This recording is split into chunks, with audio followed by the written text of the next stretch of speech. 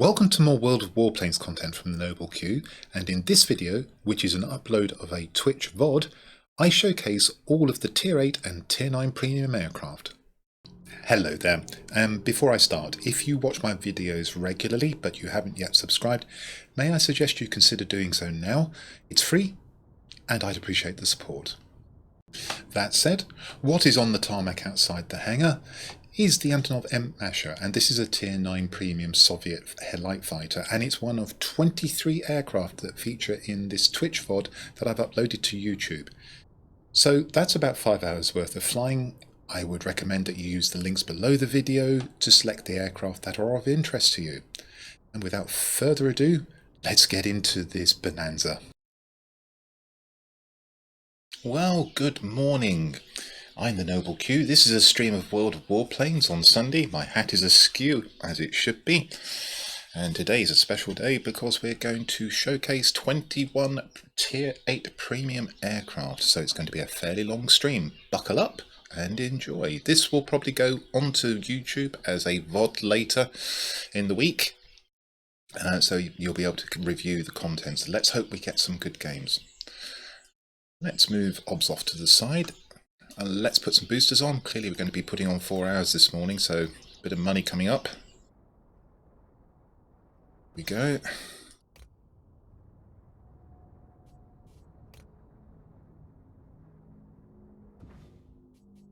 suppose I could have put on a pair of 2 hours boosters, but let's just go for the straight 4. That may not even cover it. 21 aircraft, 3.5, 4 hours worth of work that. So I think without further ado, we ought to get stuck in. Let's just get everything set up where I want it. And off we go. We flew this one yesterday, so we'll fly it again. The I-260 long-range sniper at Tier 8. No bombs, unlike its tech tree equivalents. So it's all about the sniping, and I've managed to get a range of 4,200 plus feet on it. So if I manage to land my shots, we could have some moments of mirth as aircraft dissolve at very long range. And this is probably best flown a little bit like a heavy, except that it doesn't have the altitude performance. It's not really that quick either. You need to aim carefully. You need to improve accuracy on this as much as you possibly can. The game does help you by giving you a very small very small dispersion angle. It's probably 1.5 to 2 degrees. It's probably less than 2 degrees, I suspect. So that means that the game doesn't allow the bullets to spread out a great deal, which isn't really realistic, I guess. But then this is an arcade game. Quite a number of players. Attention. You are entering the combat zone. Get ready for battle. Tricky decision.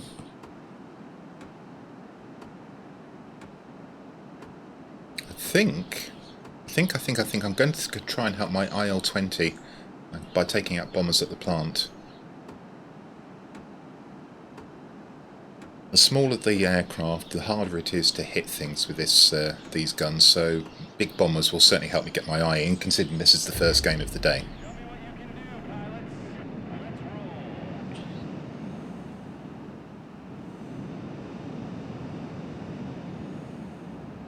Okay, well, we're not going to boost too hard because it should take a while for the bombers to get there. Now it's B-32, so I don't want to get too close, and the Junkers are 288A.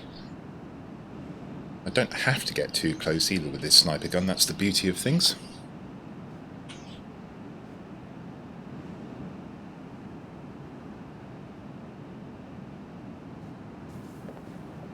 Stay out of the cone of fire, which extends quite a long way towards their spawn, as you can see. They'll probably go in at the far side. And this is where I find the bombers have gone somewhere else. Oh, here we go. B-32 first. Oh wow. There's a lot of aircraft that made it in there without me seeing them.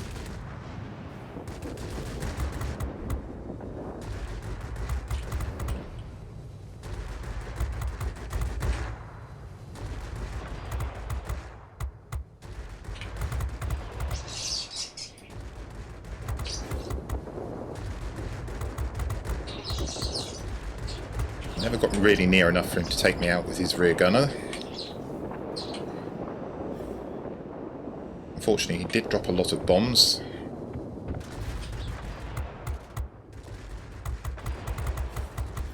That was really awkward of the AA to fire just there at that very specific moment. He's burning down. Down he goes. Right, so there must be ground attackers down there. We've lost our own aircraft down here, so... Ah, they have a human aircraft. Must have shot down our ground attacker, I guess. Oh, really? Let's just weaken him. Let's hope he doesn't get out of the sector. Just going to fly away. He's turned towards me. Yeah, he's actually trying to engage, so let's keep going up. One thing he can't do is go upwards.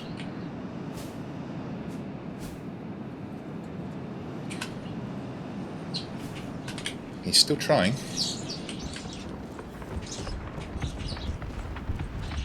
And now we'll finish him off. He should not have done that. That was foolish. Oh, there's another one. He's a human as well. Right, let's go up further again.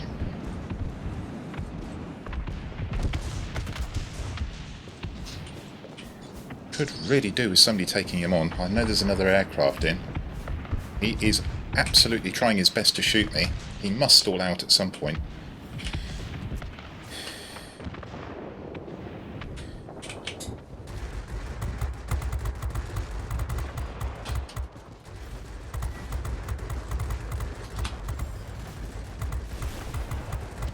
And there's another foolish move by the two ground attackers.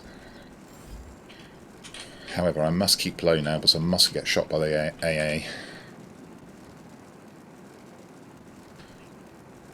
And with a bit of luck, my ground attacker will be able to do his work.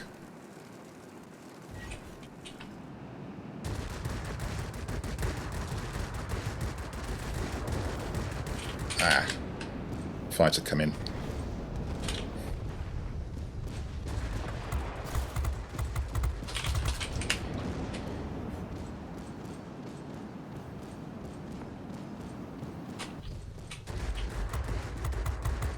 This could do it. Thank you very much. Well, what we'll do is we'll dump the aircraft, get a new one, and then let's go and see what we can do.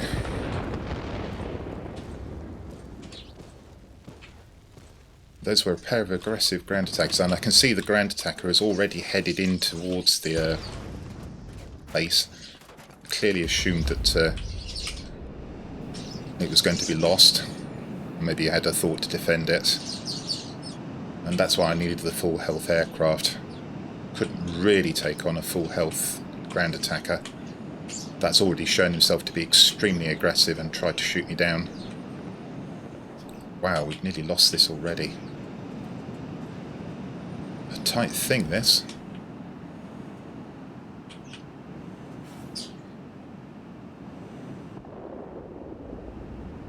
It's a good job he's already fairly badly damaged.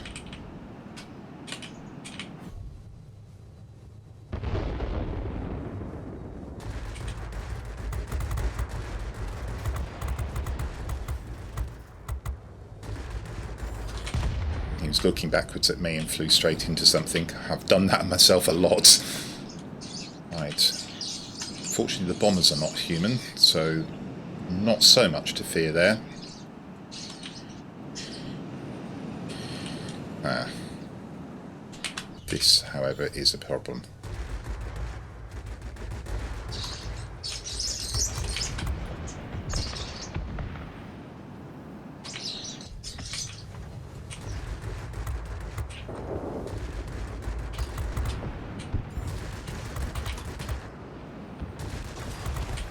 Okay, good.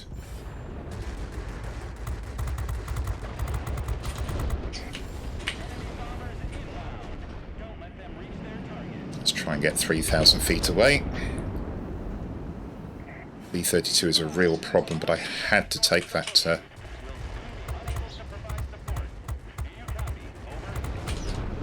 Oh, I'm disappointed I didn't kill that ground attacker then.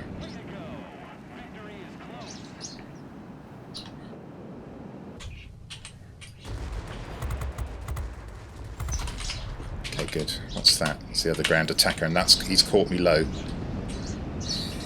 Fortunately, he didn't go for me.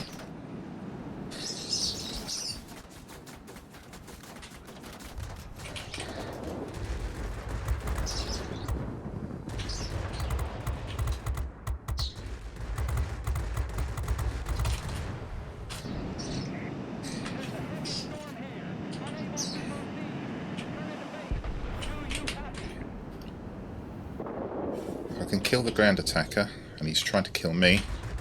I've got a big gun, this is going to be tight. He's out forever. That delays the bombers, which I can probably get after now.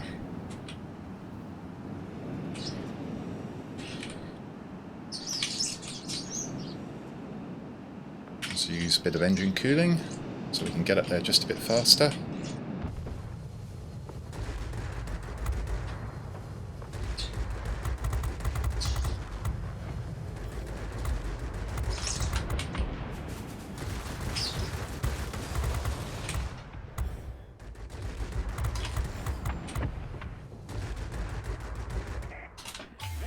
That worked. Good afternoon, Grant. How are you? Are you well? Hope you are. Hope your mother's well as well. Watching any sport on this good Sunday afternoon? Right, so I did my job there.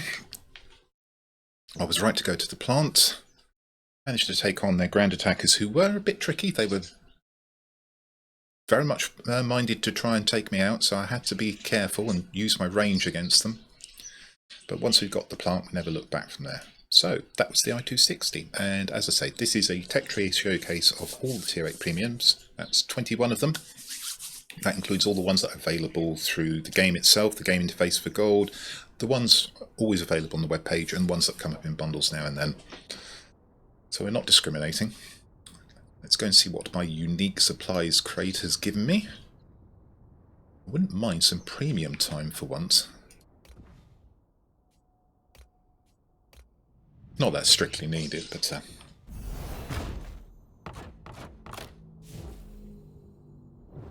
oh, material, those are good materials. Oh,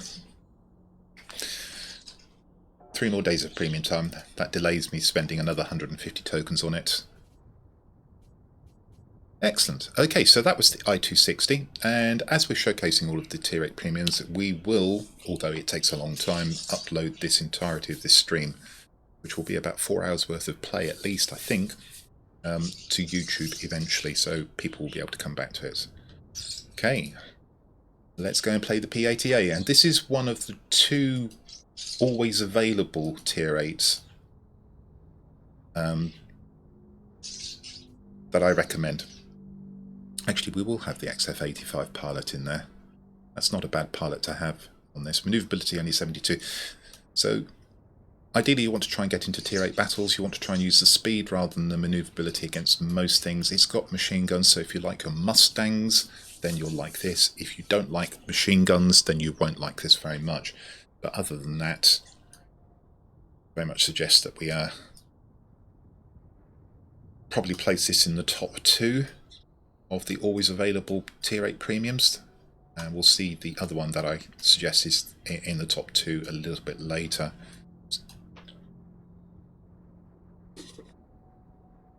So, without further ado, let's go and have some jet fighter machine gun play. Oh, Women's Rugby League. It's heartening to see how the women's equivalents are finally taking off. Of course, we had football in this country, the Women's Euros this year. Soccer, as many of you call it. As we call it as well, of course. We invented the word. It's actually a contraction from association football. It's the second syllable of association, soc, and then extended by the public school boys at Eton and Harrow to soccer, in the same way that rugby became rugger. You still hear that occasionally, sometimes applied to names. So, famous cricket commentator Brian Johnston became Johners.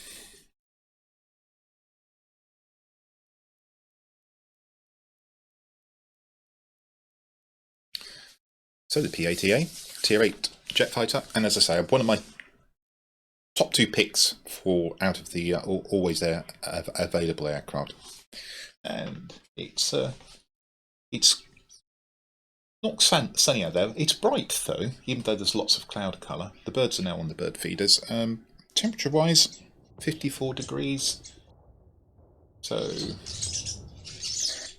You are approaching the area of combat operations. Be ready. I'd say what's something like just over 12 degrees Celsius, 54 degrees Fahrenheit. In the room, 70. So about 21 degrees Celsius in the room. Humidity 64%, so it's down from the 80 or 90% it was during the week. Okay, Yak 15, not specialised but still going to outturn me, so this is tricky. I can't do much against the specialised B-32. We have an unspecialised B-32. Oh, we also have a Tu-10. And I can outturn that all day. The Yak 15 is going to be tricky. I'm going to have to use altitude and speed against that, even though it's not specialised. So, talking of altitude, let's go and see what this baby can do.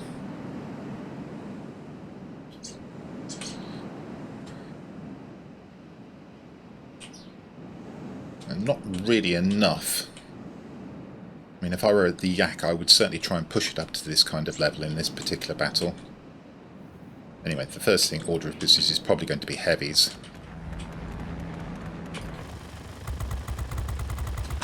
I've got plenty of mobility to go for those.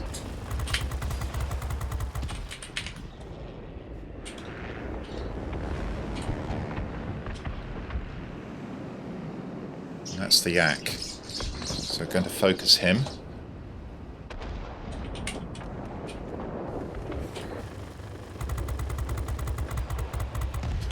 Fortunately, he had eyes only for the heavy.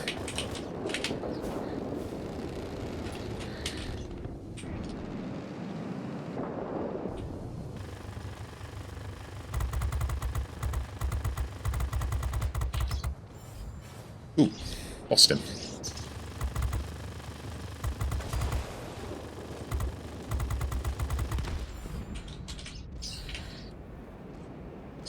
Bomber. Well, I am in front of him, so I can afford to take a little out of him before diving away forwards.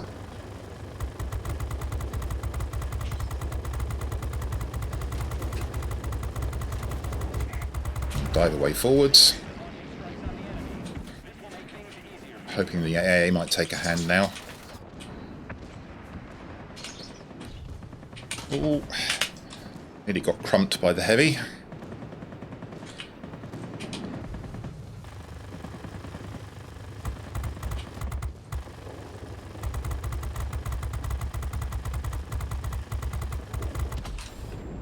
Nicely done. Is he turning? Do I care? Well, if he is turning, yes I do, because it gives me another opportunity to go for him.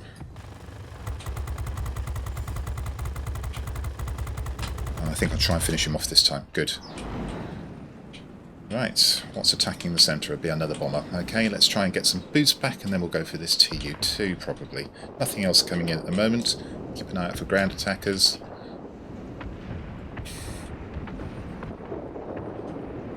Ask everybody to target him, which I failed to do there. Set about it. That's a nice fire straight away.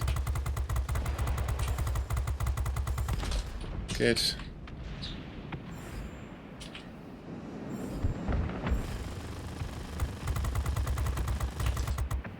I think I saw a J7 behind me there for a second, so I've got to be careful about that. Break off.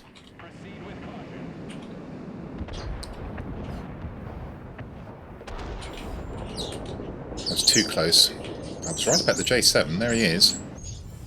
Low energy configuration, and he blows up anyway.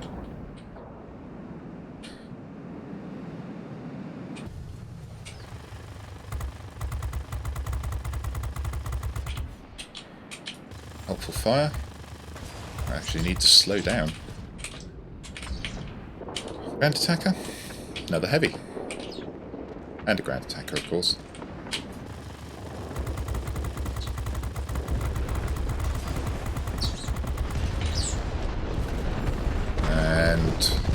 B-32 has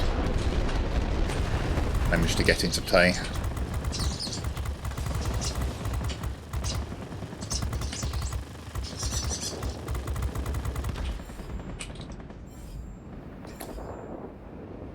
Can I keep this IL-10?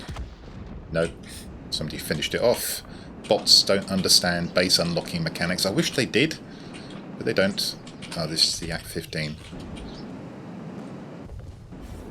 He looks fairly low energy to me. I'm sprinting for him. Slightly dangerous. Oh, can you believe it spawned the heavies right behind me? He didn't react quickly enough. So that was a kill.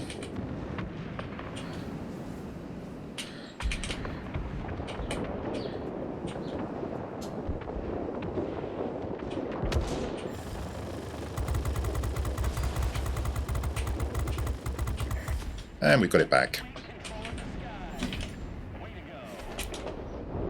Super.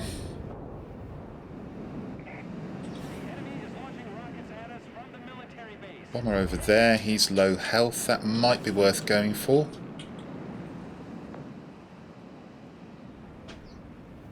My job is to actually defend this though, so I'm going to try and take out the human P-47 that's trying to kill a ground... was trying to kill a ground attacker and flew into him. The B-32 is now being shot down as well, so that's gone.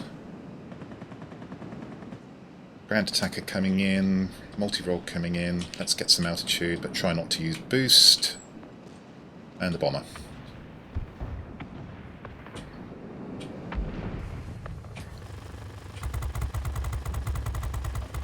No fire this time, but plenty of good shots. That was just a little close for comfort. He's going to die before I get down there. And I think this game is probably one. And the J7 is again in a low energy configuration, so let's see if we can take him out.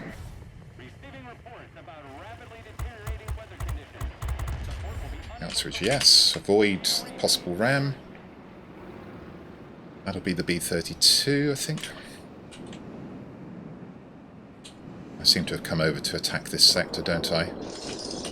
Well, if I've done that, I better make it stick.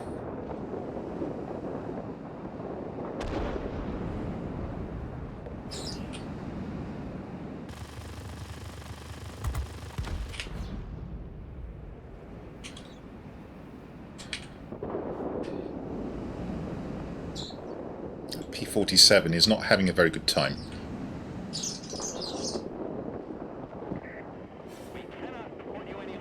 B-32 has a lot of health.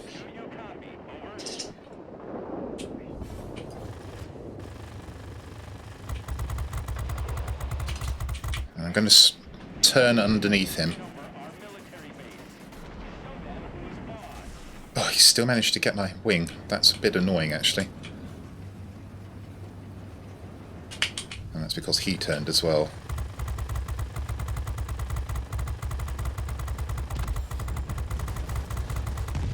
And that's him out.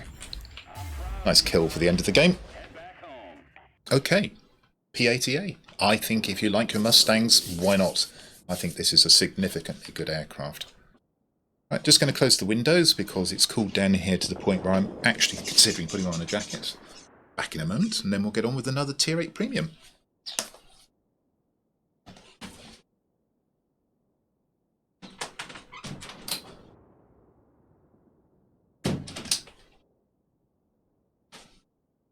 And the radiators have come on, so it's obviously cooled down in the house slightly.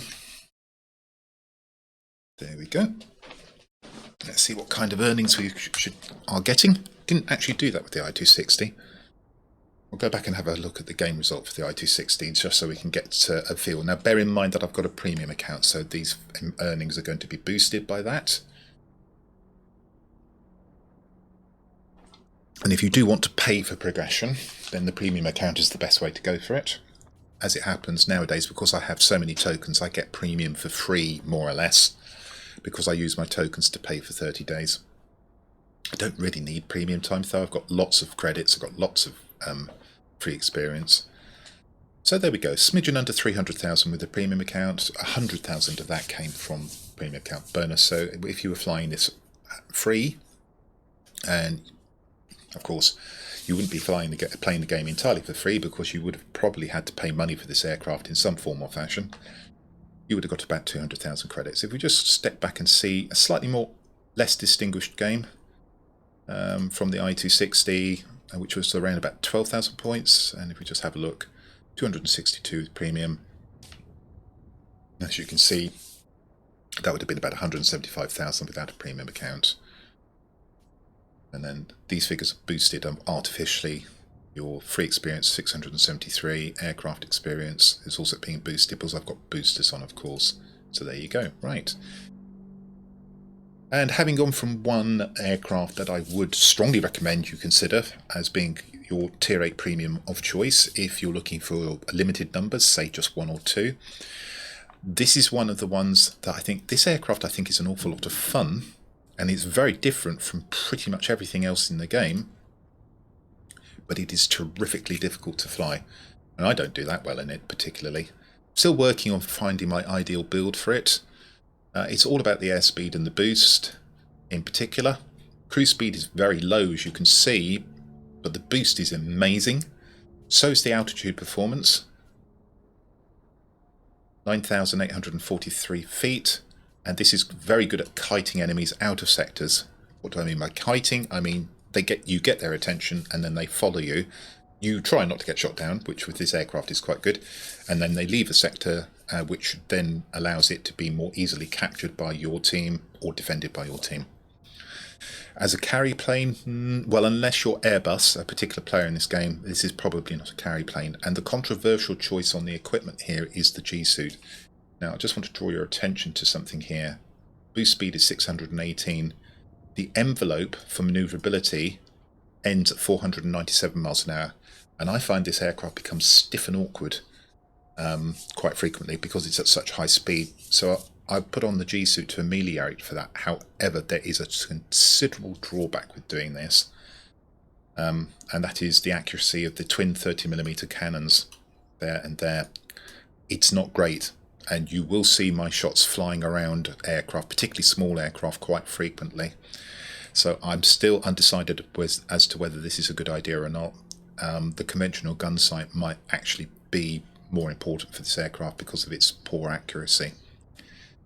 But what we'll try and do is fly around like a bat out of hell and be a nuisance. So let's get going. And this is definitely not an aircraft for the inexperienced player.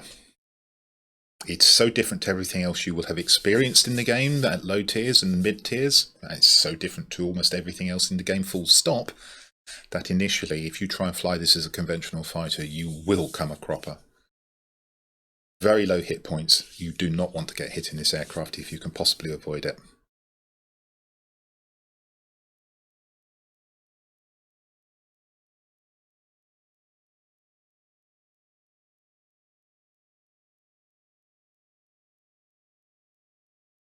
And I would have hoped that it was fairly obvious that this is in no sense a turn fighter.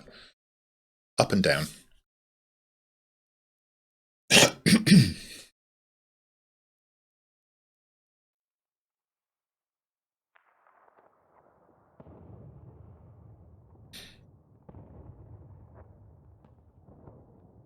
Okay. Attention, you are entering the combat zone. Get ready for battle. Good luck. Very, very tricky. Manoeuvrable and pretty quick. They have an RB-17, we have a B-29C. TA-152 is going to struggle because he won't be able to hit small targets, and I suspect he probably won't know that because he's not specialised. And a P-28B, that's also going to be tricky because that's pretty manoeuvrable as well. More manoeuvrable than I am. So this is not a very nice matchup, and we've got a very obvious central location. Now, the good news is that although the boost is very short, it recovers pretty quickly. And I really do need my altitude here.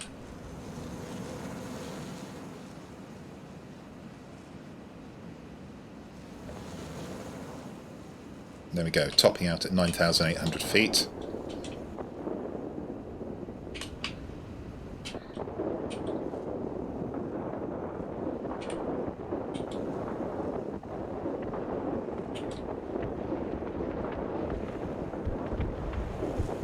P-28 is actually a little bit high, and he's seen me. So I couldn't do anything about that.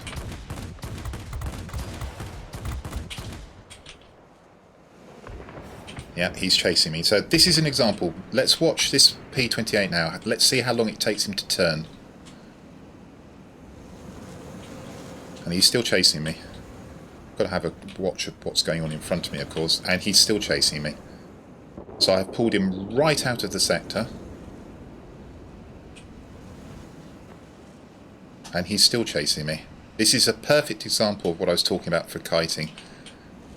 And I will just fly away from him eventually. He's now over his own sector doing no good. And as you can see, we now have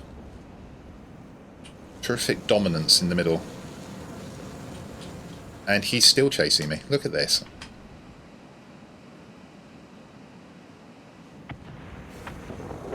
I'm just going to leave him. I'm going to go and see if I can take the airfield down. He's no longer a threat to me. He's still chasing me. That's funny. This is a very important player in this game, and a very powerful aircraft. I've now taken him over our sector, so with a bit of luck he'll start getting addressed, and he's still absolutely determined to chase me down. We've now got the centre.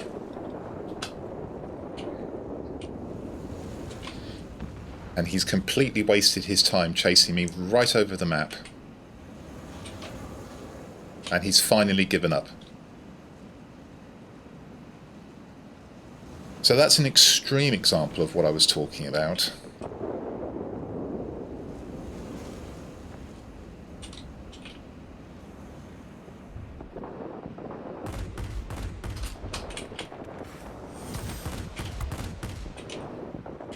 Actually watch out for the I-260. Unfortunately, those things are still able to snipe incredibly well. I've lost the centre so quickly, though. That's a bit unfortunate.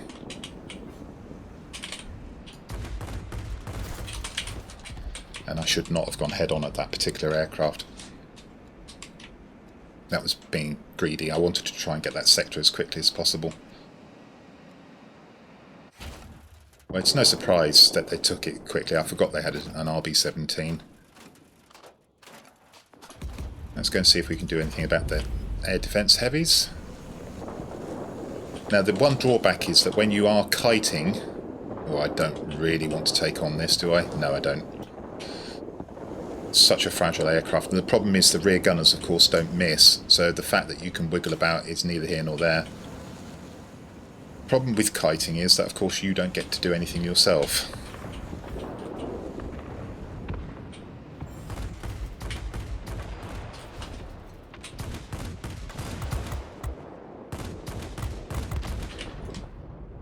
One.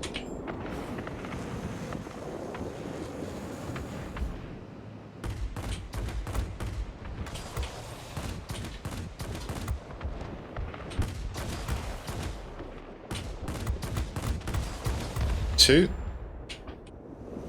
Do not go head on.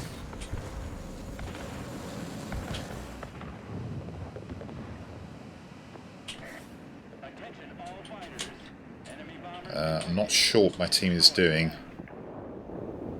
Bombers are in there now, so let's go and see if we can find somebody.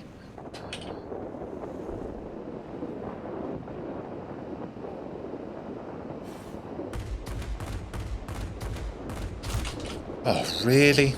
That's frustrating. None of those.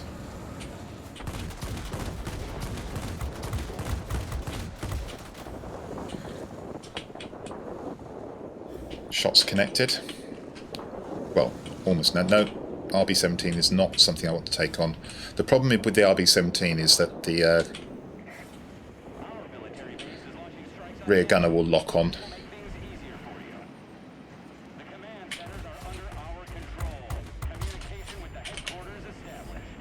Perfect, he wasn't paying attention.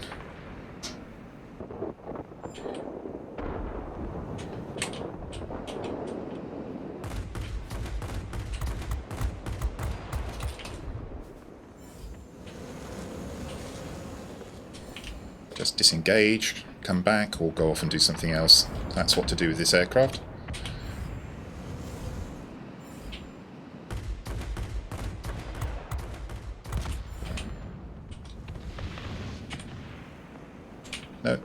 No interest in going for the 29. Here, 129. Oh, this is going to hurt. Yeah, should have known the bot would turn straight for me. So, as you can see, this is very much a bait aircraft. And then you get to surprise opponents, and if you're lucky your cannons will hit and you do a lot of damage, and then you just fly away. And if they're mortally wounded and on their own, you return back on them. And if they are accompanied, you probably just continue flying away and go off and find something else to do. And it's particularly good against heavies. You need to watch for human bombers with nasty rear gunners. Aha! This may be my opportunity.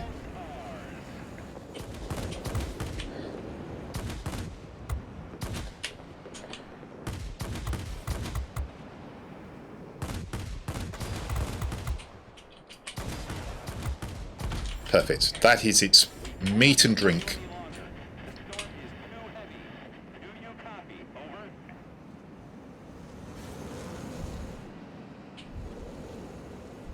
No. And that's the one problem with my eyesight these days. I can't actually tell whether an aircraft is going away or coming towards me.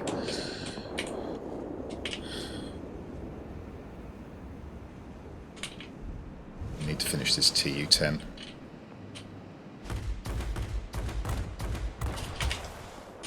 I need to keep going because I think I've got plenty on my tail here. And I'm actually going to ignore the bomber here.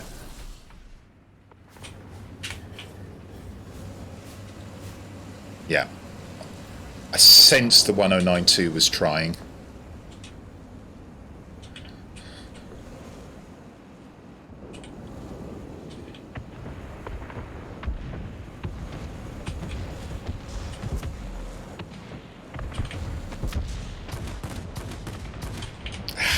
Couldn't see him.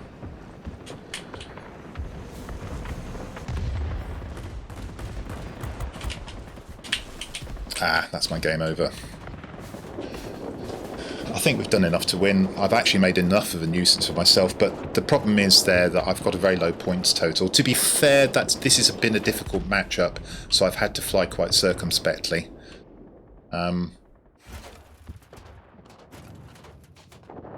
Provided we don't lose our last two aircraft, please fly away from trouble.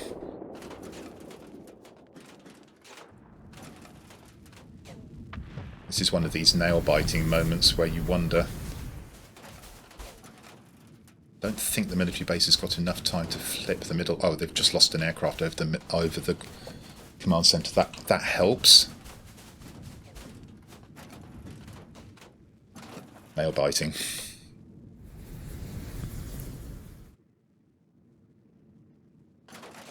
10 more seconds. 2 aircraft still. Still 2 aircraft. Looks like we've got the win. Yep. Okay, so difficult matchup for the J-8M. Lots of aircraft that are capable of contesting it and forcing it away from sectors. But the key takeaway, I think, from that particular battle was the way that a very important player in the P-82B was dragged right out of the middle. And then he spent at least a minute chasing me over the map. Meant I didn't get to do anything. But more importantly, he didn't get to do anything. And we took the middle. And that was the basis of that victory there. We had the middle for much longer than they did, despite the fact they had an RB-17, which has got a fantastic reload on its bombs. You'll be seeing the RB-17 later. I regret to say that just for once you will be seeing the B-29C as well, but don't expect anything of me. I don't know any routes on the B-29C. I think I've played a handful of games in it, and I don't like it. It's an overpowered bomber, and if it weren't for the fact that I'm doing a tech tree showcase for all of the Tier 8 premiums, I wouldn't fly it at all. And I will be expressing my pithy opinion on that aircraft when I fly it. That is, it needs a massive nerf. Okay, now the J8M is one of those premiums where I have built a pilot specifically for it and will continue to do so. And that's a red flag in my opinion. If you feel that the premium aircraft needs a special pilot rather than training your crew members of your tech tree aircraft, beware. The great advantage of a premium aircraft, of course, is that it is a crew trainer, one of the great advantages. So if you feel that you can't put in any old pilot into your Tier 8 premium, then why are you buying it in the first place? So the J8M, fun, difficult aircraft, probably not a top pick, even though it is unique in the game. Let's just see how we did in terms of this rather below average game, I would say. And this one's 187,000 credits with premium, 62,000, over 62,000 of which came from the premium account. It would have been about 125,000 otherwise. And from one rather unusual aircraft to another, and the Horten 229. This is a very much, I would say, a Marmite aircraft. What do I mean by Marmite? It's an aircraft that people either loathe or love. And I know, for instance, Pew Pew Machine, regularly to be seen on this channel, I'm pleased to say, another streamer of World of Warplanes. And since I've mentioned him, let's just give him a shout out. Thinks this is the best aircraft in the game. Personally, I think it's pretty ordinary, and I don't like it very much. It's a long-range sniper. 3,436 feet. I've got a speed build on it for the most part. Ooh, does that need enhancing? Wow. Okay, let's do that then.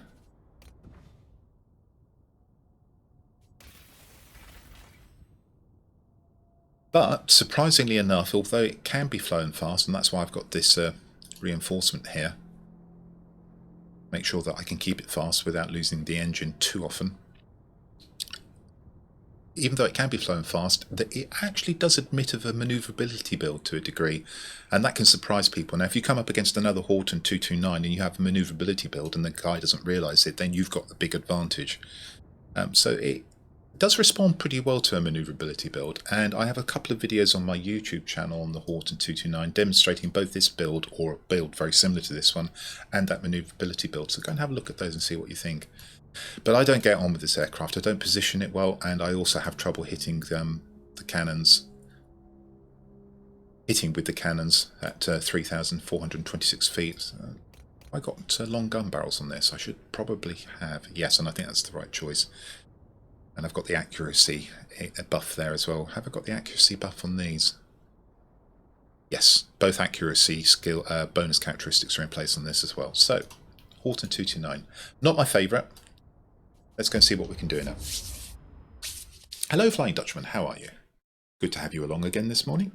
So, for those of you who are just arriving, good morning to you. Wiping the sleep out of your eyes. This is a Tier 8 Premium Tech Tree. I say Tech Tree. It's not a Tech Tree.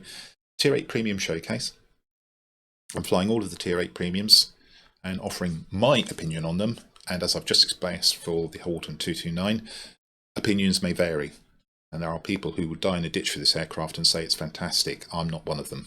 I don't really get on with this plane. Nevertheless, it is unusual. Watch out for the climb rate. It's a little bit sluggish. Try and keep it fast. And try and take out those heavies. Try and take out those bombers as well.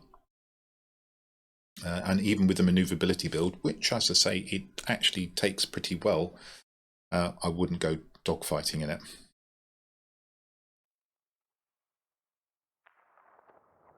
Yes, must shoot human player. Grant, you're right. And I was quite amused. It was a perfect demonstration of what I was talking about right at the start of the battle, kiting.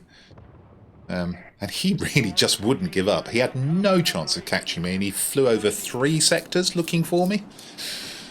And did nothing during that time. So I did nothing, but I kept him out of the game. And that laid the foundation for what turned into a pretty handy victory. What is the order of battle? Ooh, an LA-11. Bad luck. Probably the worst Tier 8 Premium in my opinion. Serviceable, but not great. They've got 2 ground attackers. We have the B-29C again, and we've got a J-8M. I'm going to play the aggressive role here. I'm going to try and get over and deny them their plant if I can. I've got to be careful. Manoeuvrable ground attacker. This one not so much, but that one could give me trouble if I try and take it on in a sort of a dogfight, if you see what I mean. Let's try and not get shot by the airfield. Flying well away from its cone of flak defence. Accelerate in. You'll notice the boost doesn't come back any near as quickly as the J8M.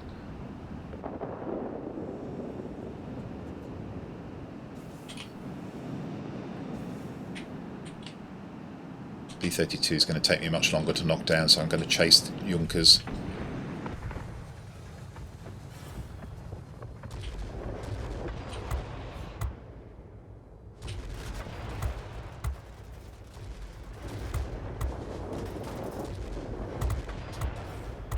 Good.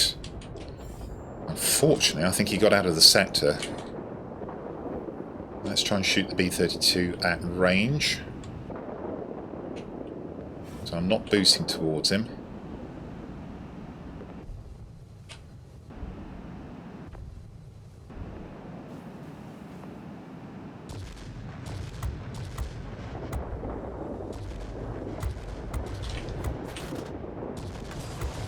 This is not range. Unfortunately, he turned for me. Now I'm going to dive in front of him and try and get his weaponry off me.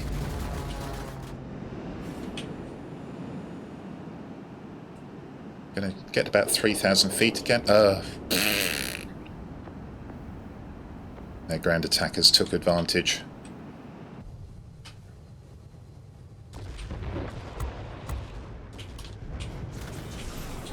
And I did say he would try and take me out, and he's got my engine. That's actually pretty inconvenient, so I'm going to have to dive down here and cover. Now, unfortunately, the problem with the bold play is your team has to take your local garrisons, and can you see what's happened to our command centre here? My team has utterly failed to take its command centre.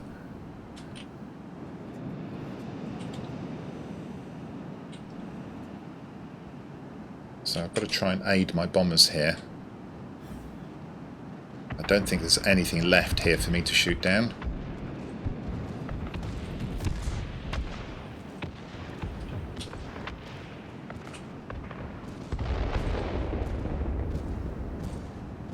And unfortunately, my B-29C, for whatever reason,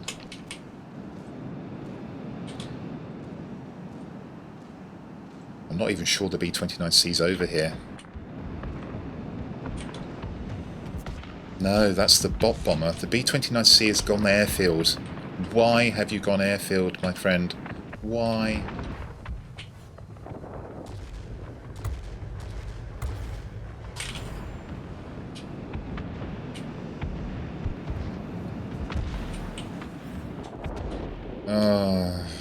B-29C didn't go to the command center, didn't go to the airfield, didn't go to the... I've lost concentration now because I can't believe our B-29C has... That's really poor. That's terrible by that B-29C.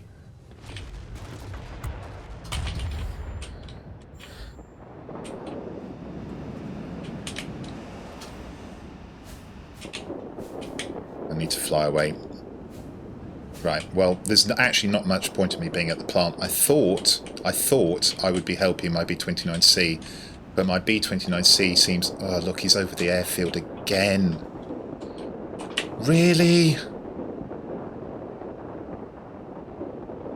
And we've lost our command centre.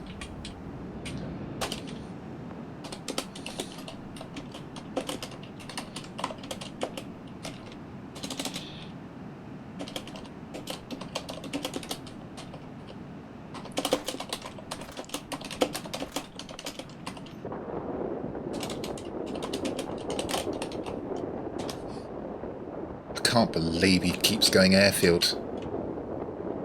Why are you going to the airfield? There's nothing for you to do there.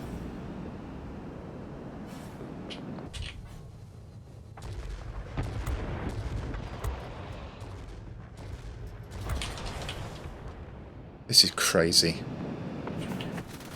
Well, there's no accounting for stupid. Our B-29C is going for the airfield all the time.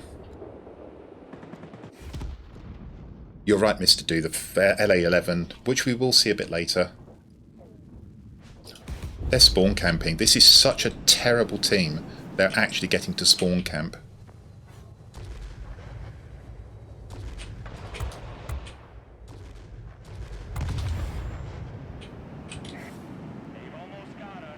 And the B-29C, I can see what he's doing now. He's gun shipping in the middle.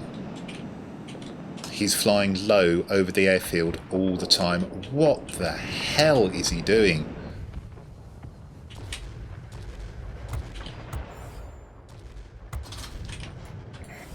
Enemy bombers inbound. Don't let them reach their target.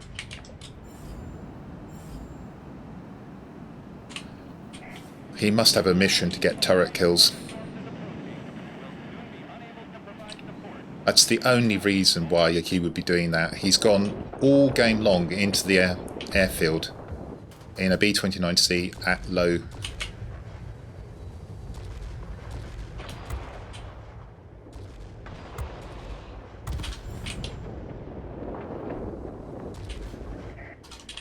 Well, there was no chance there.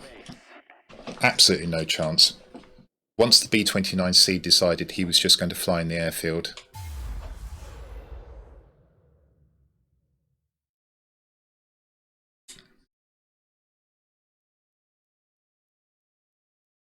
oh, Mr. Do. Hello, Bono. How are you? Good morning to you. Okay, so Mr. Do, I play on half a keyboard, and the only reason for that is so I can give my mouse lots of room in which to move.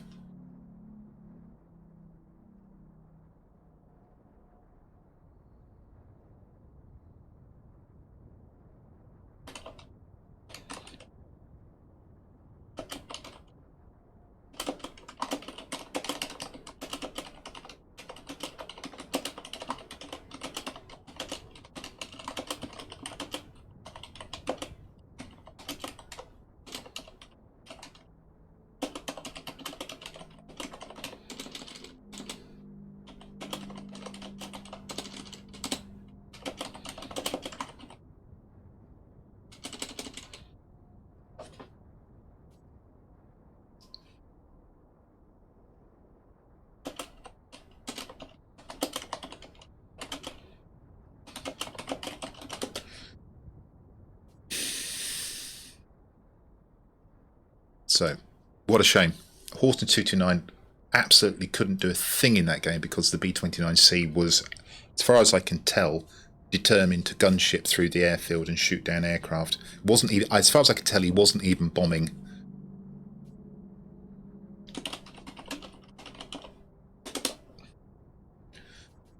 And that's really unfair.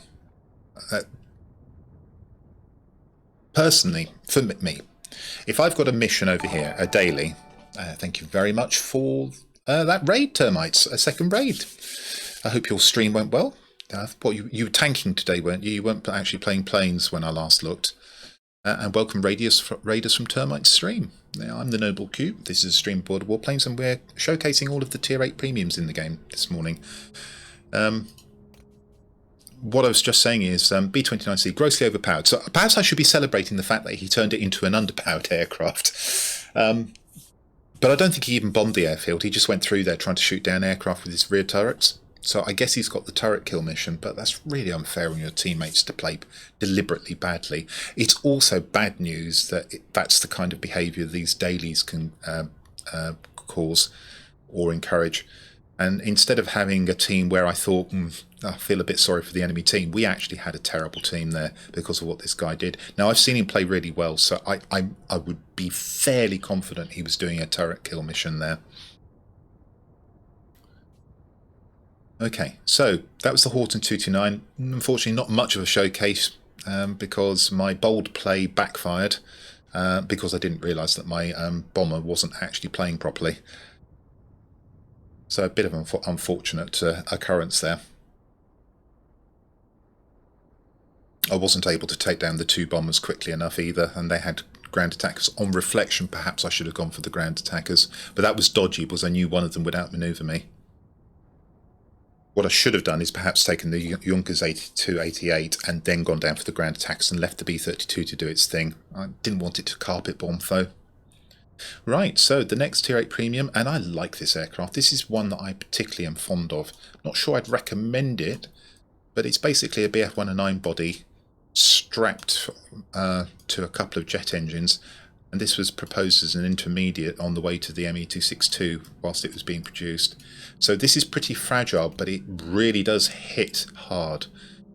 Let's put the P1101 pilot in it. So as you can see, the manoeuvrability is fairly low for a multi-role. Gun armament, though, is 41. If things get in front of this, they will know about it. Yeah, I mean, if you compare it to an ME-262, it just looks wrong. Nevertheless, it is a significantly good plane, and in the right battle, you will enjoy it. It's one of my favoured ones. Let's go into it.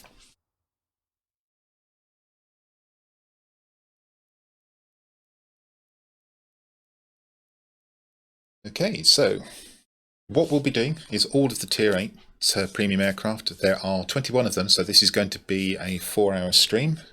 I'm just going to put the microphone on mute whilst I have a word with my lovely wife.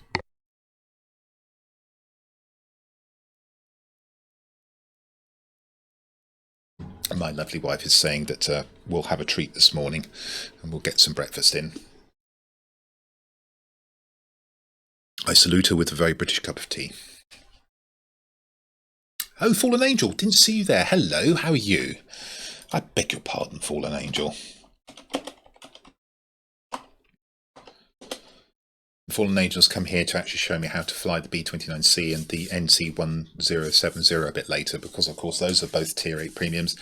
Yes, I'm going to dirty my hands with the B-29C. It won't be a very pretty sight because I've flown that aircraft a handful of times and I don't know how to carpet bomb. I don't know the routes into sectors, that kind of thing. So you're not going to learn much, but as it's a Tier 8 showcase, it's mandatory for me to fly it. So just for once, you are going to see me fly the B-29C.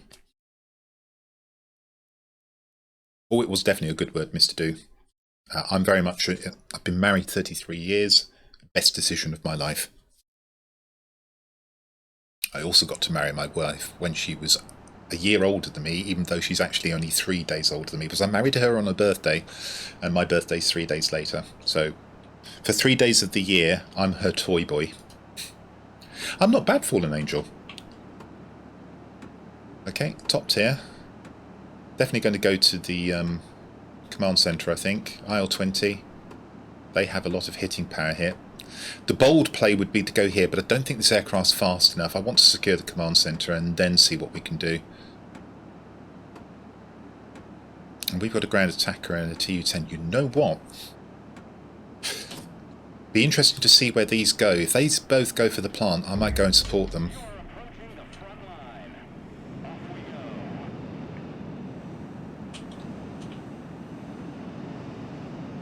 Better check the weapons range. 30s are 2,000 feet, 2,500 feet for the 20s. Let's have a look and see who's doing what. Well, one bomber's coming here. Well, okay. None of us have gone to the plant, so it's a good job I didn't go there, frankly.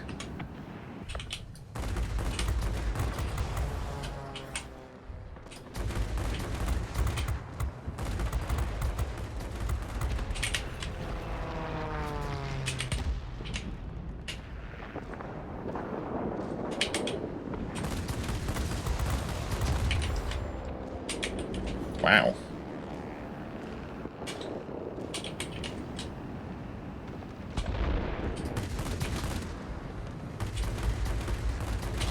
Lousy shooting.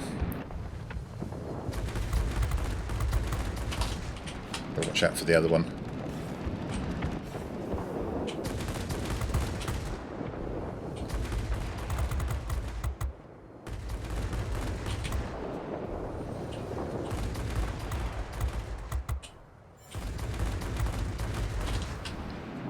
Right, time to probably deploy my ordnance, I think.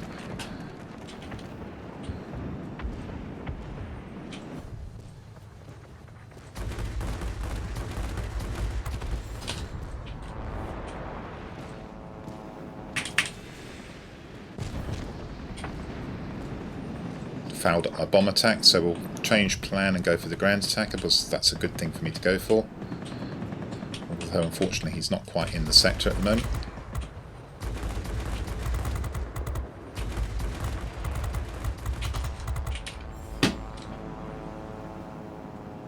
I want him to turn and go back in, actually. Yeah, I'm going to leave him for the moment. Wow, that's 3,000 feet his gun was still working at there. Can we take out this central object? You saw I used the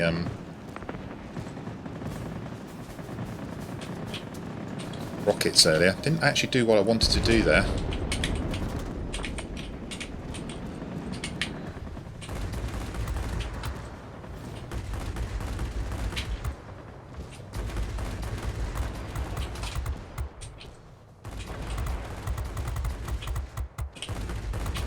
Fire and he's down.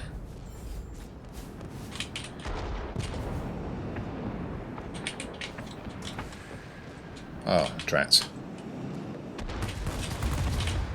Good. I wanted to use that rocket. Go on, do the job. Yeah, got a target there.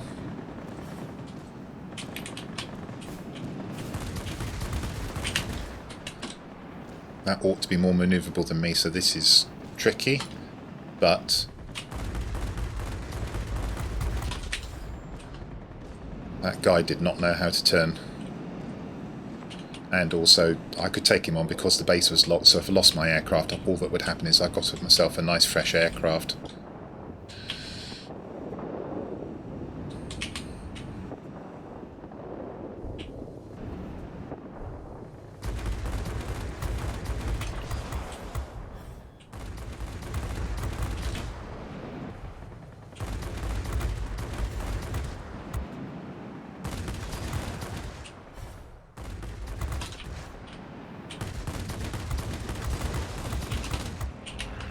Wow, surprised he survived that.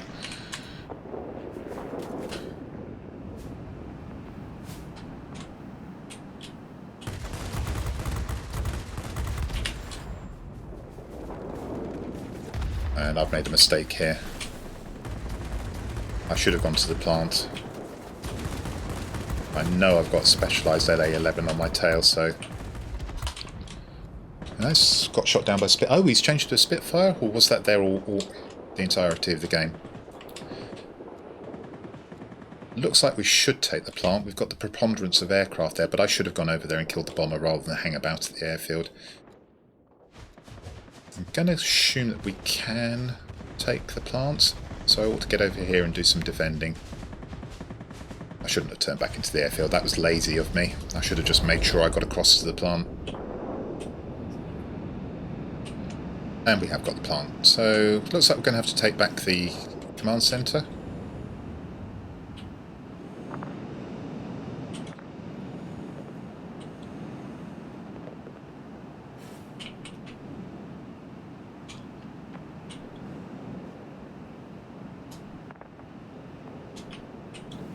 Nice if I can kill the ground attacker.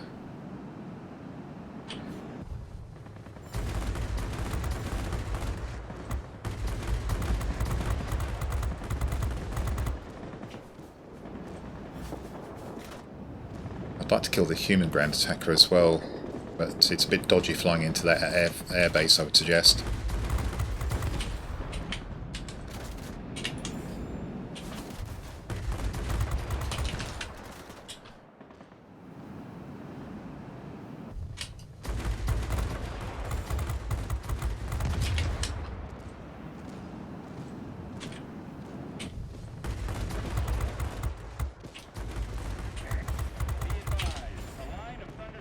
Okay.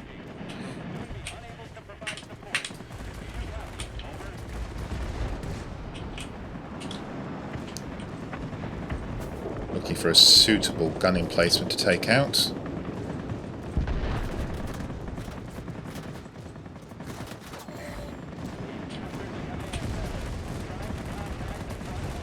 Super.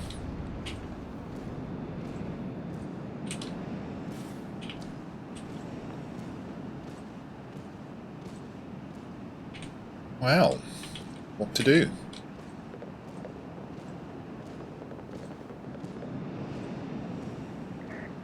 We cannot support you any longer. The storm is too heavy. Do you copy? Over. BVP might be a good thing to try and get out. It's flying away from me though, so not sure about that. Kill this and we've got this. The airfield is ours. Utilize this advantage. Killed him anyway.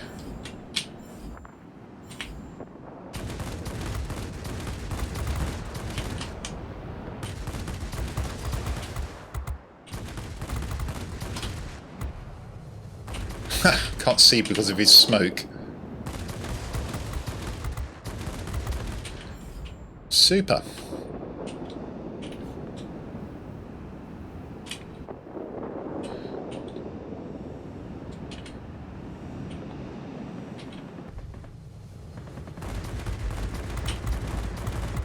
What's not to like about these guns?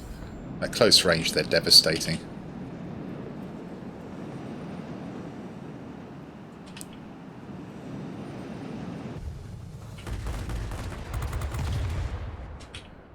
It's going to take out a ground target. I should be able to finish off this 30-point target.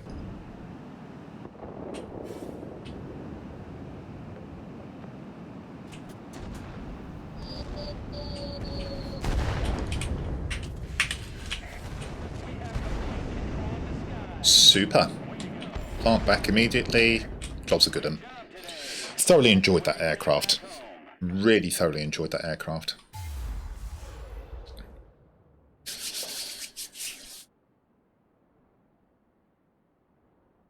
Okay, Fallen Angel, don't worry. I don't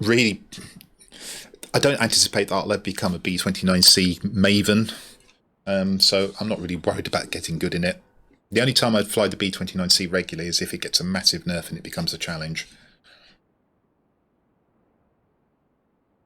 So, for those of you who've arrived a little bit later, the entirety of this stream will be put on YouTube as a showcase for all of the Tier 8 premiums, so you can go and refer to it at your leisure.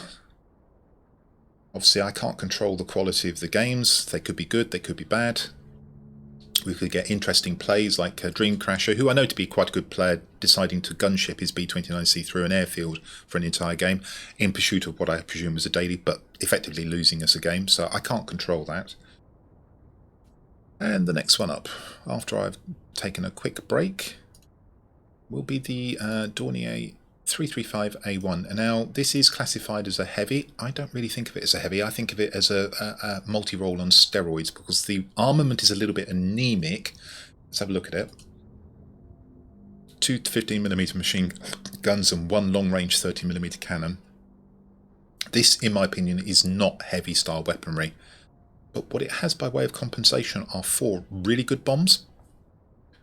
And that pushes it very much into the multi-role territory. On the right map, this can be very effective as a multi-role. On the wrong map, where you have to play the heavy, more of the air superiority role, this heavy is not so great, in my opinion. I probably haven't got it set up particularly well either. Well, I have got long gun barrels on there, experimental equipment, special project equipment actually. Don't get that anymore. 5% chance of cooling. That's actually not a bad idea. The 6% chance of causing a fire. Given that the weaponry is fairly anemic, you want to be able to do things like cause fires and criticals. I've got the accuracy bonus characteristics, yes we have, and more. Oh, I really want to cause fires, don't I? Another 10% there. Right, so I'm going to take a very quick break, and I shall be right back. Don't go anywhere.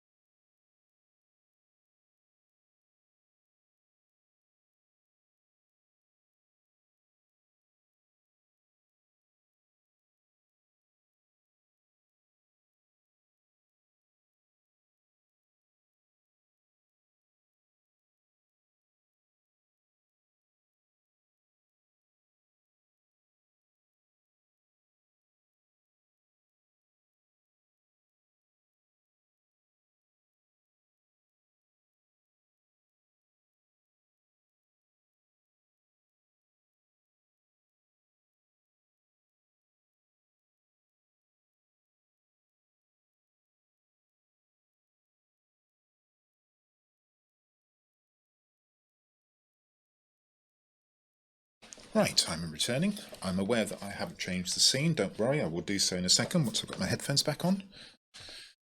There we go. Right, so Dornier 335. As it's not particularly my favourite aircraft, and I don't generally do particularly well in it. Let's go and see what we can do. Next one coming up is another heavy, and one I really like as well, but unfortunately it costs you money. It's not always available on the web page as far as I'm aware. Pretty sure I'm right about that. That'll be the BVP 203. But that's a long-range sniper of a heavy, and that can be really devastating.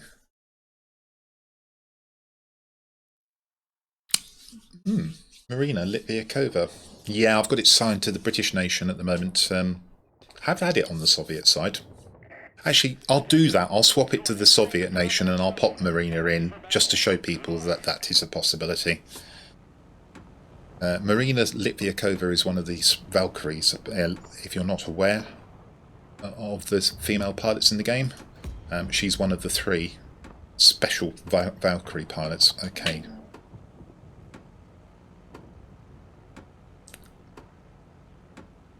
This could be tricky. But what we're going to do is we're going to go low in the plant. We're going to try and destroy 4 gun emplacements and maybe a ground attacker or 2. Got to be really careful about the Me-262, but if I drag him down low, that won't suit him particularly.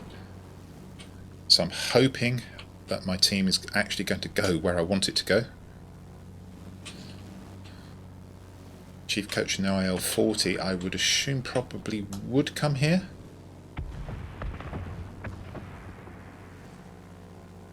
He's gone off to the airfield. What is it with my...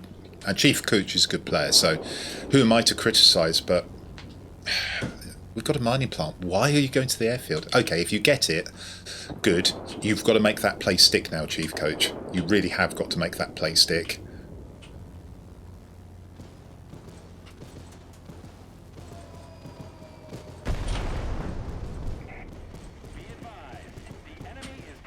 Maybe he knows something I don't. One thing's for sure, if we get the airfield, then their bombers and ground attackers take a lot longer to get back here if we have this sector as well.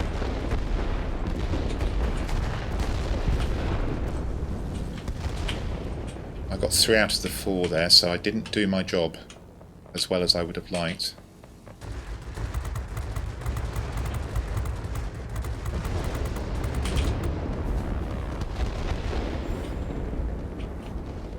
And we didn't get the airfield, so I'm afraid to say I think Chief Coach has made a bit of a boo-boo there.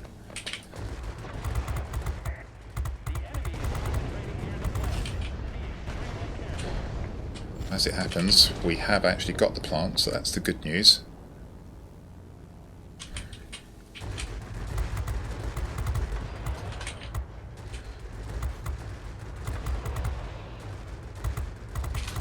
I'm amazed I got to shoot that down.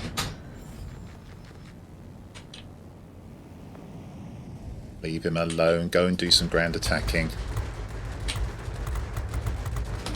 Leave me to do him. There we go. So, the thing is now, we're going to have bombers and the like coming over frequently because they've got the airfield. And Chief Coach did a princely sum of 860 damage there, so that wasn't terribly good. Interesting play. And Chief Coach I know to be a good player, so it'd been nice to know what was on his mind there, what his thinking was. Maybe he thought we had so many aircraft here that he didn't really need to come here. That's possible, I guess.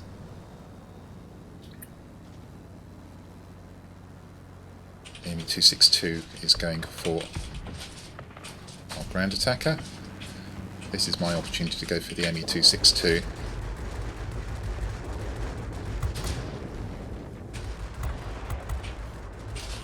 And he's actually crashed into the back of the ground attacker.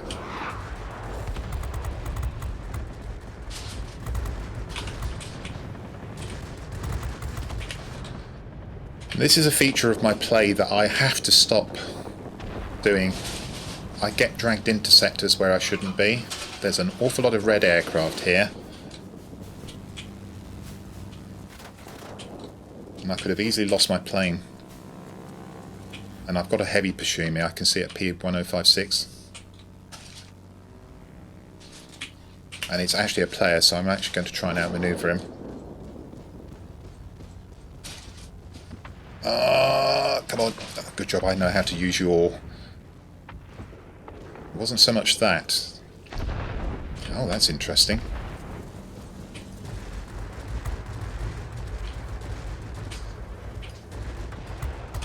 That's a really interesting decision.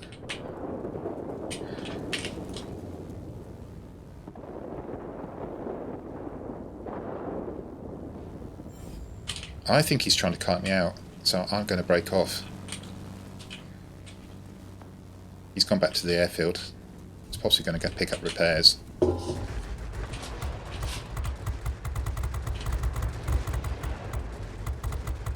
There's a fire. I'm hoping that will burn that out now. Did he put that out?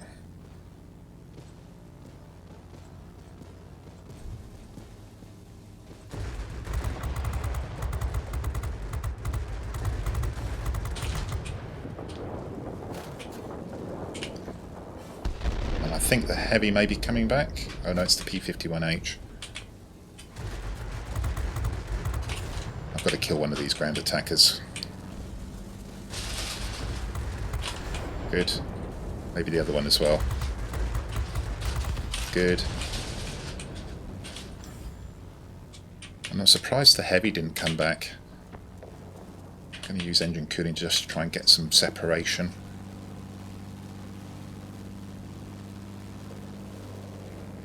We've got the airfield. Could consider going for repairs.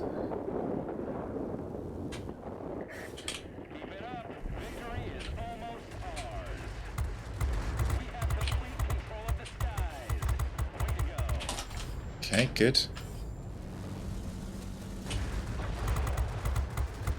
Good. Bomber's being pursued by a heavy, so I am now going to go and get repair. In fact, the game's over. There we go. Jolly good. And I have breakfast. Please excuse me whilst I tuck in.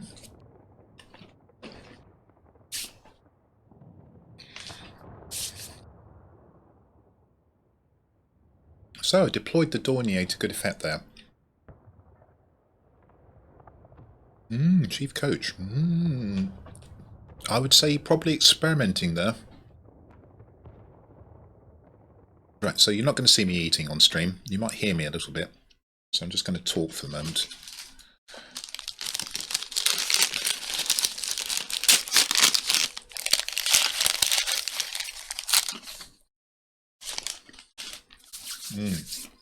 I'm hungry.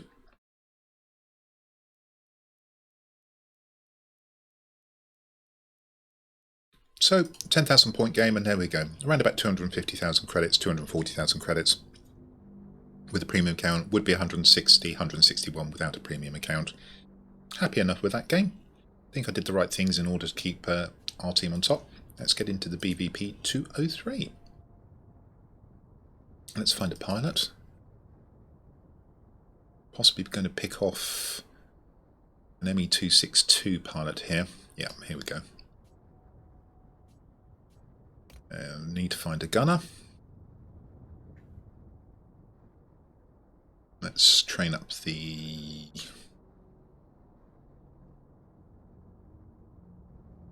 gunner from one of the high tier, that will not do, high tier ground attackers.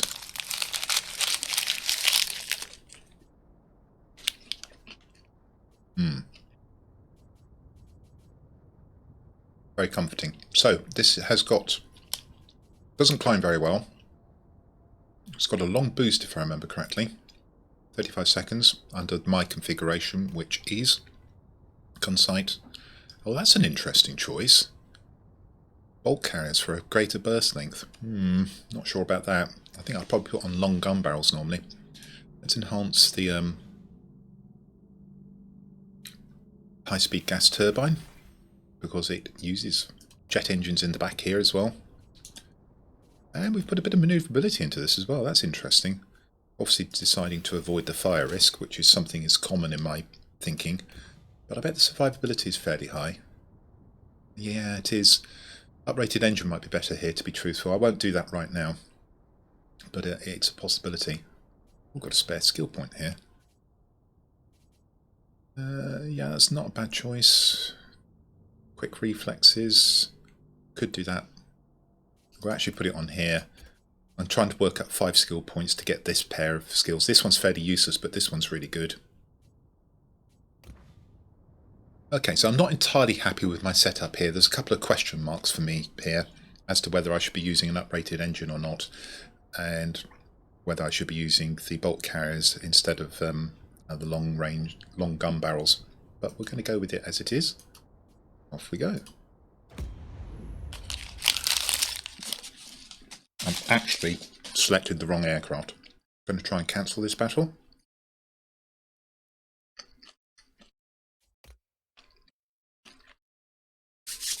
Accidentally clicked on the ME-109TL again. So reselect.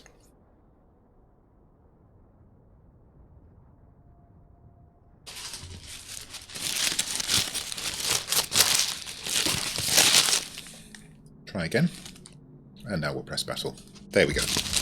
Right aircraft now.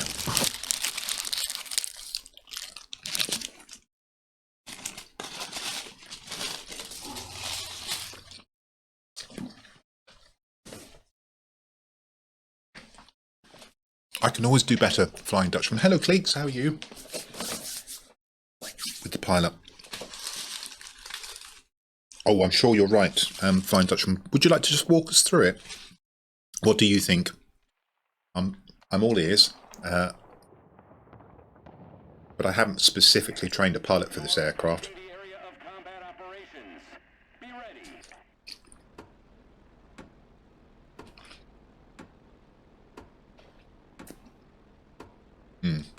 This is not the map I wanted.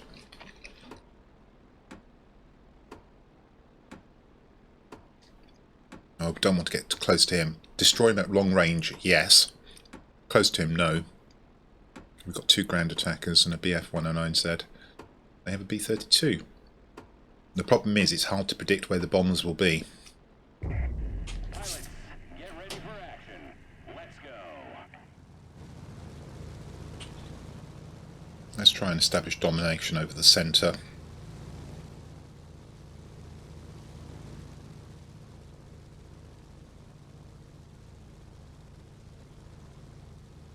Oh yeah, I mean, to be fair, I just flung in the ME-262 pilot, who had where the rocket skill is useful. Just for speed, it would have been better to put in my tier 10 pilot, frankly.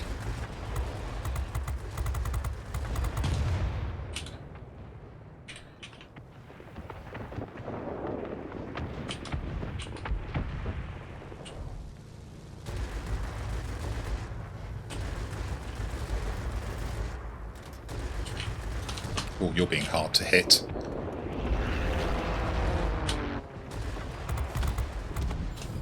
Got him. I saw a bomber somewhere around.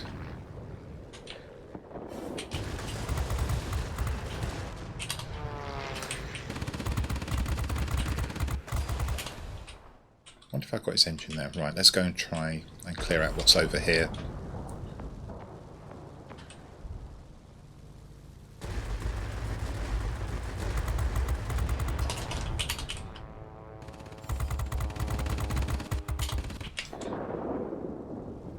And would I train a pilot for the BVP-203?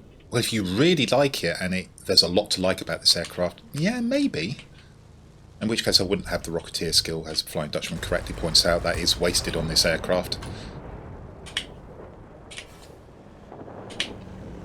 However, the little bit of training that I'm going to be doing for the ME-262 won't come amiss.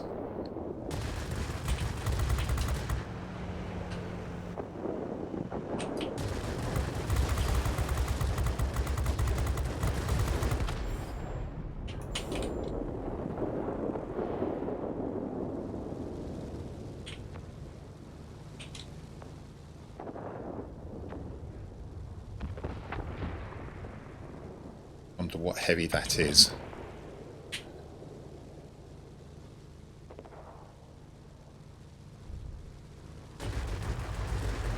I think that's a Tashikawa.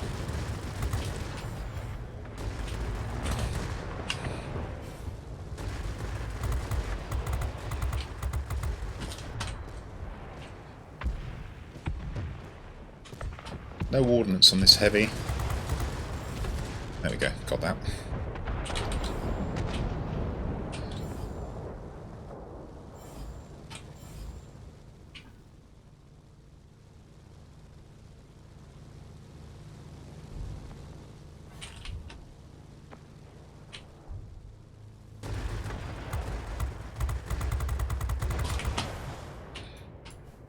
Mortally wounded. And dead. Aha, bomber. Got to be careful here though, because the enemy heavy is in proximity. I'm hoping he's going to try and concentrate on taking that sector while I go for the bomber.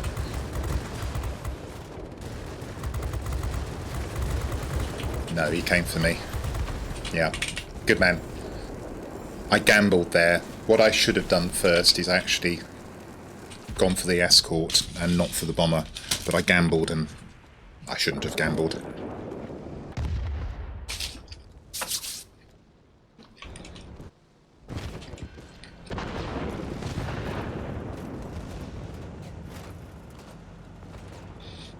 But what I then did was I flew out of the sector, so it didn't count. So we're going to go back and try and take him out. Actually, no. He's of limited value where he is. It might be better just to leave him doing what he's trying to do, whilst we try and capture another sector.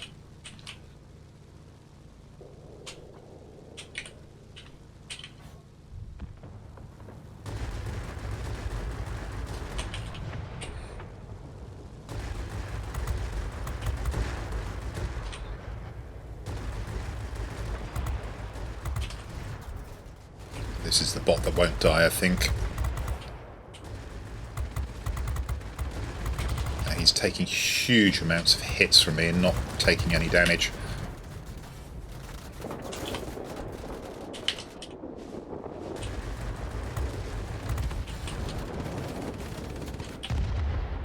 For some reason, having been on top, my team is now collapsing.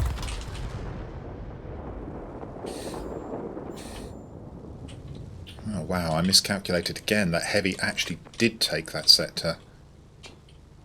That's disappointing. That's really disappointing. I didn't think he'd be able to do that as quickly as that.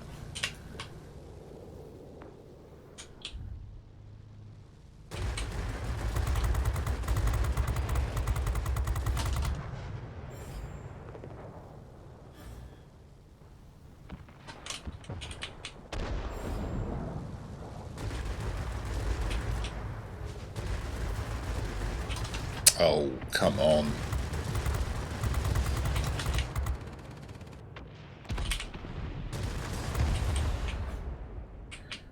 Crikey team, haven't captured a sector for a long time. What's going on? Bit of a concern actually. I seem to be the one doing the capturing.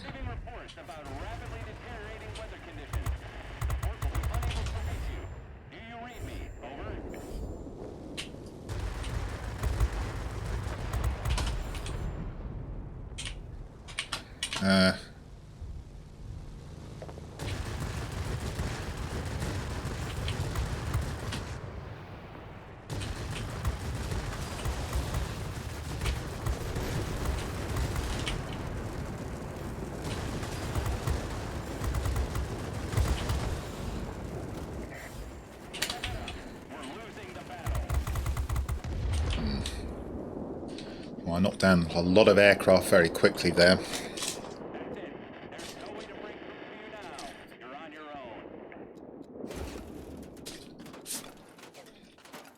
My team is really struggling at the moment.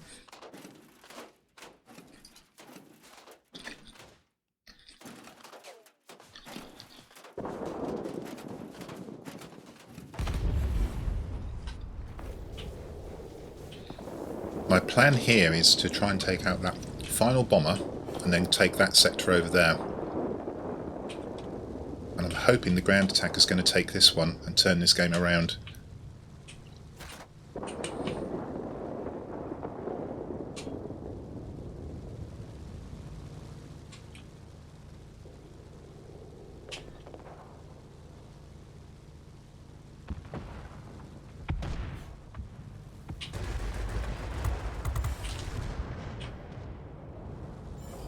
Difficult thing to do.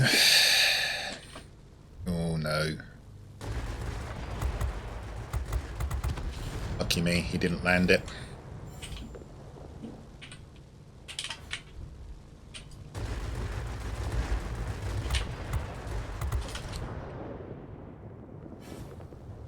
And we lost another sector, so I was hoping we'd go 4-1 up, but we'd lost the middle. So that didn't work. The other heavy's behind me. Yeah, we've lost control of this game.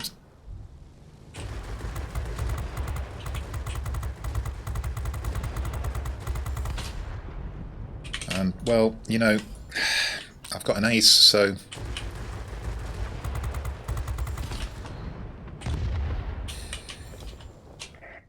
Turn back. The enemy force is too strong.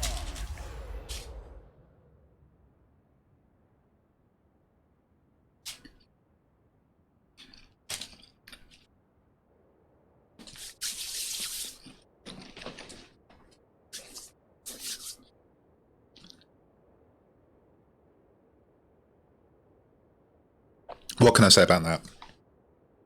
Well, Flying Dutchman's already given his pithy summation. And I did as much as I could there, I think.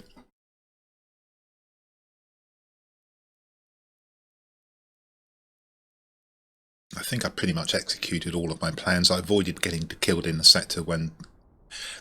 There was one mistake. I mentioned it in the middle of the game where I said I gambled on being able to shoot down the bomber and the XP-58 being busy elsewhere, but he saw me and came straight after me, which is what I would have done, to be fair. And you end up with an ace game and a loss. That's a little bit tricky. Angico, thank you very much for the follow. Welcome to the community. Lovely to have you along. And I'm sorry I've got the camera off at the moment, but my guess is that whilst I'm eating, you don't really want to watch me. Mr. Prophet 70, thank you for your resubscription, your 3rd month. That's very kind of you, and I appreciate it greatly. Just going to have a look at the team. This guy did all right in his Tier 8 IL-20. Nothing wrong with that. Nothing wrong with that either. Could have done better. It depends on how he's got it set up, and I don't think he was specialised, so that's a fairly tricky aircraft. My BF-109Z would have been, is very competitive at Tier 8.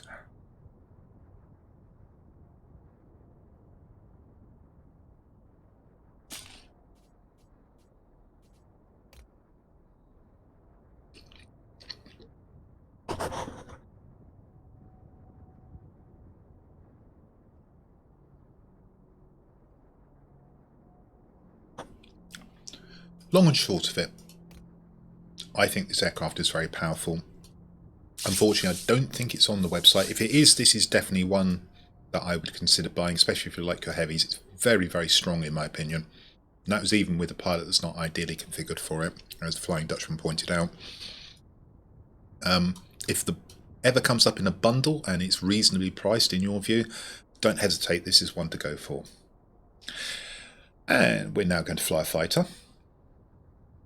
And this is very much an old style premium. It's weaker than its tech tree counterpart, the LA9, by some degree. It lacks one of the guns. It's pretty maneuverable, but this is very much a lackluster aircraft. And it's not one I recommend at all. Let's look at the survivability figure. I think I am actually going to put on a first aid dressing package and take the risk here. But you can see I haven't spent a lot of time bothering to improve this aircraft. In fact, I'm going to take that off and put a lightweight power unit on it.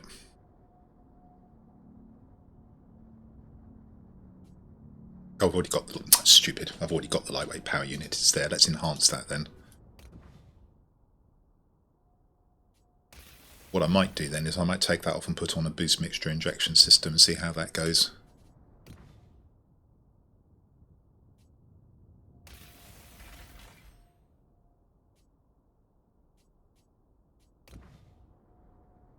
Okay, manoeuvrability up to 89, that's a lot better. Let's see if I've got a boost mixture injection system available. I've often got these things lying around, but these are the ones I probably don't. I haven't. Let's not bother with that for the moment. But I would probably now put on a high-speed gas turbine, not a boost mixture injection system. Let's improve the accuracy of the guns.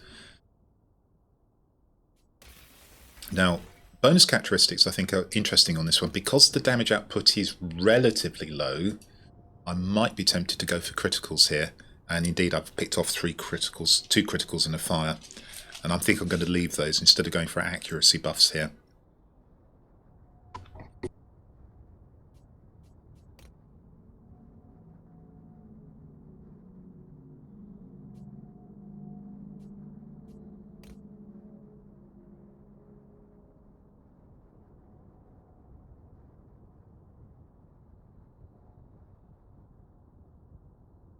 Right. Well, let's hope for a map with a central repair base. Nearly done with eating, and then we're on to coffee. You probably won't enjoy the coffee. Not a great fan of coffee anyway, but from the particular source that we've just got our food from, I wouldn't have countenanced a tea. That's for sure. I actually like to enjoy my tea.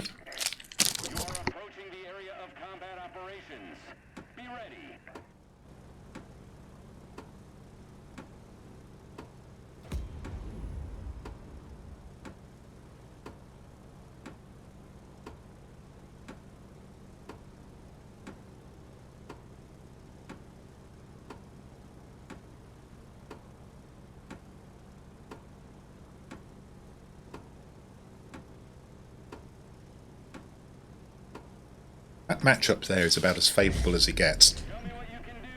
Chief Coach, be interesting to see what he does this time, whether he actually plays more conventionally. I'm not sure what he was doing in 2 games ago. He didn't end up doing very much. I think he must have been experimenting in some way. Decent player, Chief Coach. Don't know the others. But as I say, this is about as favourable as it gets for this aircraft. 323mm cannons, 2400 feet range. Let's go and see what we can do.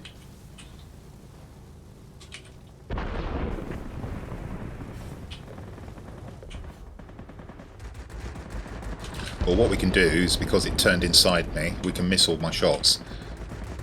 Who am I? Awesome Pete?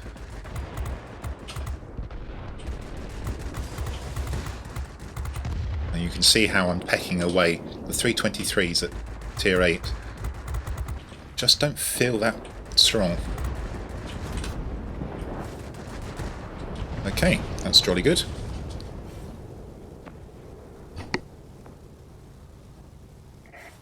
Attention all fighters. Enemy bombers detected. Destroy them.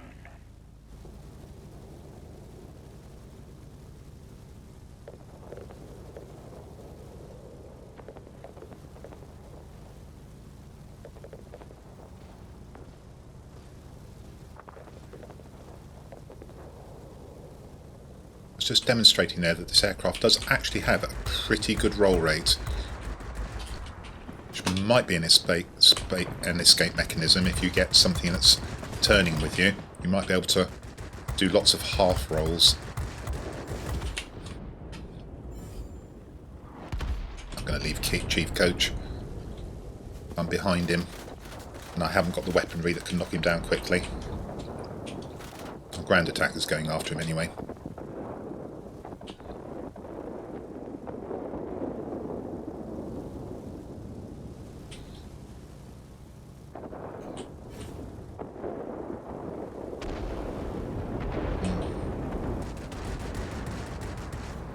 And the reason I'm not hitting that aircraft is because it's just spawned.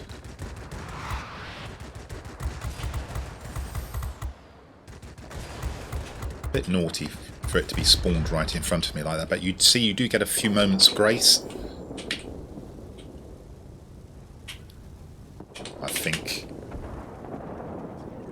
need to turn and address this aircraft. That almost looked AFK for a second. It's not, as it turns out. That takes the airfield back.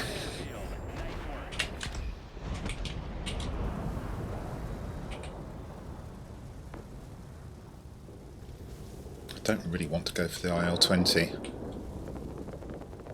Trouble is, if I don't take some health off him, he's got full health aircraft potentially going into the command centre. That's enough of that.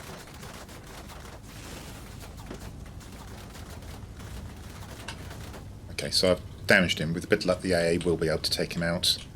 What we need to do is try and take their command centre. Right, we can pop the camera back on.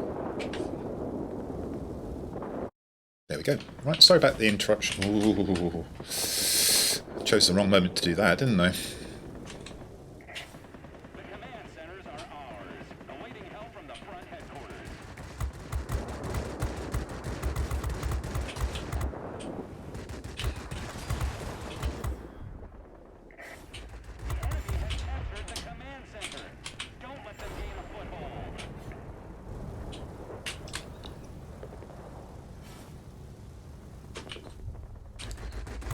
I was quite lucky that didn't clobber me.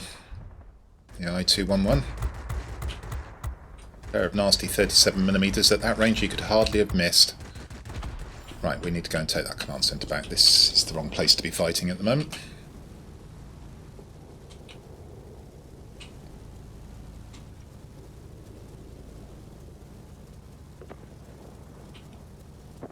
Especially as they're doing extremely well and taking back their command centre very quickly.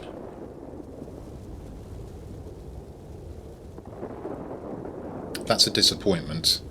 I wonder what my heavy is doing. The F2H. It's a little bit difficult to say at the moment.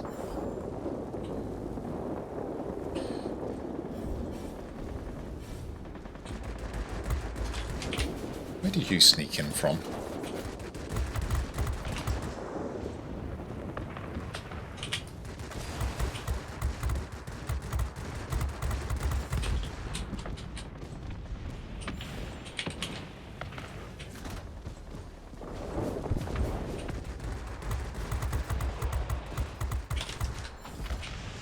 Doesn't have the firepower.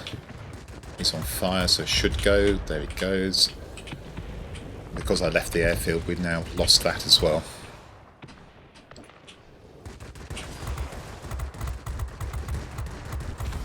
Okay, so that brings that back. I need a new aircraft because I can't get repairs, obviously. There's no repair base on this. Let's get a new aircraft for the last phase of the game. What do we need to do? Well, we need to try and take that airfield. Let's have a slug of coffee.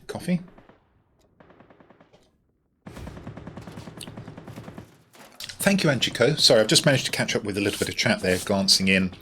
That was the BVP 203 game. Yeah, not too bad. I mean, I exerted my influence as best I could. Yeah, we keep losing sectors far too quickly. Chief Coach is actually this time playing properly and doing the normal job that I would expect him to be doing. It was an oddity 3 games ago where he was came out with a very low score. Now he's the dominant force in the game. This guy probably hasn't shot him down too often. To be fair, Banshee, be reluctant to take it low too often. I need to let that guy go.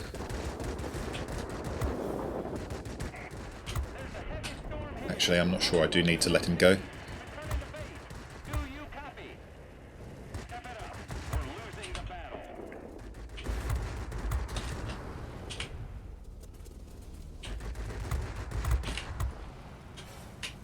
This one I'll take. Yeah, we keep losing sectors the moment we take another one. We're just not able to keep on it.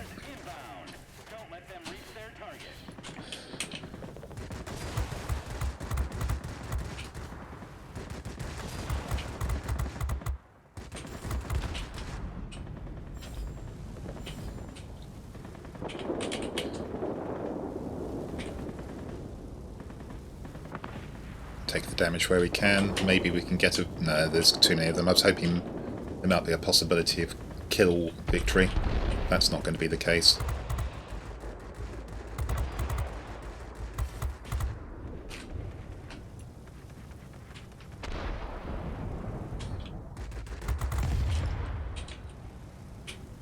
Can't do much about the bomber.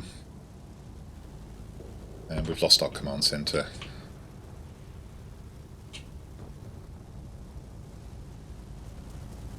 I'm nearer this one, just marginally, so I'll go and try and take it, but the game's basically lost. In fact, it's over before I can get there. Yeah, well played to Chief Coach. You've done what you could. And I think I demonstrated very conclusively there that weaponry, it feels very, very, very poor at Tier 8. As you can imagine, in a Tier 9 battle, it's going to really struggle. And that was one case. So this is the first of the Tier 8 premiums where I would say categorically this is one you can put down and ignore, and yeah, unless you're a collector, you need never attempt to acquire this aircraft. The tech tree equivalent, the LA9, is very much superior to it. So let's catch up and chat. I wanted to play some Armoured Warfare this morning, Cleeks is saying.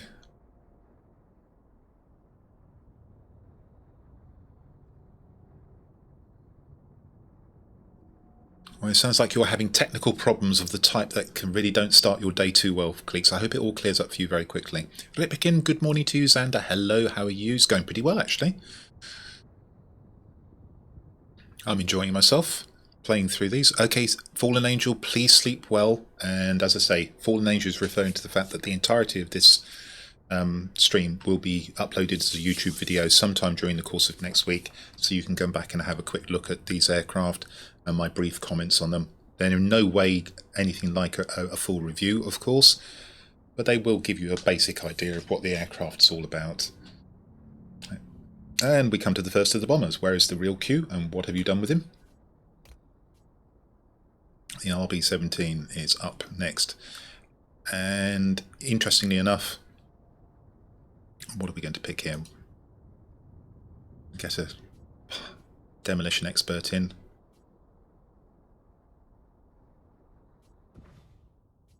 Or the gunner we will put in. And I know this is a ground attacking crew, but I'm just doing it quickly. The RB-17, well, one of the first set of three bombers in the game. The first was the Blenheim at Tier 3, and then the A-26B Invader at Tier 6. And this aircraft, you could do mission marathons for them way back in the day, and those became the first three bombers in the game. Were the only bombers in the game for a long time. Resupply time, I've got down to 33 seconds. Drops sticks of bombs. It's fast. It's fairly fragile. It's got a little bit of forward-firing armament. In a Tier 8 game without a human heavy against it, this thing is overpowered.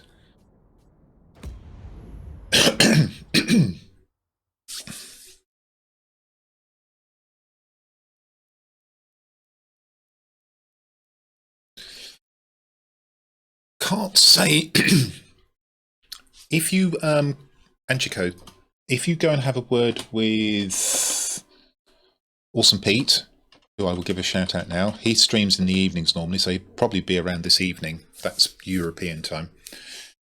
He plays both ships and planes. He has played tanks in the past, but a long time ago. I won't give you an opinion on ships, because I have never played ships, and I think it's quite unlikely I ever will. That's not because I have disregard for the game. It's because I tend to play things like Crusader Kings 3 or Age of Empires 4 when I'm not playing a game like this. Do play a little bit of tanks with some chums. That's the only time I play tanks these days. Planes. I originally came over here to earn free experience because it's shared with tanks, as is the gold and the standard premium time.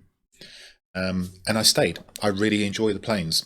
Now, there are some problems in this game. The B-29C, the XP-54 and the EF-131 is the first problem I would mention, because they're overpowered aircraft. And given the small population base of this game, you can meet the same player in an OP aircraft over and over again if you're not careful.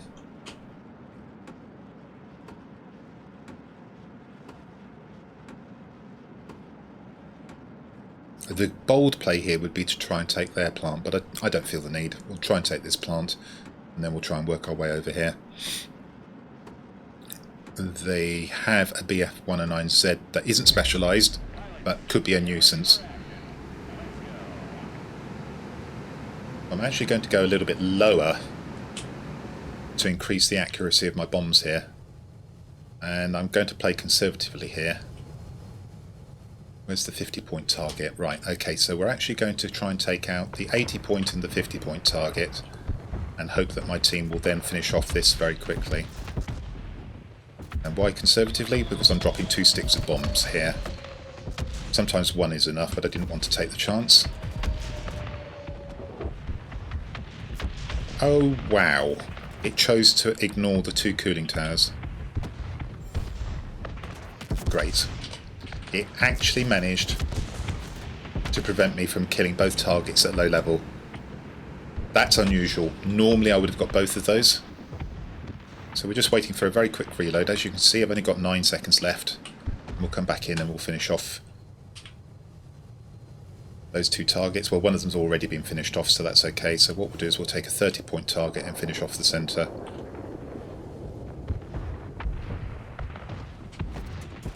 Possibly dropped the bombs a little bit too late on both occasions, I guess.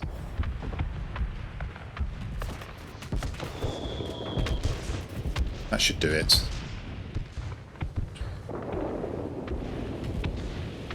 There we go. Reload.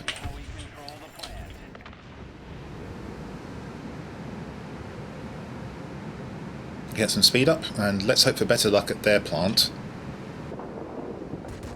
And I have got some forward-firing weaponry, as you can see. I'm going wide here because it's quite like a aircraft coming across the centre.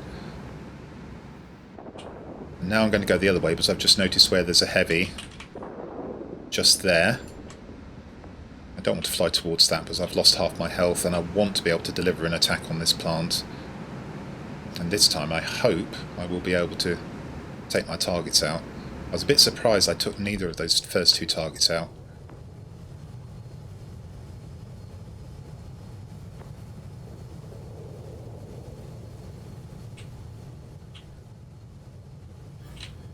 Slow down a little.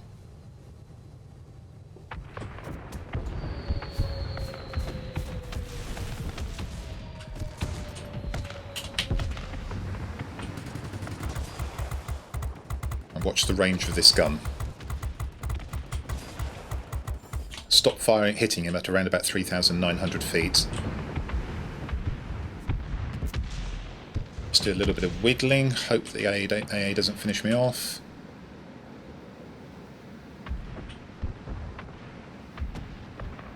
Get back into it. Bit of luck, these 2 targets will help. Let's take this sector.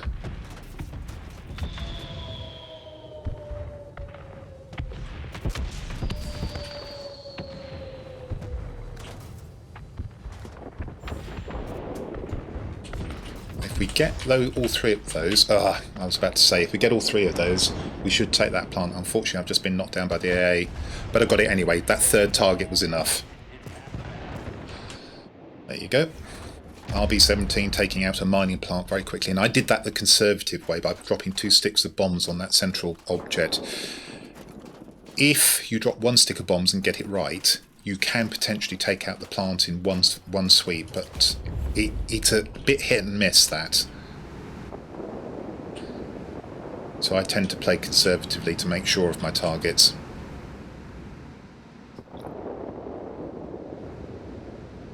There's plenty of defence of that plant going on.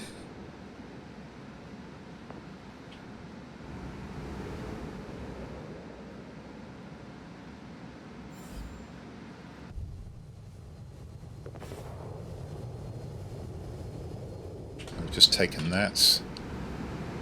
Airfield is not a great target for a bomber, but it's the only thing I've got left to do at the moment, although we may lose that plant.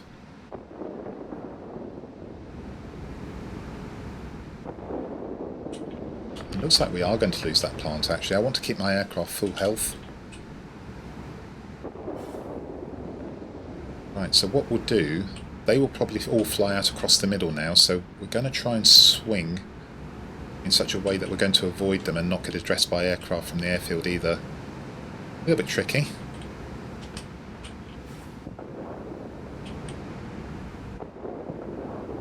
Yeah, they are basically all flying away, even though they must have seen me, must be aware of me, but never mind.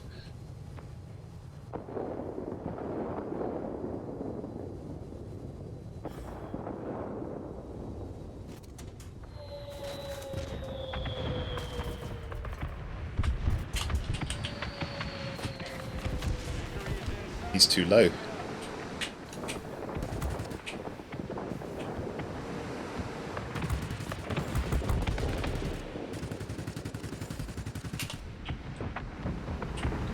Just fly away.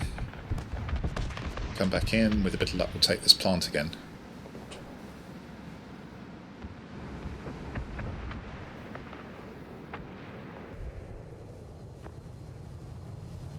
What do we need? Not much. A couple of gun emplacements would probably do it. Will do it, in fact.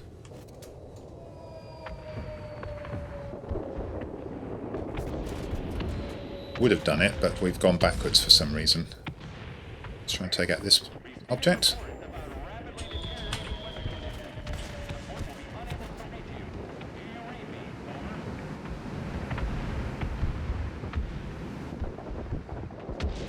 Didn't get all of that. Left some of it behind again. So we need 50 and 40 and 40. So the 50-point object would be enough. Plus 2 ground emplacements. Now it's actually gone down by 20 anyway, so and I've turned too quickly. Didn't need to do that.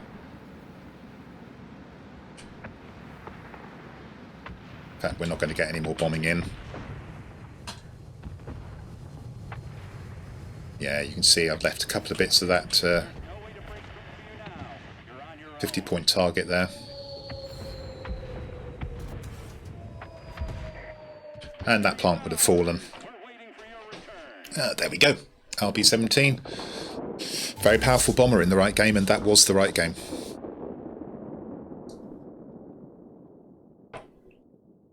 And there are definitely people who are going to prefer this bomber, and Flying Dutchman appears to be one of them, to the B-29C. And I have to say, I much prefer the RB-17. I don't mind flying the RB-17 because it's mobile.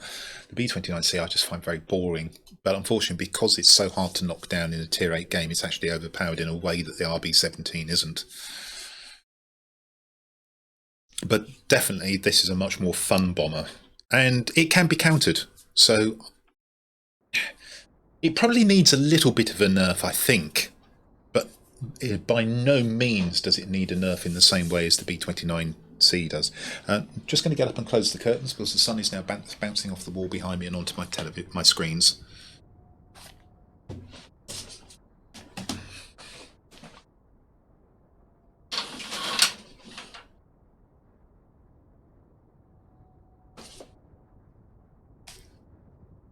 What a shame to shut out autumn sun, but if I can't see what I'm doing, well, you probably wouldn't be able to tell the difference. There we go. That was the RB-17. Is it worth having? Yes, it is. I think it's a more fun bomber than the B-29C. I think the B-29C is, apart from being a pestilence, I think the B-29C is also pretty boring to fly. So we come to the aircraft that was the reward for the Christmas event, and hence the Christmas camouflage, which is horrible, but unfortunately conveys a useful benefit, which is speed, cruise speed, so I've kept it on. And I suppose this is kind of between the Mustangs. Well, it's actually very similar to the aircraft next to it, the XF-15C. It's got the same guns, actually. Do I like this aircraft? No, not much. Is it a good aircraft? Sort of. It's okay-ish. I struggle a bit with the 20s. For some reason, the American 20mm are very difficult for me in this game. It's sort of ordinarily manoeuvrable. It's definitely meant to be a more sort of high-altitude performance fighter in the mould of the Mustangs, I think. Just have a quick look how I've set it up. Engine gets knocked out a lot Must be the reason for the engine armour protection. The high-speed gas turbine. What's that? Long gun barrels for extra range, 2,700 feet, polished skin. Yeah, speed build, and I think that's probably right for this aircraft. Try and keep it high, try and play it as a high-energy fighter. Ha! The one thing that everybody ought to be able to see, but almost nobody can, is yourself. As Rabbi Burns said, Watsampu are the gifty gears to see ourselves as others see us.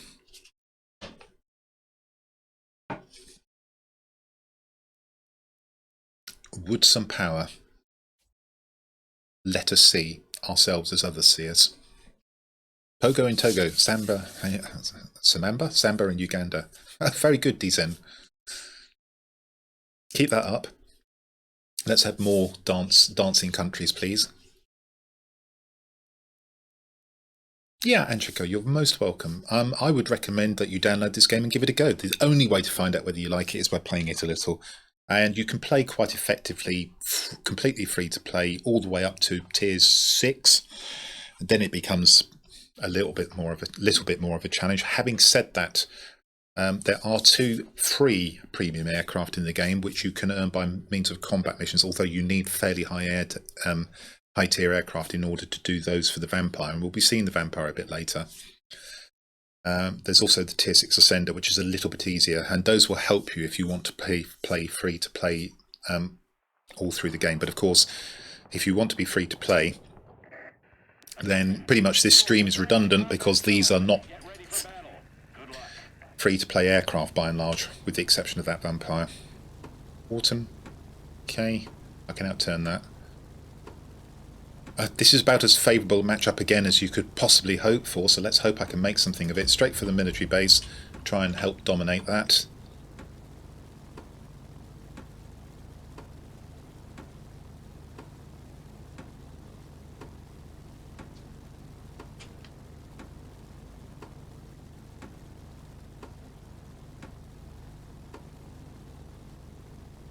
Ah, and now we get a Dickens quote, or reference, so we are a very cultured stream. Sorry. There. The reason I wasn't really doing anything is because I was actually not focused on the game somehow. Not sure how that happened. Keep gaining altitude, start looking for the first heavy. Now want to know where the second one is so I don't turn into him, or turn ahead of him. It's the Horten.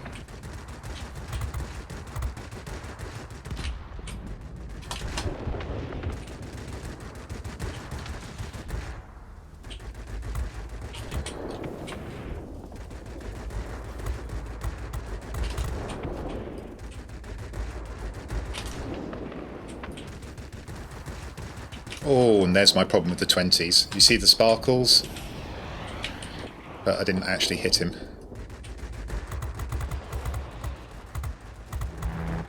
Yeah, I thought I could take him out with a ram. Oh, and yet they've taken this. Really? How did they achieve that? Low-flying bomber? Wow. I actually thought we were winning this sector. I don't know how they took it.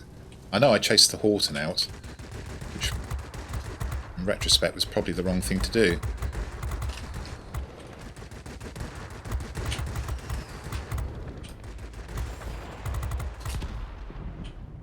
Let's try and take this airfield, then we'll get back and try and take that middle.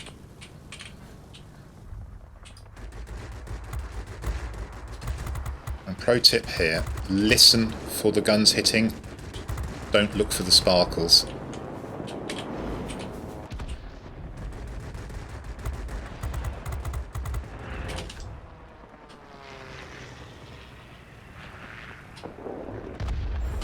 I took the chance on turning for the A7 Embers. I thought he was severely damaged, which he was.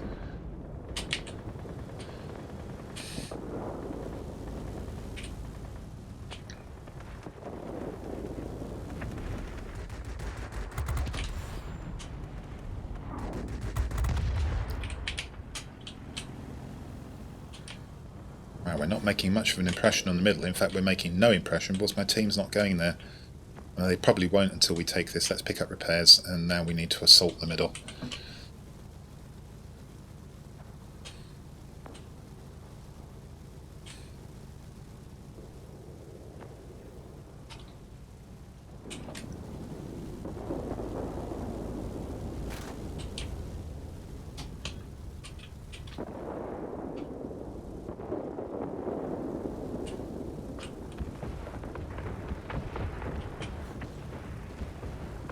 I'd like to go for the air defence aircraft, but I feel that if I do, we're going to get addressed by the Horten, and he came straight for me, you notice.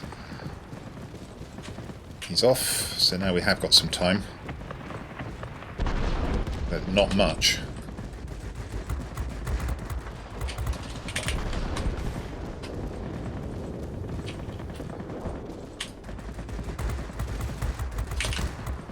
He avoided the ram this time, he learned from that.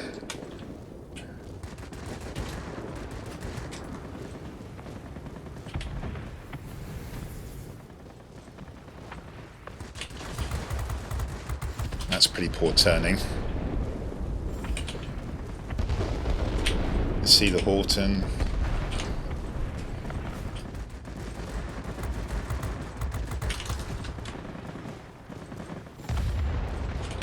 That's fortunate. He blew up, and that meant that we got this sector. I want to go for the Horten, but this multi-role is making it tricky. He's going to give the Horten a big chance to come back at me. And that's what I think he's doing. Yep, he was. Oops.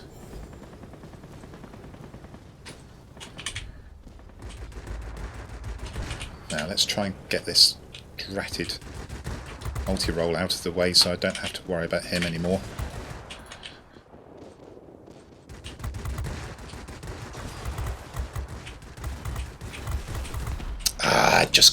And there's the guns. I decided I would take that multi-role out, and again that gave the Horten the chance to come in, and I was aware of it, but I just took the chance this time. But that's the problem with the Pogo. The guns just aren't pokey enough, and they tend to miss a bit. Well, they do with me. There's something about American 20mm in this game that don't suit me, and any deflection shot I tend to miss quite a lot. And that's why I'm saying listen for the hits. Don't be misguided by the sparkles, because I think they're off. I think there's a slight bug in the game, the American 20mm, and they don't register the sparkles and the hits synchronously.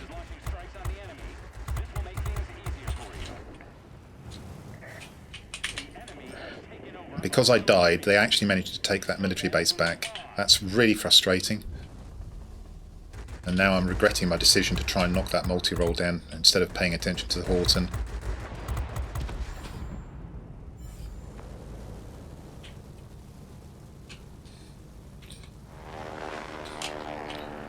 Well, Heavy should have been killing their bombers. It's all very well killing him now, but it's too late, my friend.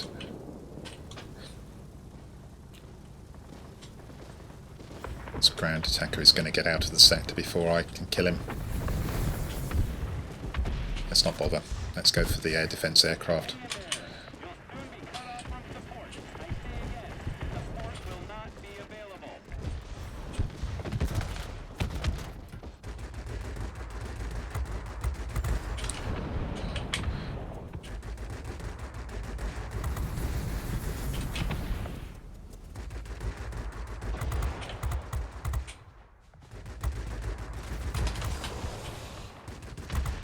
Go and use your ordnance heavy.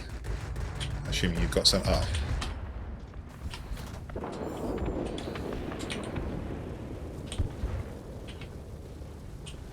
Hoping I can get this Typhoon whilst he's in the sector.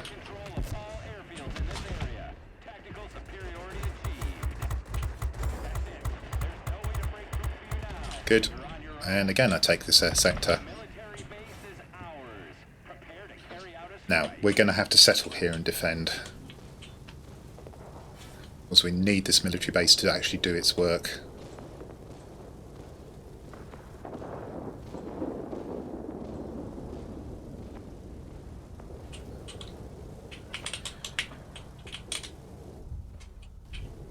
I think he's coming right at me. Yep.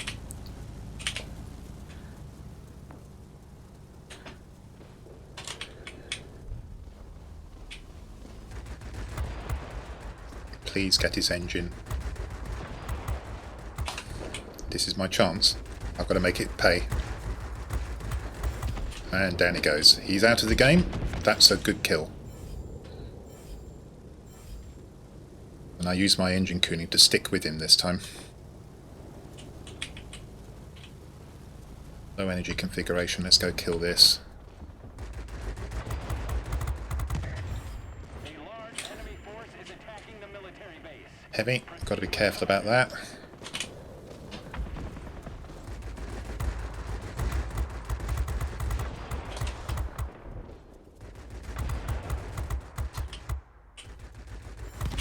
Jolly good. They've almost got us. I think it's the other way round. I think we've nearly got them now. Enemy is almost defeated. Make a final push. Last aircraft. Let's all go kill him, boys.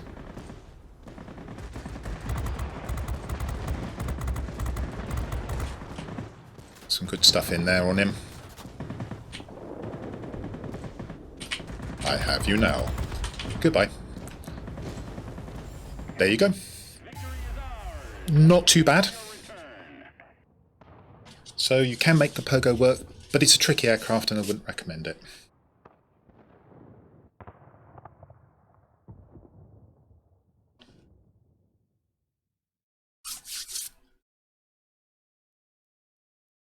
Please tell me I wasn't flying with the wrong scene up there. Phew. Don't do that to me, Martisa. Switch the scene, which I've just seen, and I'm sitting there going, oh my god, I haven't been flying with the wrong scene up, have I? I know it's the only thing you can do with the channel points, but please do actually use it when I need to switch the scene. Otherwise I will sit there and think, oh my god, have I just flown an entire battle and I haven't had the right scene up? I'm not keen on the Pogo. I much prefer the machine guns on these American fighters, cliques. The machine guns for the win, as you well know, because you agree completely with me that from Tier 5 onwards, the machine gun American fighters are simply the best thing in the game, aren't they? Cleeks is now spluttering in his drink. Well, funnily enough, right next to it is an aircraft which is very similar in style and configuration, I would say. So, okay, well, I can see there are some Pogo fans. Fair dues. I mean, I've just knocked out a fairly simple Winged Legend in it. It's okay. It's just that I wouldn't put it in the top tier of aircraft to acquire. If you're looking for one or two premiums, this is not one I would suggest that you go for. I'm lucky that I've got them all. No, I'm not lucky. I'm stupid. And I've got them all. So, the XF-15C, well, really, more of the same.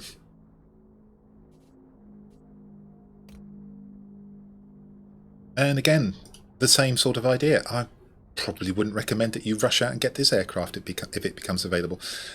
This was one of the two aircraft available in what I would think was called Operation Westwall. The other one was the Dornier 335, funnily enough. And at the time I thought this was the better aircraft to get. I don't think that now. I don't think the Dornier is great, but it does have its niche.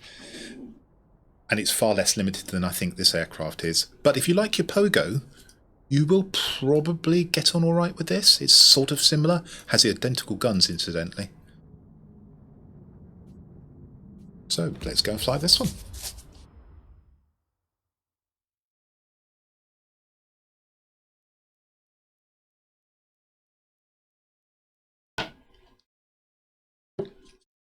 Wouldn't it be nice, Cleeks, if we had some information about convergence and where it's set? Wouldn't it be even better if we could set the convergence ourselves? Now that would be something, because I'd set mine all at 300 feet or 400 feet, and I'd wait until I was that close, and then I'd just go. You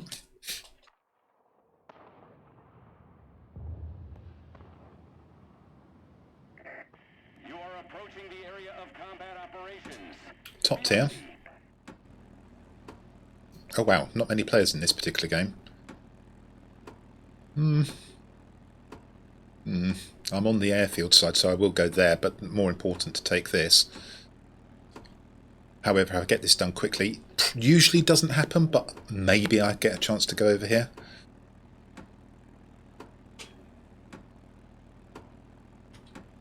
So this aircraft straddled the piston engine age and the jet age. It's actually got both types of power plant.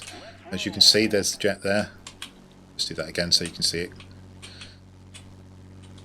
And this was at the time when there was thought that jet engines were very poor at acceleration and needed some assistance from a piston engine in order to get that kind of performance. But those problems were quickly overcome, at which point aircraft like these just became a curiosity and an oddity. I've probably gone in front of the other heavy here.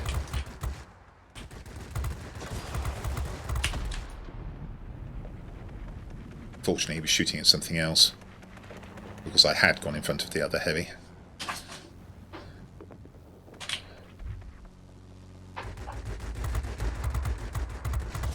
And the guns are probably a little bit kinder on this aircraft. That's because they're wing mounted as opposed to being at the ends of those wing tips.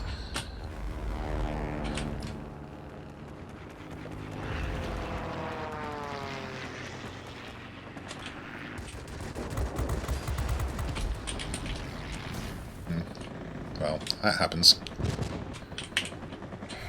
There we go, let's pick up repairs. Don't need many. Got our command centre, so that's also good, and they haven't got theirs yet, so let's hightail it over there and see if we can possibly stop them.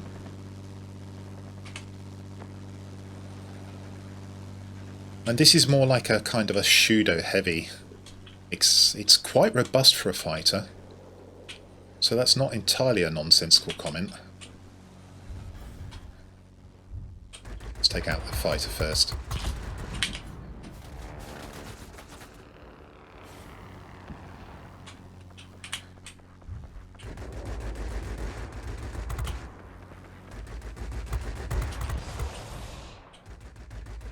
Need my friends to take out the other heavy whilst I remove this one.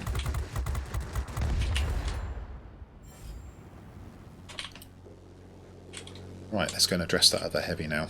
Let's get some boost back.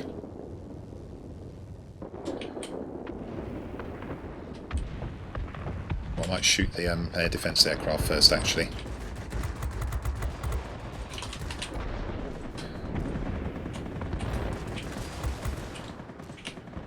And now I'll go for the heavy. Good.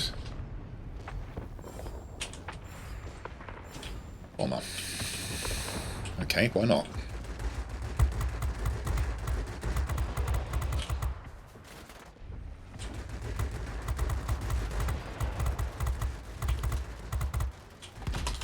Good.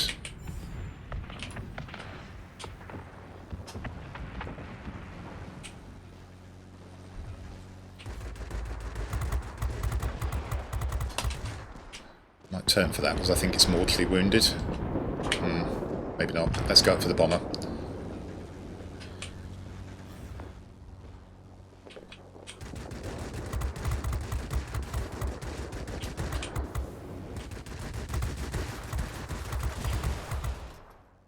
Handy fire.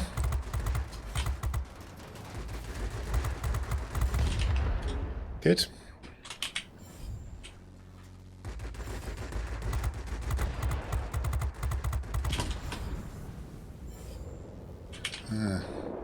I've managed to fly out of the sector chasing that bomber, so with a bit of luck I'll kill this one when it's in. Break off for a second, let's kill that air defence aircraft. Ooh, Dilly, I can hear Dilly in the background. Not sure why, she's got access outside. Finally. Okay, took the right option to kill the bomber there. It's a good job we took that because we've just lost our own command centre. Took a while. I need to pick up repairs, so I'm going to go and clear out this airfield and then we'll try and take the centre.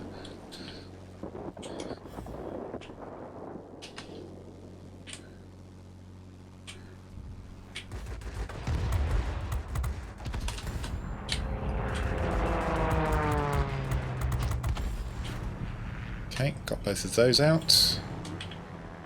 Let's hope we take their airfield. I can't do anything about that, I'm too far away. what I can do is try and take that centre after I've got repairs.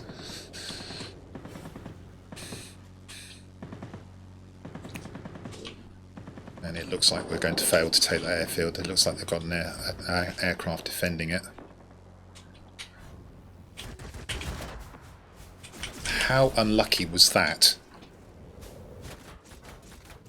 Which means I'm going to have to go back and get repairs again.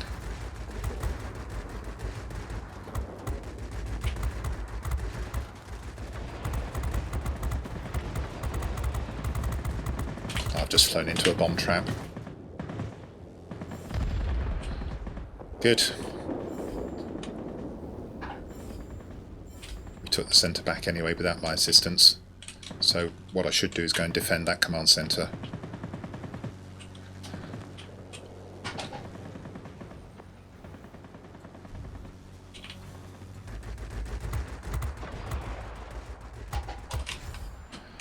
Which is not what I'm doing. I'm defending an airfield.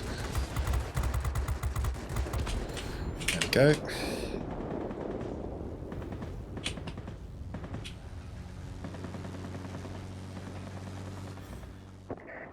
Receiving reports about rapidly deteriorating weather conditions.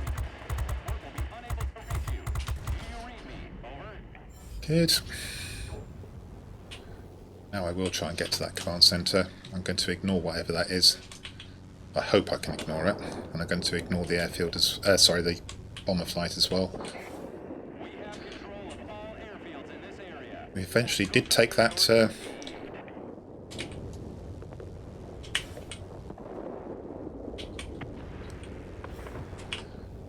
airfield, and now we really do need to hang on to this because we've lost our command centre again, would you believe?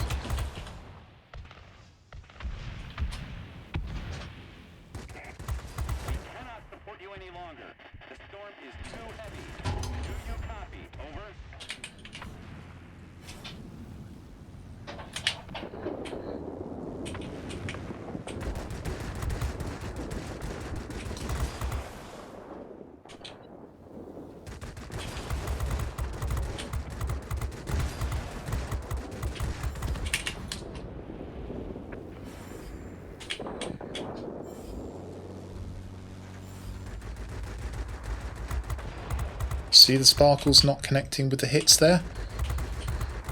You must listen.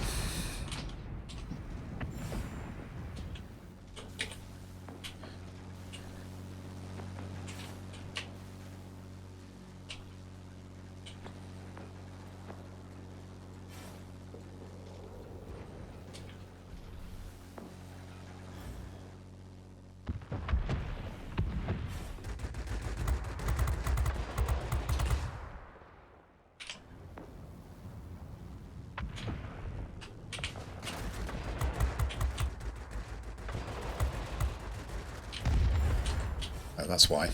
Something else was shooting at it at the same time. Way to go! Victory is close. I'm actually going to turn whilst I've got altitude and get behind him.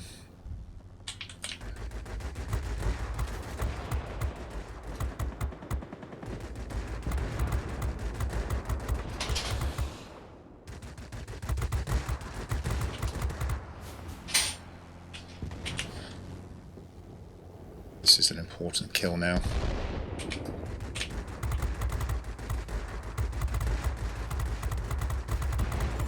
Jolly good. And another Koshidub. Oh, and another ace. 2 in a row. Very lucky I didn't get clobbered by those rockets. I definitely heard them.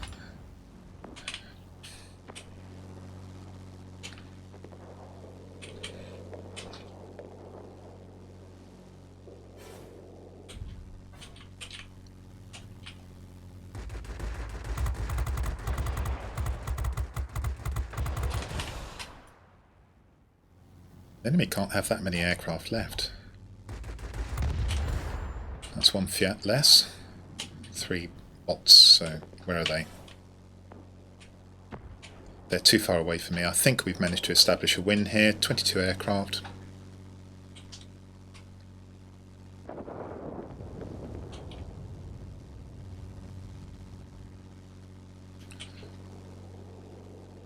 Hakadiego, I'm going to leave you in the hands of Cleeks there because I don't want to divert today looking at other aircraft when I'm doing a showcase of all these premiums.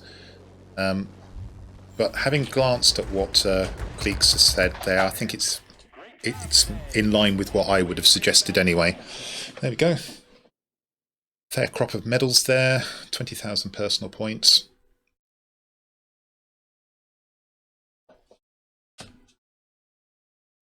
That actually might be, I've actually got a game in the XF-15C lined up for a video, but I think I might supplement it with that game as well as an extra. Just give me a second, guys. I'm going to actually go and capture this replay.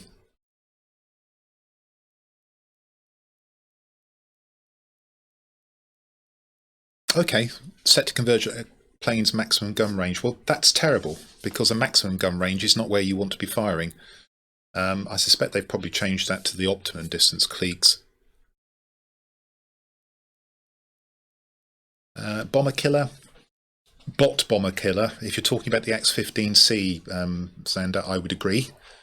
Human bomber killer. Be careful of those rear guns.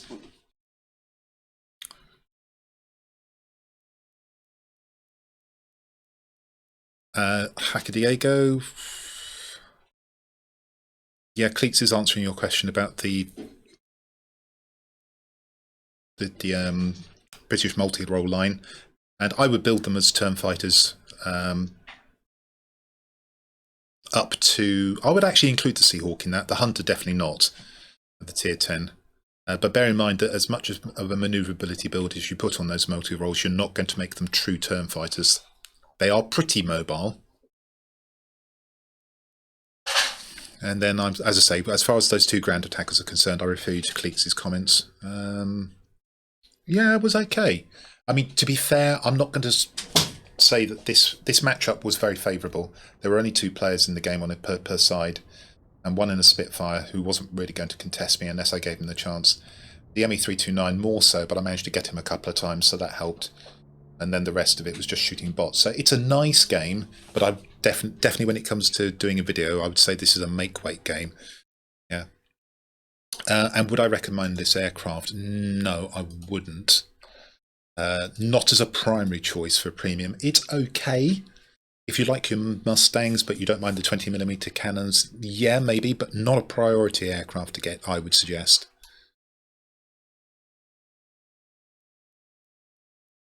And I'm just pasting in that replay. That might appear as a bonus amongst my in my video on this aircraft. Right, what will be next? Well, okay, we're changing style completely now, and we are going into an aircraft that is available via the web page all the time. And I would say personally, this is the definitely one of the top two aircraft. If you're looking for a limited amount of tier 8 premiums, one or two, this I think ought to be in most people's top two.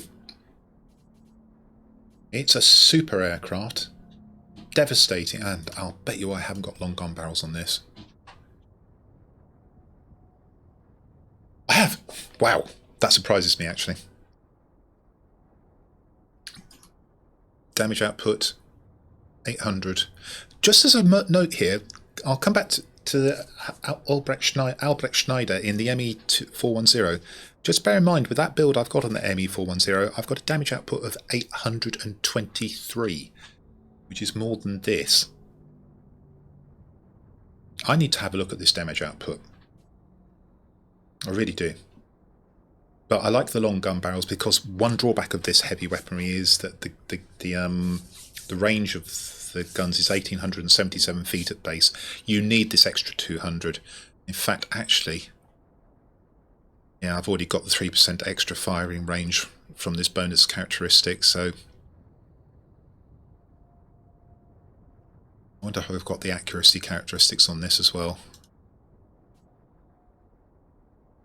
Ooh, no, I haven't. I've got one of them missing. Let's reassemble that.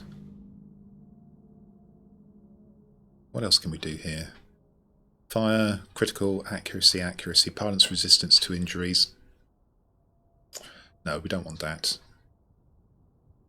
What do I prefer, fire or critical damage?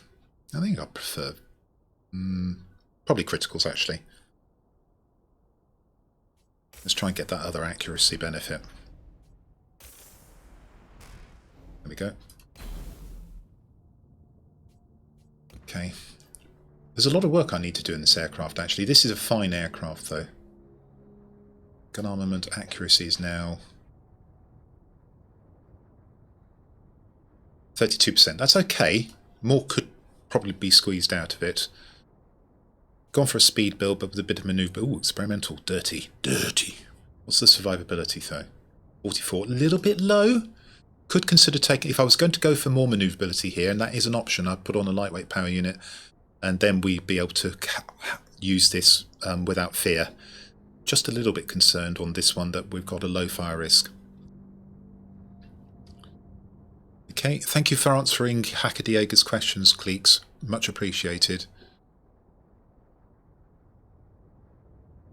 Yeah, wouldn't it be nice to have pneumatic emergency control here? I haven't flown the Seafang yet, Hacker Diego. That will be coming up, and that's one of my favourite aircraft in the game. Nostalgic reasons, mainly. Can this make a good pizza? Well, no.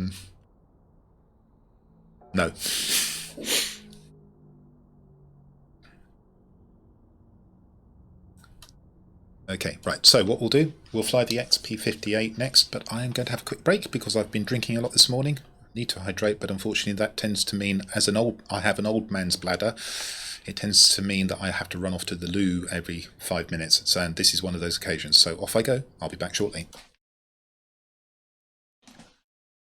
Want to go out, Cindy? Out?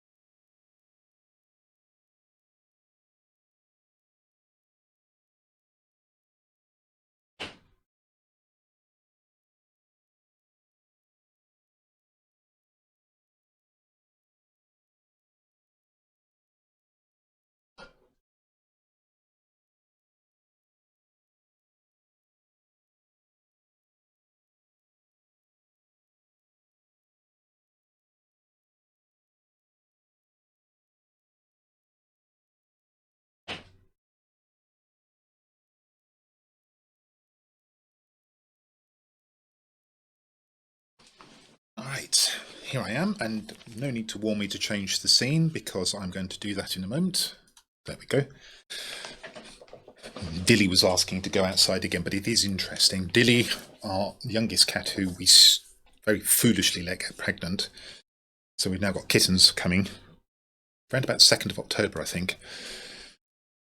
So she's not that far away, and she's slowed down. Normally she'd be batting at the door trying to get out there. She just sat very quietly and looked at me. Didn't try and bat the cat flap, didn't do anything unusual, and then when I opened the door, normally she'd have shot out there. Today she sort of went, just waddled out slowly. She's beginning to feel the effect of the kittens. She's really bulged out, she's like a little barrage balloon now. Okay, XP-58. Funny enough, this will be the first time of being a grandfather. Never had children, unfortunately. So I'm not really a grandfather, although obviously I'm the age of one. And we've never let... well, actually, that's not true. My wife used to keep fancy mice when I first met her, so we've bred those for a brief period before we started having cats. This is the first time we've let any of our cats get pregnant. Bottom tier, but they have a bomber. IL-20, and they have an unspecialised P.1056. This actually could work for me. I'm going to actually play the plant side because I'm going to try and support our ground attacker by taking out their bomber and their ground attacker and their heavy. Probably better over that side than I am the command centre side, and we'll just see how the pieces fall after that. So what I'm actually going to do is I'm going to make a sprint right for the far plant, because I expect that's where I'll first find the bomber, ground attacker, etc. Maybe even the P1056 as well. There's a very narrow gap in the AA cover here, which is why I'm pressing Alt at the moment. Try and avoid taking any damage from flak on the way through here.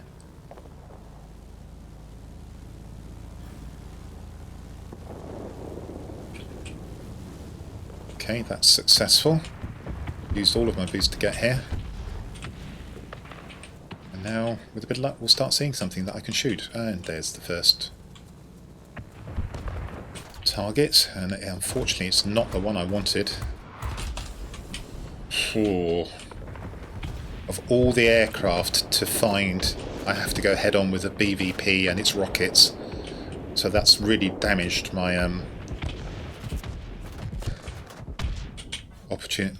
hurt my opportunities quite markedly. I did kill him, but he got at least 2 rockets into me. I say 2 rockets, 2 volleys. Still, we have a plan. We're going to try and make it work.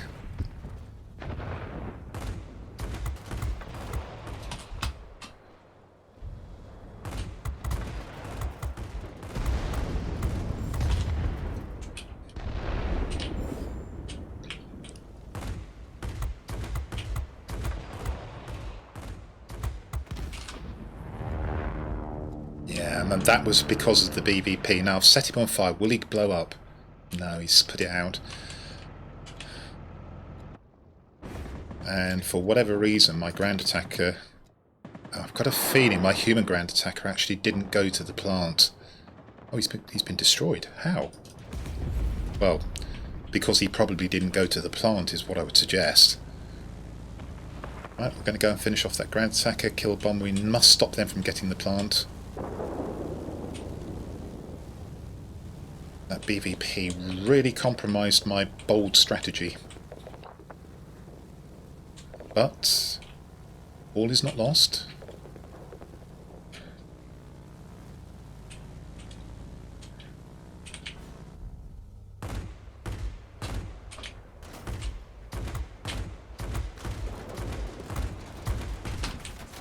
Chase the human bomber off the plant. Problem is, whilst I'm killing this guy, their bots can be doing things.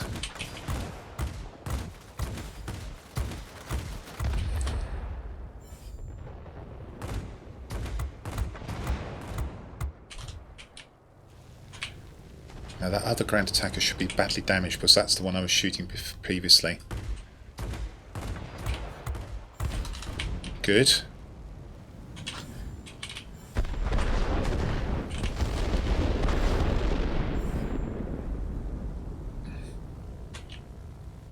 He's doing what he can.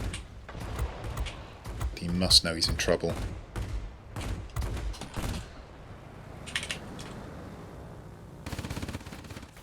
J8M I can probably ignore for the moment, but it's the kind of thing that can give me a serious problem. Good. Okay, let's kill this guy.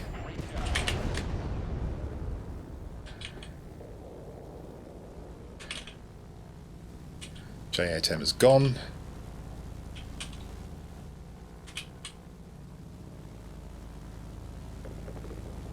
Gonna harry this bomber again.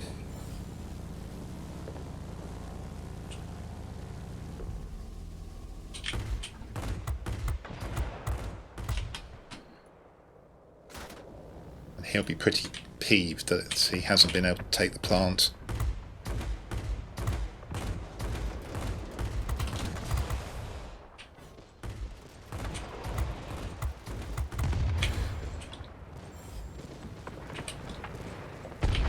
Is that the P1056? It is. I don't want to go head on with that. Use my I was going to say maneuverability against him. Of course, the only shot he lands takes my wing. Ooh, that's going a bit fast. Oh, well pulled up.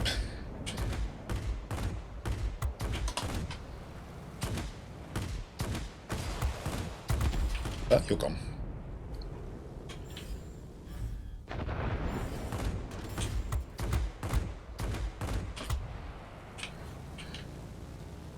RJ-ATM is actually getting involved.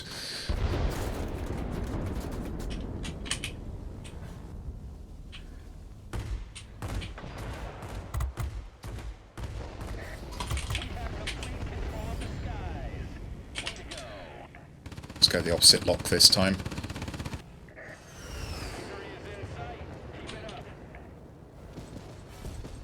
Could be a bomb trap.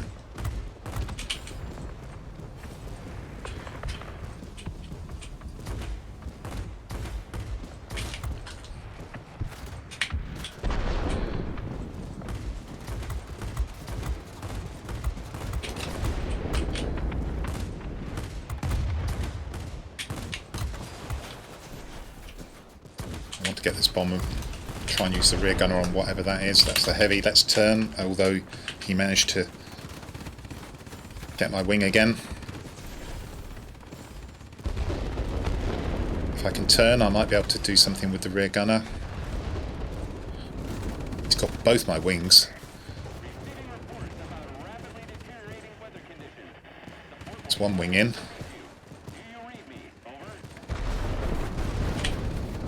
Oh, they've actually taken it anyway. Yeah, he's lucky boy.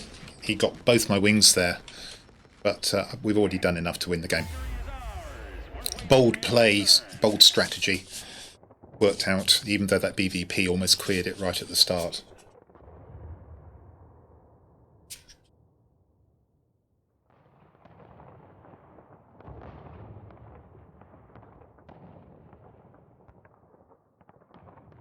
Thank you very much, DZen. Let's fingers crossed that all goes well. She's a very little cat. She looks like she might be having about 10 monsters. It's probably 2 or 3 kittens, to be fair. It's definitely more than 1, I'm fairly sure. So that's the XP58. And if I were to recommend of the always available premiums to you, if you are in the market for a premium or two and you're ready to play at tier 8, please don't buy the tier 8 premiums until you are ready to play at tier 8. You've got some experience at tier 8, you feel you know what you're doing. Otherwise you're going to have a hard time. This is one of the 2 that I would recommend. The other is the P80A.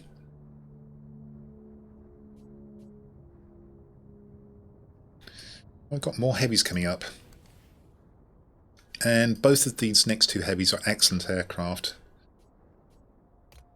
So the P-82B, Twin Mustang. And this is the one...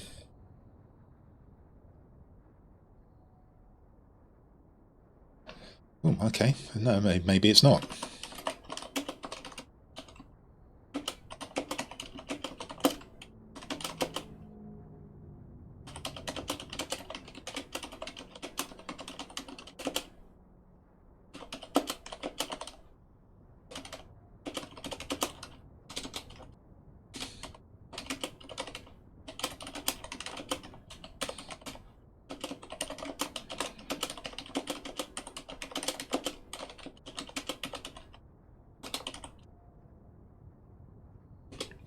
Well, he objected to me farming him, but what...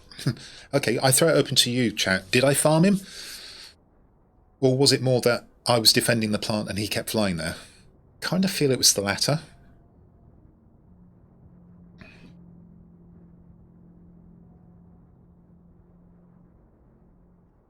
So I've kind of suggested to him what he might have done as an alternative, which is certainly what I would have done. Okay, I keep flying into this heavy, I'll go somewhere else.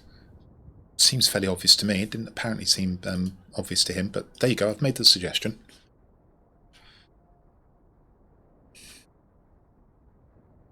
That's kind of what I felt, Xander Holt. I mean, I'm glad that you're validating my viewpoint. It's not that it was I was targeting him, he just kept coming there. What was I supposed to do? Fly away and let him... Oh, now he wants a flight. Okay. Well, I don't want to do that, but I don't want to be rude either, so let's... Excuse me while I just go and politely decline, and I do mean politely decline.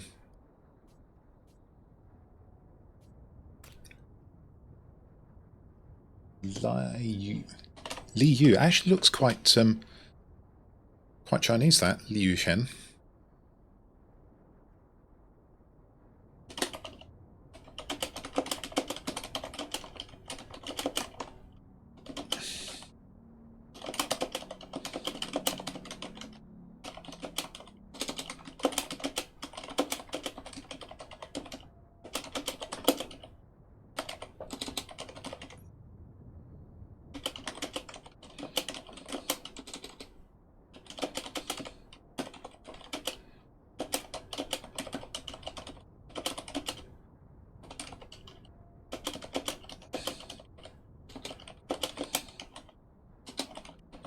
There we go.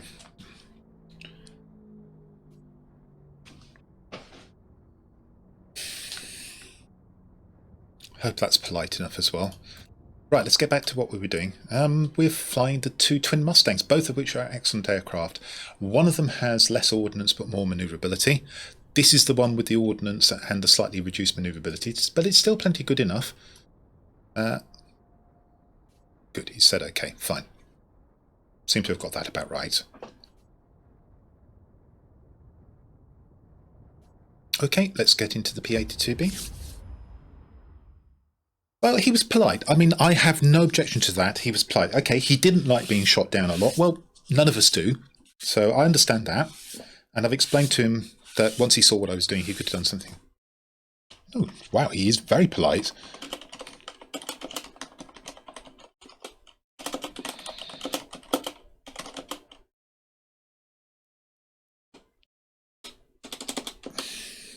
There we go.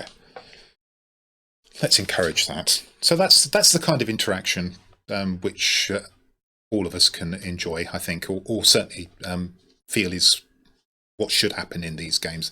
I think of World of Tanks and... Okay, so there's a guy. He's objected to me shooting him down 4 times. Okay, yeah, that's frustrating. He could have done something else, so I gently suggested that perhaps he should have done that. He seems to have taken that on board. He says, I guess so. And he's offered a flight to me, which is kind, and I've politely declined it, and he's very, very kindly said, okay, sorry. So yeah, he's a polite guy. Let's encourage that.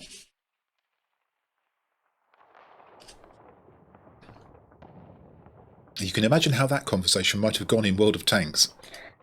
Attention. You are entering the combat zone. If I were in a fast heavy here, I'd think about making a play for their plant, and I'm still considering it, actually.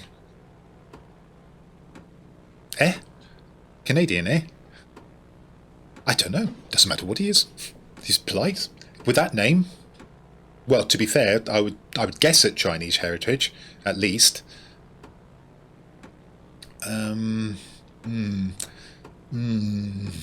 What else have we got? Sod it. Let's go for it. I could do with a bit more speed on this aircraft, to be honest, but I've got a really good... If I can make it over there and stop them, we could end up with both plants. So again, the bold play. I've got a bit too close to the garrison. I'm in its cone of flak, so I've been picked up. So I've lost a little bit of health I needn't have lost. It's quite a tight gap between that and the airfield. Okay, we've got to make this work. The problem is I suspect their bombers will actually head over our plant. And given that their ground attacker has already racked up 1,000 points, I suspect he's actually over that garrison and not here. Anyway, let's stop worrying about that and let's start worrying about what we can do.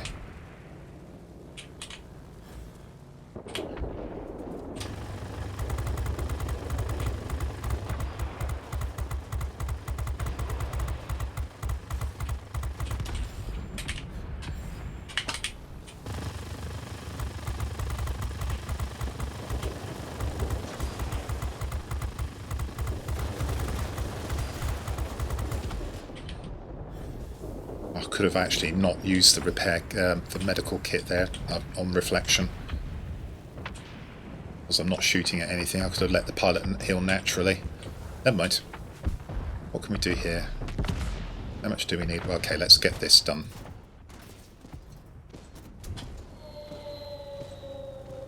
Oh, something's just crashed here. Or got shot down. Still, if I kill this ground attacker, we're good.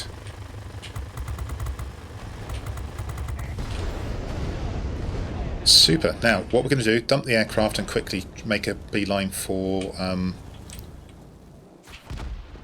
this plant, because we haven't taken it.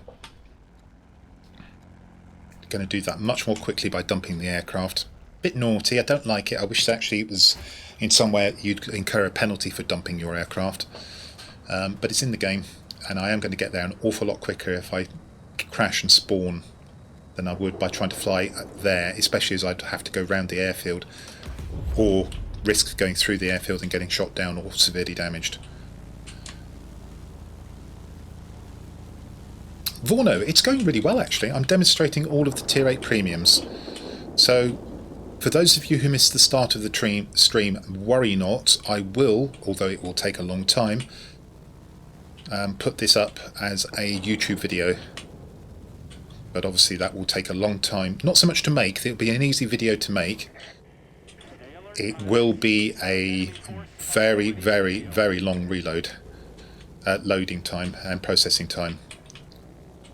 Now, what's better to do? Kill the ground attacker, I think. It's closer. And the bomber's flying away from me, whereas the ground attacker is below me.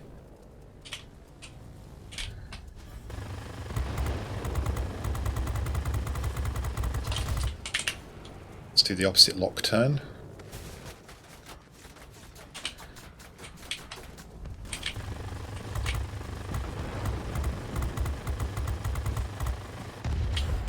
Okay, so we've reversed progress a bit there. We need to kill this bomber now.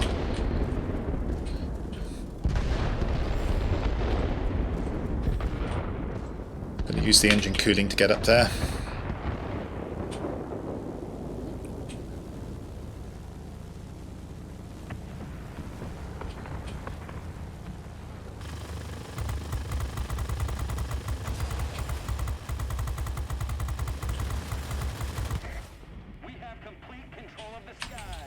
Brilliant. Plan has worked to perfection. We've got both plants. Bold play worked over there. And we've come back and we've taken this one quite easily as well.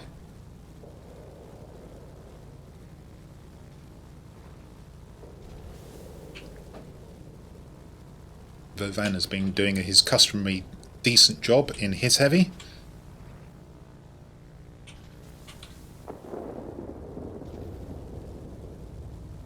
Need to take out the escorts first if we can. I don't mind that they've taken that. What I do want to do is stop that ground attacker from going to the plant though. Fighter first.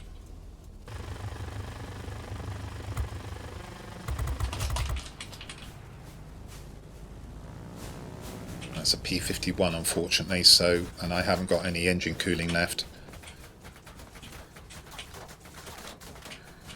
I didn't do as much to him as I wanted, so I've actually got to fly away. He's broken off because I am getting away from him. Let's try and get some boost back.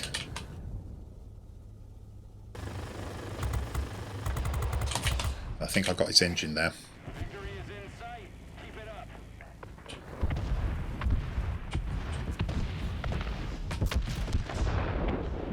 Where is he?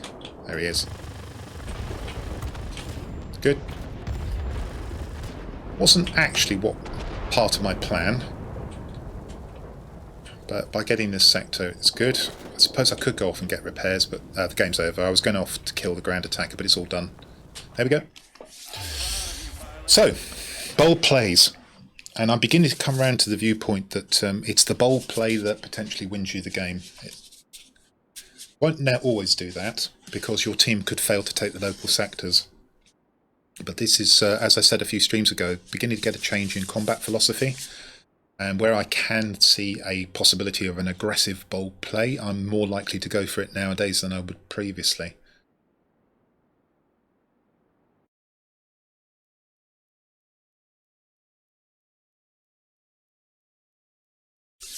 The games have been fairly good. Yeah, we've had one or two stinkers, but not too bad. I guess we're what?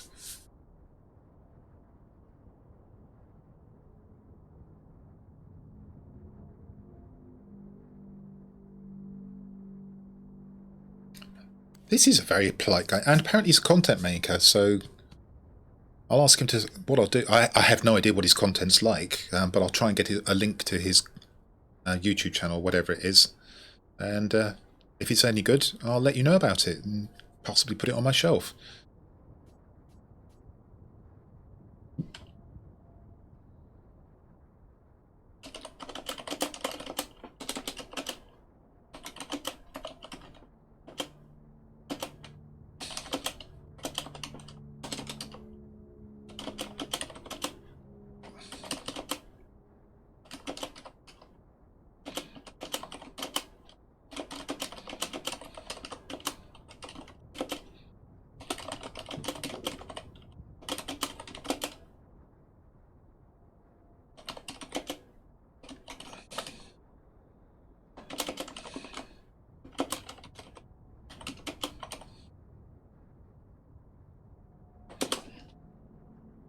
Okay, right, so let's jump into the next Mustang. This is the one with less ordnance, but more manoeuvrability. So I guess probably... Oh, thank you. Alexandre Mahaldo. And that's badly pronounced, I do apologise, but welcome to the community. I'm glad to have you along. Thank you for your follow. Yes, you did see me in a bomber Hacker Diego. I flew the RB-17 earlier, and I have got the Pestilence, that's the B-29C, to come. And I'm not looking forward to that, to be truthful. But you're not going to learn a lot about the B-29C from what I do with it, because I so rarely fly it. I don't know what the routes into sectors are. I probably haven't got the aircraft set up properly, and frankly, I can't be bothered. It's there. I will fly it. I'm just going to call you Alex, thank you. Thank you for being kind about my butchering of your name. No hablo español. I butchered that as well. So I'm typical British, unfortunately. Although I do have a facility for languages, just never bothered, never needed them. Which is a real shame, because it really expands your horizons when you have more than one language at your disposal. I really envy the Dutch. Their education system and their willingness to get out there and learn several languages. Dommage. Okay. Right, well, we're on the side of the plant. It's pretty obvious what I should do here. They've got also an F-82E. I should be able to outturn this guy if I come up against him. They've got a P-80A. Won't be able to outturn that. And I'm on the wrong side of the plant. Now, the question is, have we got any ground attackers? We do have a ground attacker. Which side is he on? Need to take a look. We've got a couple of bombs coming in here. I'm going to take the 50-point target out, which isn't that. Might have a nice angle to get my bombs in here. Yeah, perfect angle, in fact. Just in that gap there.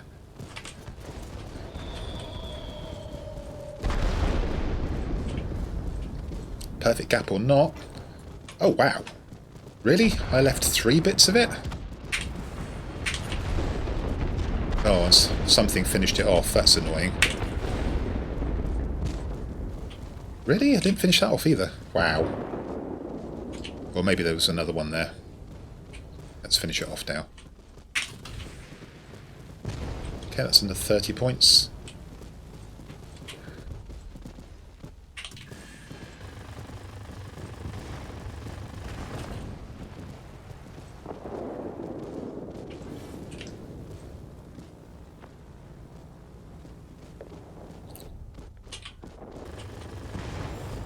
Okay, good. Right, so we need another 20 points. What's left? I could do with some ordnance here, actually. I'm a fairly long way away from that. Let's try and finish this off. That'll give us the 20 points that we need. They've already got their plant, which is a little bit worrying. But I suspect our ground attacker is on the other side of the map. Stop him from firing at... There we go. That's the 20 points we needed. Job's a good one. What's next? Well, I think we should go and dice over here, try and take their command centre.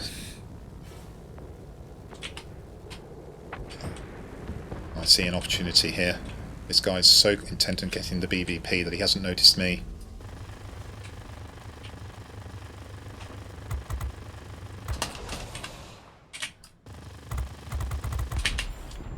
Down he goes.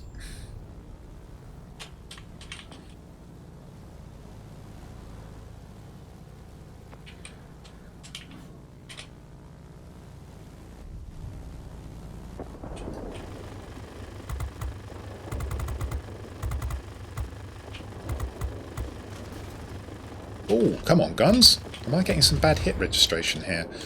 No, it's just lousy shooting.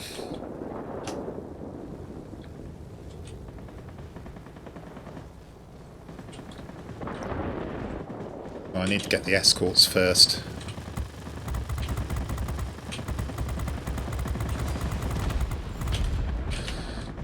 I'd love to shoot the ground attacker, but first things first.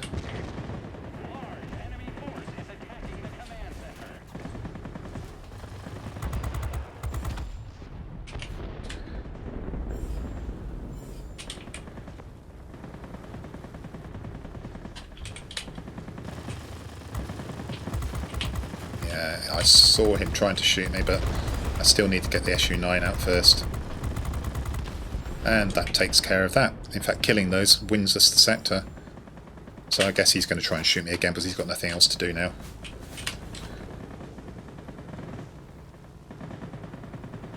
I could just dump the aircraft, but I actually want to kill this guy now because he's being aggressive.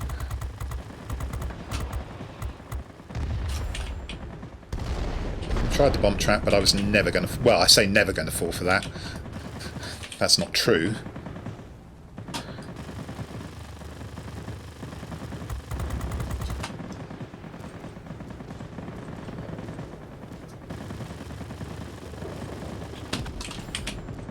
Something else was shooting at him at that time.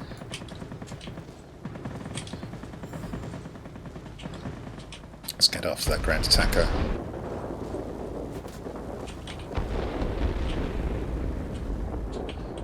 Making a beeline for our plant. We can't have that. Pardon me.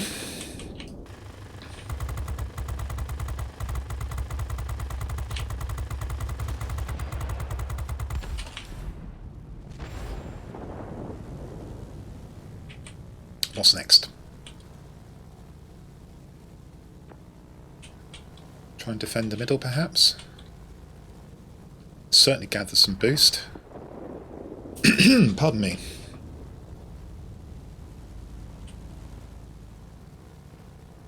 Yeah, you have to destroy a sector, a target within the sector. You must kill something.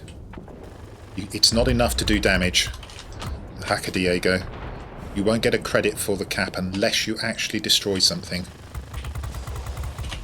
That's just the way it is. Damage does not count.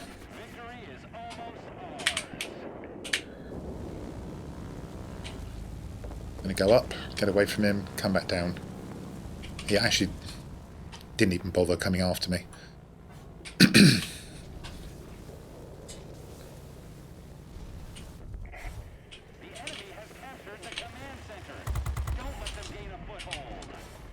Simple kill.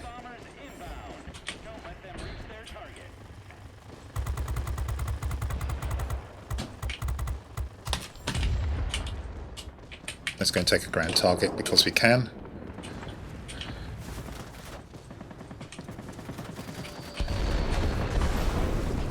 I do. And actually I think we'll... Well, whether I like it or not, I'm taking a new aircraft. I was thinking about doing that anyway. So there you go. Both the twin Mustangs, if they come up in bundles and you think they're reasonably priced, and I have to say I don't think they're reasonably priced normally, are both excellent aircraft. And probably these days I'd favour the P-82 simply because it can do more with the ordnance. The extra manoeuvrability on the F-82 I don't think is as important as it was when they first came into the game because they've nerfed that aerodynamics expert skill. That means the manoeuvrability isn't getting up into multi-role territory. Before that, it was actually my preference, but no longer. Gameflix is going well, thank you very much. Right, guys, Gameflix and Vorno. Both relatively new streamers of this game, and I strongly recommend that you go and follow them and encourage them in their journey in this game. Please do that.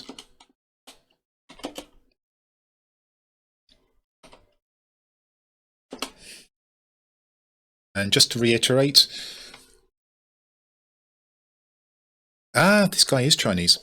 Just to reiterate, the entirety of this stream will be put up on YouTube. I'll put chapters on it so you can see each aircraft, and you'll get a feel for these aircraft and also my basic opinion for it. No way are these full reviews, anything but you will get a feel for all of these Tier 8 premiums.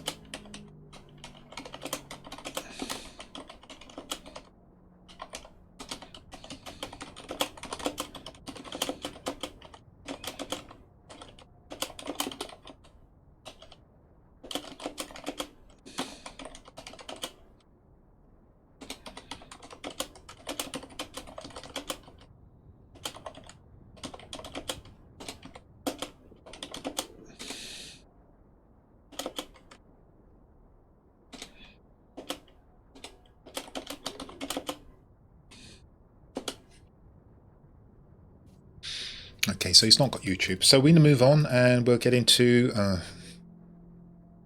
I hang my head in shame, ladies and gentlemen. I am now about to fly the B-29C, an aircraft I criticise a great deal, and I criticise people for spamming it. I have not flown this aircraft a lot. In fact, I'm going to...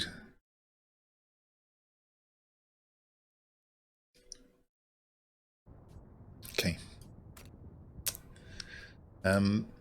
I could just divert and say...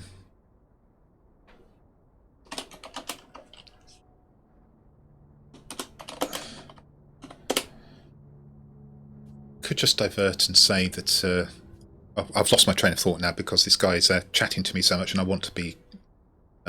he seems like a very nice guy, actually, so I actually want to keep chatting to him. But the B-29C, I unfailingly criticise people who spam this bomber. I haven't flown it a lot. And in fact, I'll tell you how many times I've flown it.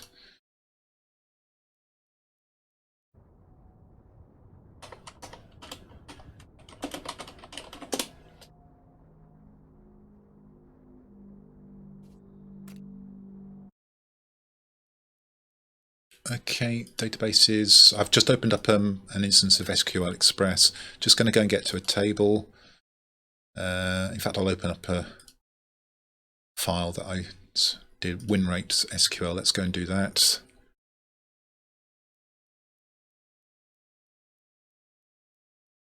And order by, let's put in a web clause where plane name. Just give me a second. Well, it's more than a second, obviously, but there we go. That's it. Like B-29C, wildcard B-29. That should do it. Execute. I have played this game. Well, I actually played more than I thought. I've actually flown this 34 times, apparently. And consider myself to be absolute rubbish in it. Don't like the aircraft. Think it has a very bad effect on the game. Probably haven't got a good build on it. I don't really care. I am going to fly it simply for completeness, but please don't expect anything. And I've got even though I have no idea what I'm doing in this aircraft, I've got a 65% win rate in it, which is disgusting. For an aircraft I don't know how to fly, I ought to be getting something like 50% at best.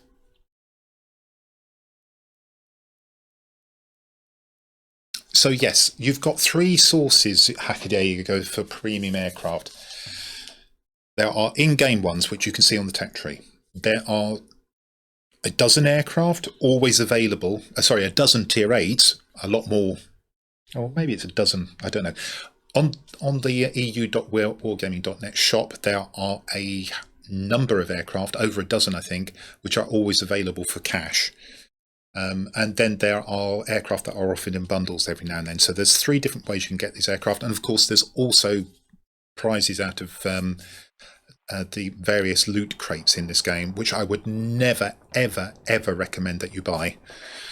You are approaching the area of combat operations. Be ready. Right, that's my coffee finished as well. A rare coffee. Am I top tier? Oh, I'm kind of pleased that I'm not. IL4, FJ1, okay. Oh, they've got a heavy. That will actually that will counter me quite nicely if he knows what he's doing. But you know, I'm going to fly into this military base, and I'm going to see what I can do. Show me what you can do, pilots. Let's roll. Yeah, as I say, I would never recommend that people buy the crates. Never, ever. And certainly not gambling on trying to get an aircraft out of them.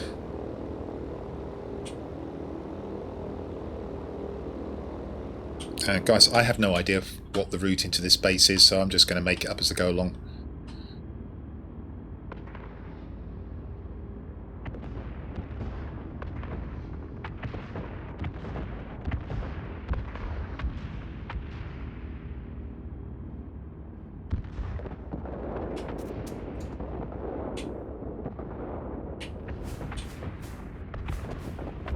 Oh, I got caught between 2 different targets there. That was silly of me.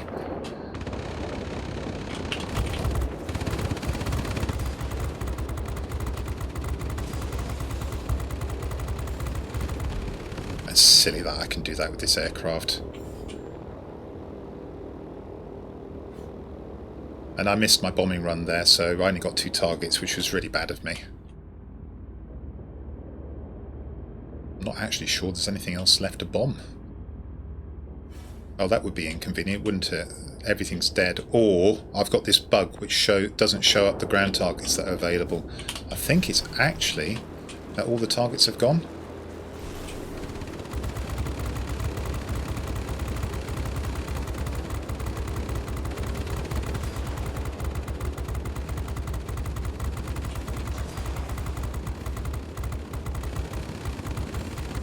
I've lost that. That's partly down to my inept bombing.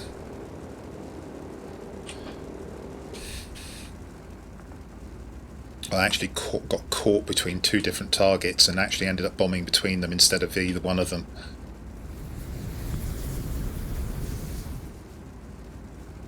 And that's just taken out one of the targets I wanted to take.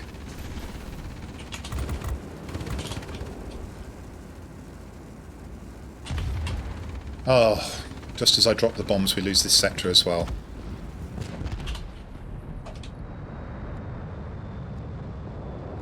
Okay, I have a pretty hopeless team, and I'm part of it. This has started very badly, and much of that is down to me not bombing properly. I know exactly what I did wrong. I actually got on a very good line, and then for some reason I deviated from that line and tried to take in a different target, and then thought, I can't do that. And by the time I realised that I shouldn't do that, would you like to?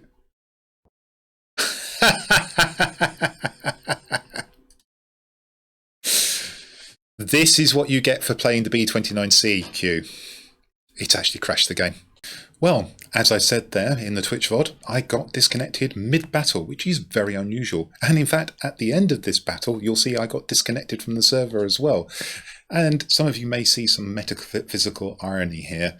I complain about the B-29C being overpowered, and as I go to showcase it for you, the game says no. So let's get back into it and see what actually happened.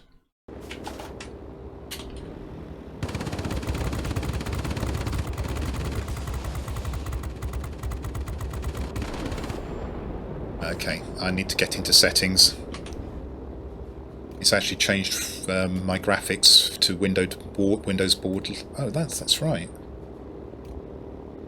Okay, so why can't I actually shift that? Oh, there we go. Well, this game's been completely ruined by that. First off, my inept bombing, and now the game crashing on me.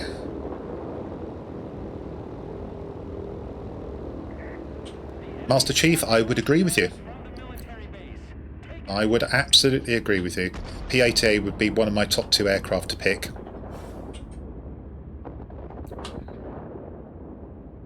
Right, sorry guys.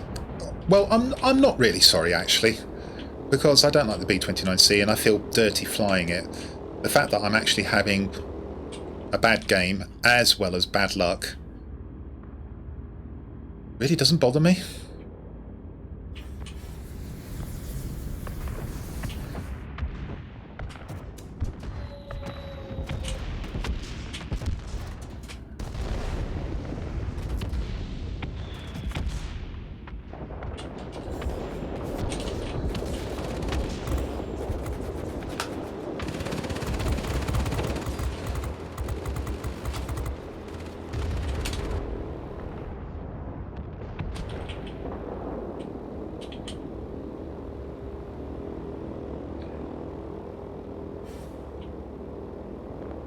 Don't really want to bomb the airfield, but where I am, I don't think I've got much choice. Anyway, let's get the reload.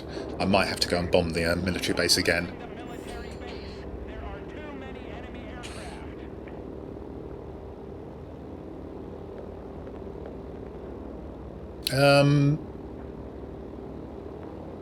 It's not a good bomber from the point of view that it ruins the game. I mean, in the hands of somebody like me, it doesn't. But there are people who can absolutely destroy the game in this bomber. It's just not right.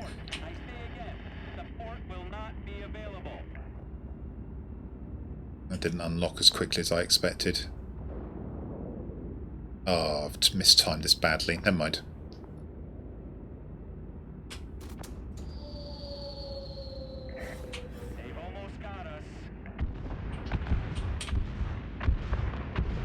Be interested to see whether I actually get that in its entirety or not. I didn't.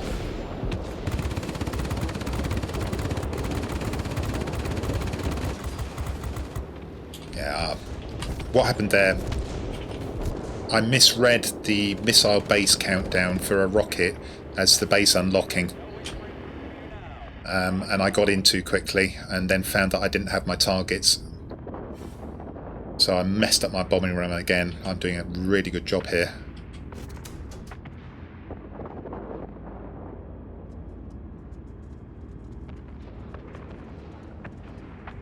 I might have got 5 there though. Not 5 because I've already taken it.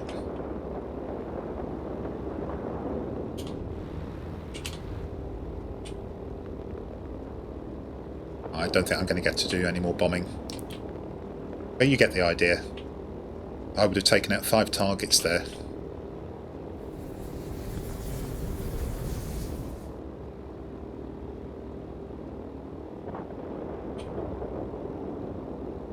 Yeah, I thought that was the only good line that I pursued in that game. As I say, I messed up my first line. I have no idea why I suddenly thought I could take another target and deviated. Inexperience is the basic answer. And it's an inexperience I'm proud to have. It doesn't help that I've got a bad team as well. Yeah, oh my god. What on earth has the Pancake been doing all game? He's got 1,025 points. The IL-20's got 2,300, so yeah. I mean, I can't exclude myself from that. I actually played terribly there. But I'm not inclined... Now, had that been at any other premium, I might have said, sorry guys, going to fly this one again and we'll try and get a better game. This one I don't care. The long and short of it is, I don't want this aircraft in the game as it is currently configured. And if ever I was going to have a problem, it's with this plane.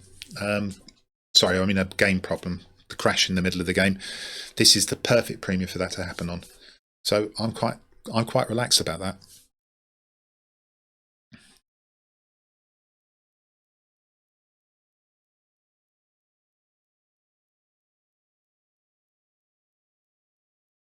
So B-29C is in the game. Do I recommend you fly it? Well, purely from the point of being a good bomber, yes. It has to be considered. However, I take the purist line here. The B-29C is ruining gameplay at Tier 8 and Tier 7 particularly. I cannot recommend this bomber to you. I would like you, if you are going to fly it extremely sparingly. And that was my 35th game in it. And if you can fly it as badly as I just did, please do. The XP-54 is one of the 3 aircraft that need a nerf, still need a nerf. This B-29C needs a big nerf, the XP-54 still needs a big nerf, and the EF-131 needs a big nerf. And I suspect if that happened, the Su-10 would also need a nerf because that would become overpowered. Okay, Xander Holt, see you again. Remember, the whole of this stream will appear on YouTube eventually. Would you believe I've just been disconnected again? Wow. That's the game really telling me that I shouldn't fly the B-29C. Wow. A game in-game disconnect and a disconnection at the end of the game. Maybe it's just saving me from the embarrassment of looking at my results.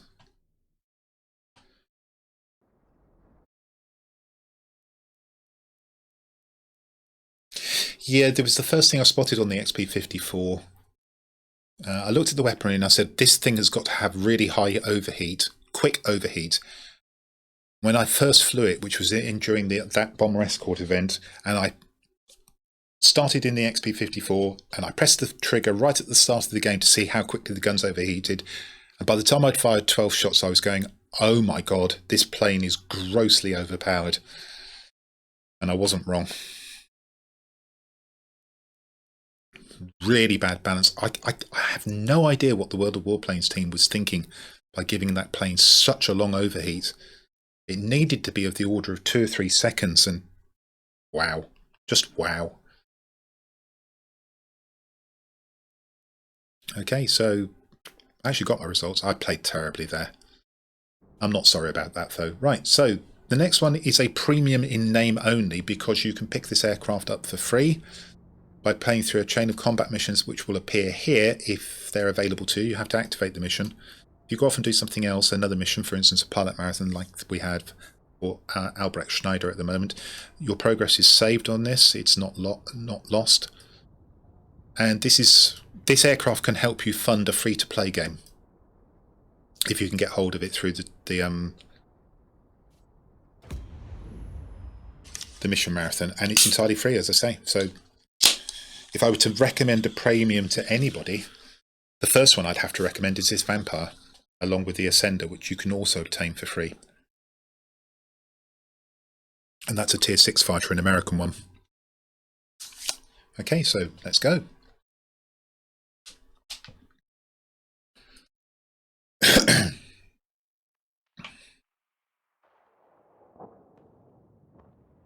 I do have the XP-54, but I use it only in one circumstance pattern. I never start with the aircraft.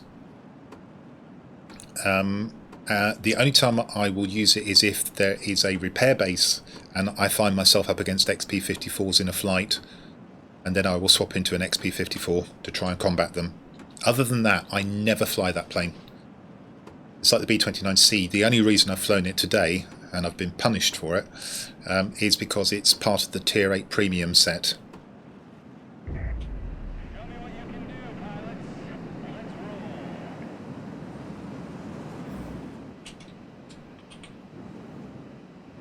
roll. Right. Military base is my first order of business. And my IL-40 has dropped out of the game. Great. So we're now basically on a map with 2 mining plants, short of our ground attacker. That does not bode well.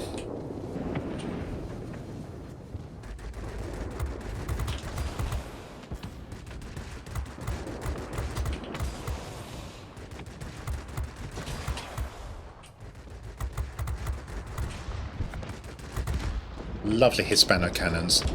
Why can't the American 20mm be more like this?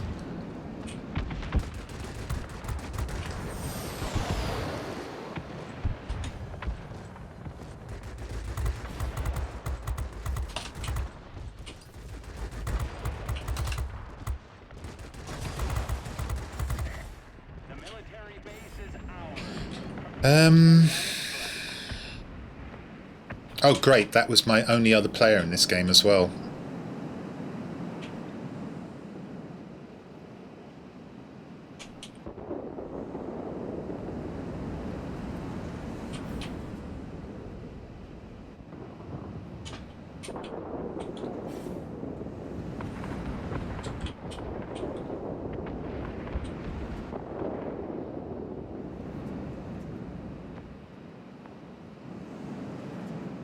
Well, first off, I've got to try and help secure this mining plant, and then somehow I've got to hope I can take their military base to have any chance of winning this game. And basically, they've been handed a huge advantage by my player dropping out.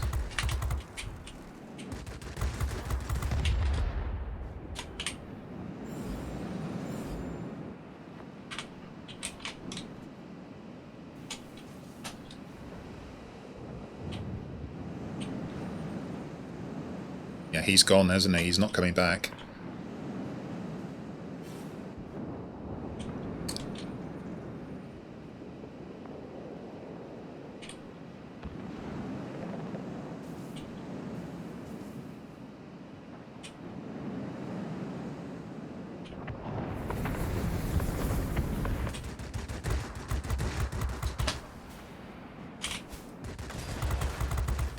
Oh, blast.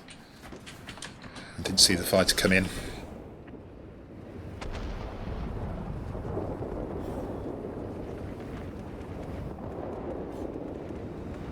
He's not out turning me, but he's already severely damaged me. I think he's just going to fly away.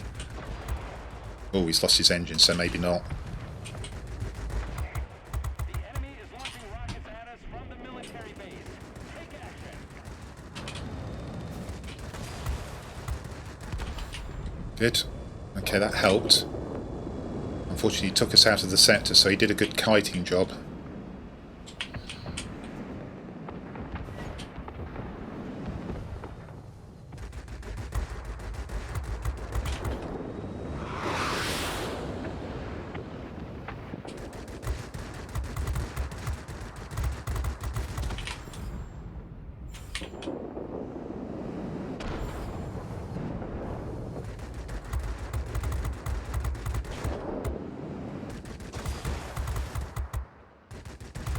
Yeah, game's gone. They've taken our military base.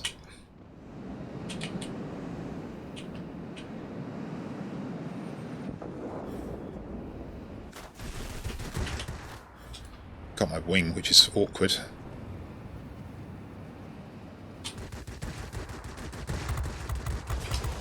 I got something of his in return, which is his wing.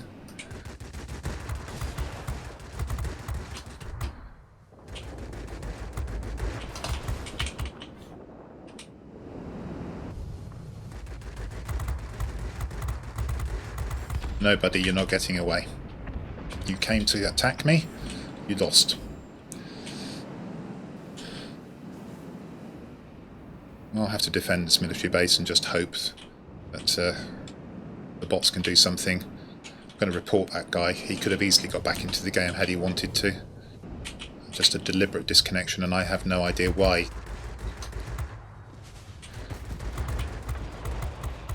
This game was perfectly set up for him to dominate.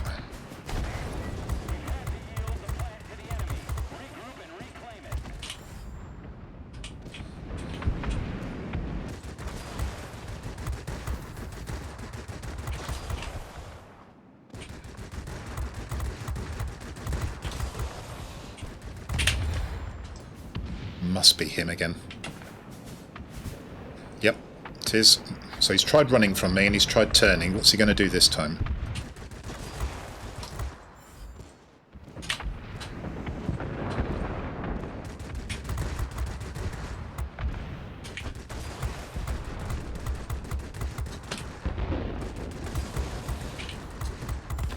Well, the answer is he's going to die for a third time.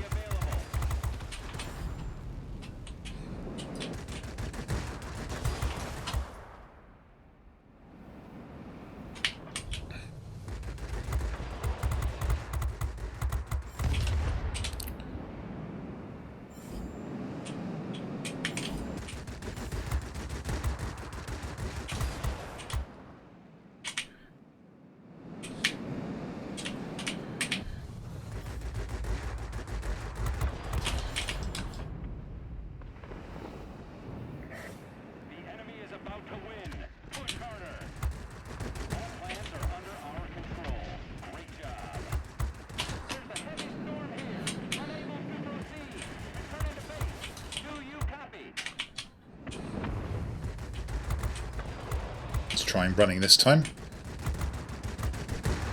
which is pretty hard without an engine. And that's the 4th time I've put him down.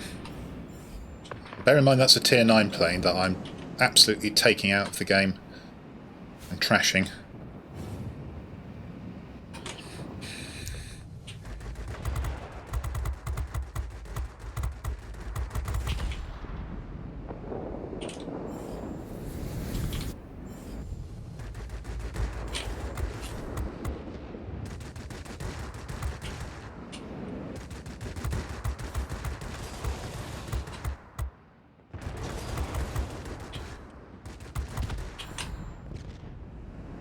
Well, I've done as much as I can, but unfortunately the departure of my player just absolutely ruined this game for me.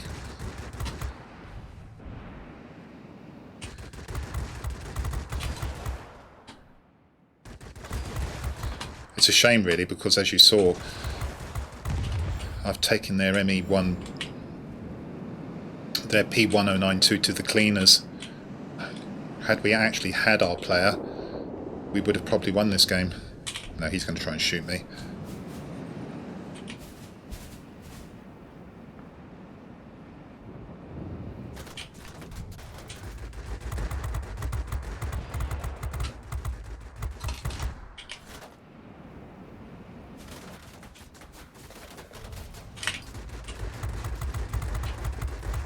Fortunately, it's a fairly low health ground attacker, that.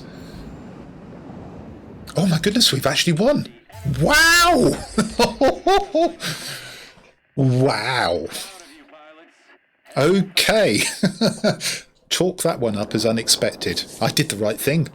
I just decided I'm not letting go of this military base, come what may, and we'll just see what pans out. And we've actually won the game. Wow. Thank you, bots.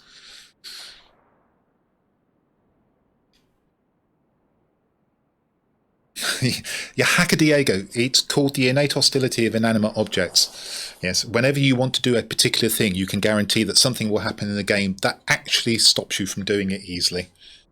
Hey, I'm pleased with that win, and you've just seen the vampire showing off to pretty good effect there. That's a good win considering my player dropped out of that game. I have to say I've been very lucky with my bots there. But wow. So, Master Chief, I did see you make a previous comment. I think I responded to it. The tail gunners are OP on bombs, yep. And that was a decent game. Okay, I have to say I think I'm a bit lucky here. But I stuck to a task and decided to defend that military base come what may, which I did. So I absolutely took the P1092 to the cleaners 4 times. And very luckily, these bots actually did the business for me. And this guy probably made a mistake as well. Came hunting me at the end of the game. That wasn't such a good idea. Mind you, that probably wouldn't make any difference.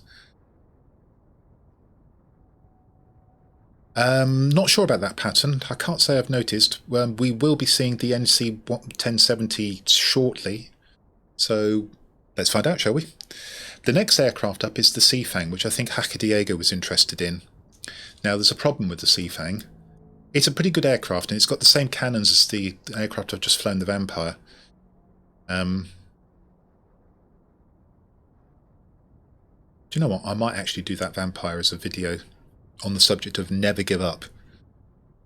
I'll think about that. In which case, I'll just grab the excuse me while I grab the replay to make sure it's somewhere where I can get it. If I decide, I haven't decided for sure to do that, but I might.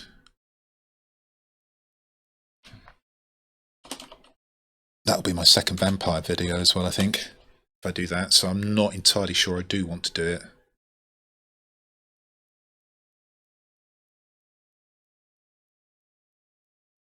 But we'll see. I can give myself the option. Must remember not to close the... Oh. That XF-15C battle now is definitely going to be a bonus because I haven't got a results review for it. And that's the problem. If you don't do the results reviews immediately, you can end up with the game crashing and you lose them. Anyway. Oh my goodness, Rick Astley. I remember when he first came out. I'm old enough to remember him when he first came round. It's quite amusing to see Rick rolling these days. Okay, what is the problem with the Seafang to which I alluded? Well, the problem is specialising it. When you specialise it, you are forced to mount these rockets with a paltry 6,000 damage. Which is strange because, frankly, what you should be able to mount are these bombs. 2 500-pounders, and these are much better. I know there's only 4,300 damage off these, but you can take out 2 gun emplacements with these. You can only take out 1 gun emplacement with the rockets. But you're not allowed. Because as soon as you put it into specialist, it forces you to carry the weaker rockets. And there you go. So that's a real shame. And that's a bug in the game, I think. I just think that's bad game design. The Tempest at Tier 8 outclasses this aircraft. It's much better. Now, this is an old-fashioned premium, and funny enough, it was in the game a long time before the Tempest was, but the Tempest is far better. That said, it's pretty decently manoeuvrable, as most of the low and mid-tier, well, they're all mid-tier, aren't they? Multiroles, British multiroles are, so, and the guns are pokey, so it's quite nice to fly, and it was for a long time my most flown aircraft. I really enjoyed this because of its sort of similarity to a Spitfire. So we're going to fly this next for Hacker Diego, but again, old man bladder means I have to pay another visit to the loo. Beg your pardon. I will be right back, don't go anywhere.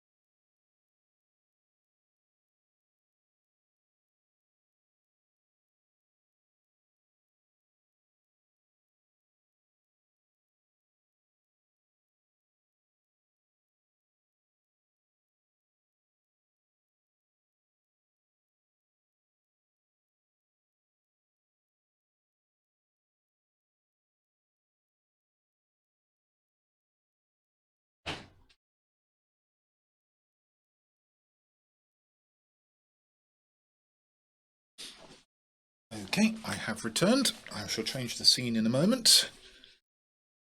Right, what have we got? Okay, Seafang. Oops, that's the starting soon scene. The P-38F is... Oh, has it? Oh, right, I don't care for the 23mm, but yeah. Okay, so with specialisation, it's rather crudely done in this game. Once you specialise an aircraft, you can only mount top modules, although in this case of this particular aircraft, the Seafang, I think they've made a mistake, and they've made the weaker rockets the so-called top module, which is a shame. Now, there was a development plan published in May 2019, and part of that plan was a reworking or extending of the specialisation scheme to make it more flexible in some way. And I suspect they were going to allow you to actually pick off the modules that you wanted, so that, for instance, Patton Tanker could put the 23mm cannon on his P-38F if that's what he preferred to do. That never came to fruition, unfortunately, so we're stuck with specialisation forcing you to use top modules. And you're right.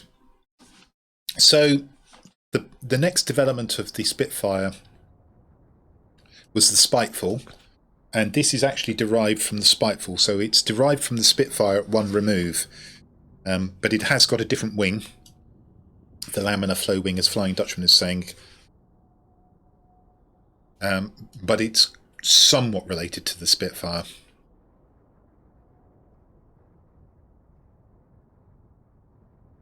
But I do miss these bombs. Anyway, let's get into battle. How are we doing? Not too badly. It's going to take me more than 4 hours to do these aircraft, but I'm not surprised. I have chunted on quite a bit in between battles. Battles average about 7.5 minutes.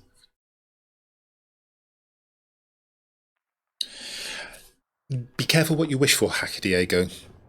Yes, it would be nice to have some developments in the game, and I frequently am heard to be saying, please, World of Warplanes team, nerf 3 aircraft in particular.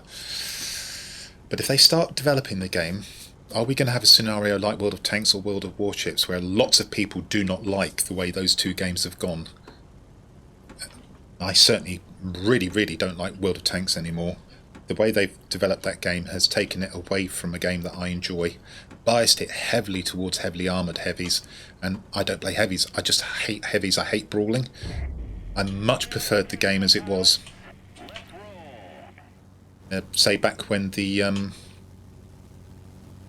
Swedish TDs were introduced. So be careful what you wish for is my feeling here. I am 1092. I could probably outturn that.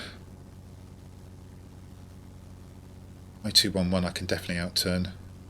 My L20, I still think I've got the right thing to do is try and take the plant. We've got a bomber and a heavy. And the attacker. Well, I don't know. I'd love the bombs here. I could take out 2 gun emplacements, but unfortunately I can only take out 1.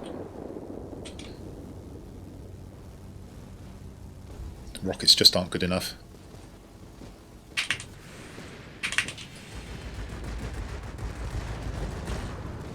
Okay, that's 20 points on the way. Might as well take a chimney, or actually maybe not.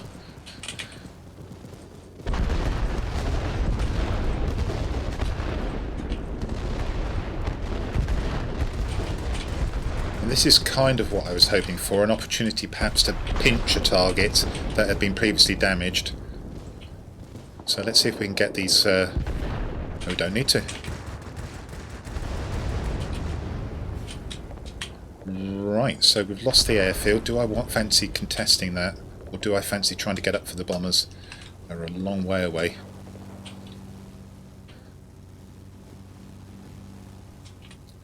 Sort of feel this will be tricky. But I noticed neither of my heavy didn't come here. So I'm going to labour up here and see if I can do something about these bombers. This is not what I should be doing. And my heavy is actually coming in, so there's... Crud.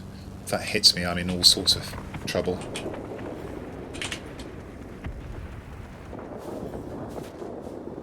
He tried.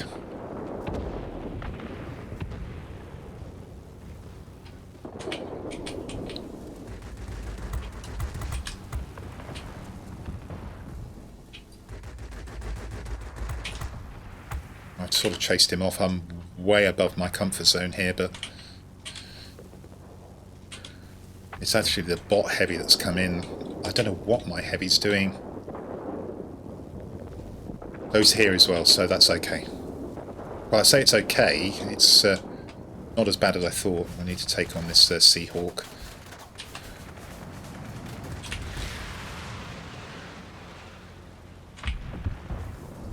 And it's all very well having the plant, but we are going to need something else.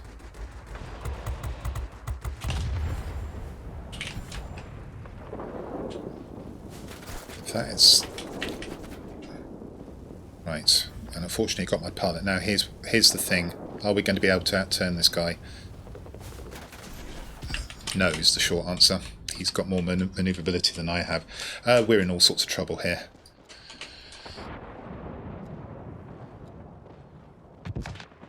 Am I right in thinking one of them swapped into a ground attacker? I don't remember them having 2. Right, let's go and try and take this garrison.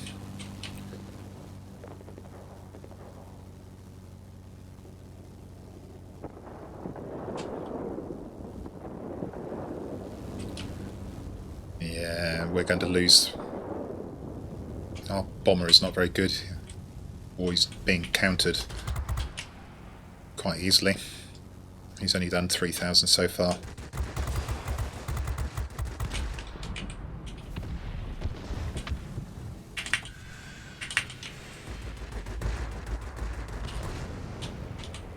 So something I can take here.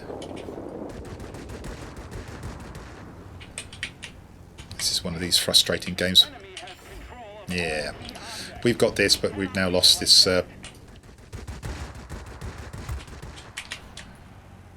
We've lost the plant.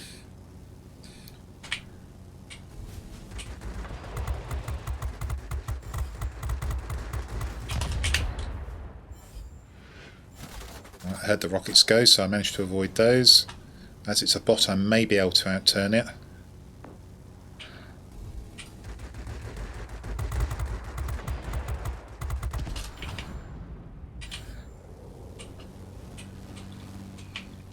Our bomber needs to get after that plant.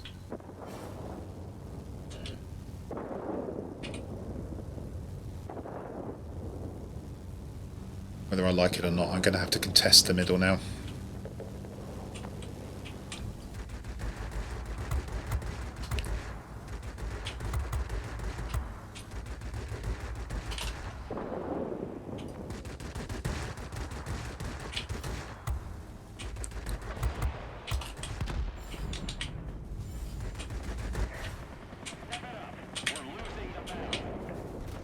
No, didn't realise I was flying straight at him.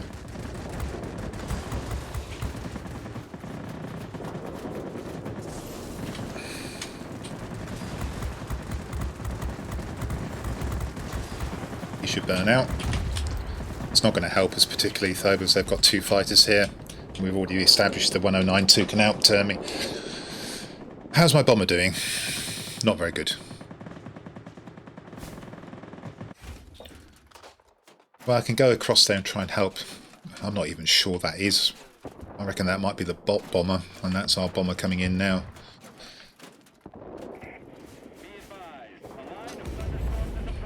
Well, they've taken us to the... Oh wow, they really have taken us to the cleaners.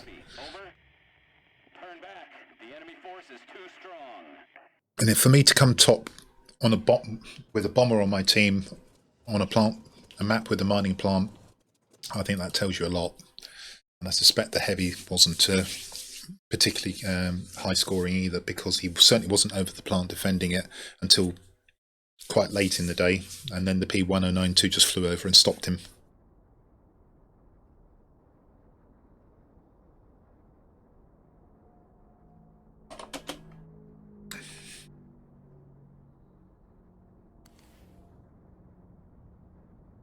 So, one of the odd bad games in this stream. We had pretty good games for the most part, but that was a bad one, unfortunately. It's just the way it goes.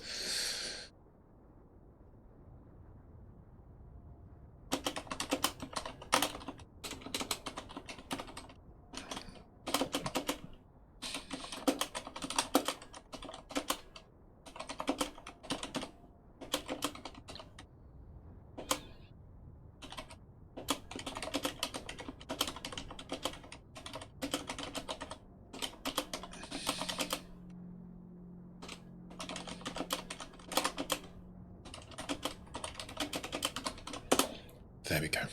Right, so that was the Seafang. Not particularly good showcase. But yeah, look, I've finished top here by a long way. Yeah, my heavy didn't do very well either. Not surprising. And the bomber did even worse in terms of chevrons, so...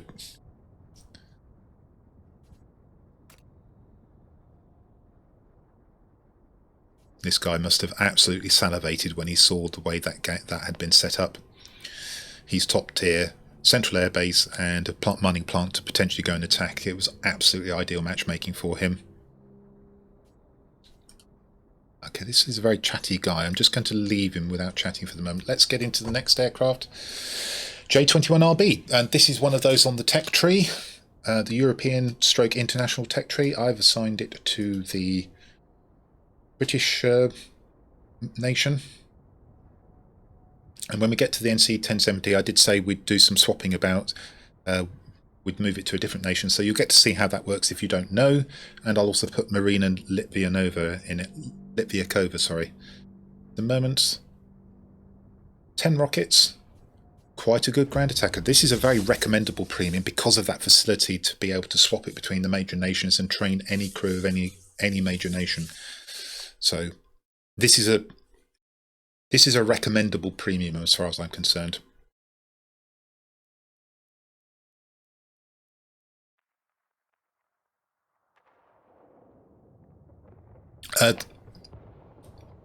What you've talked about for World of Tanks pattern manifests itself in what everybody is now calling routes and stomps. The 15-0 sim farming simulators, as I think Skill L4TU, Skill 4 LTU says, and there's far too many of those games, and there's complete denial, as far as I can tell, at least in public by Wargaming, that this is a problem. Well, I assure you it is, because those games are boring, hugely boring, and there's far too many of them these days. The meta in World of Tanks is the worst I've ever known. They need to reverse the HE changes, they need to reverse the artillery changes, and they need to stop super heavy tanks going hull down and just sitting there going, you can't do anything. It's absolutely crazy what they've done to the game.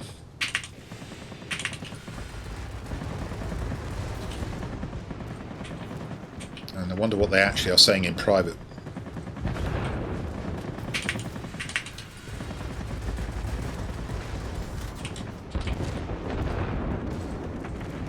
Because if they don't see that they've got a problem, wow, they've got a problem.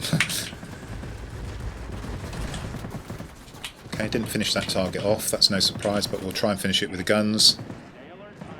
Not the best of things to do with this, but whilst the air defence aircraft are so far away, it's my best option. Alright, I'm going to dump the aircraft because I've taken a lot of damage, but I took out 3 ground targets there. Wow. Looks like I actually destroyed one of my own aircraft there. I just saw the notification on the side. Did I? Naughty me. Right.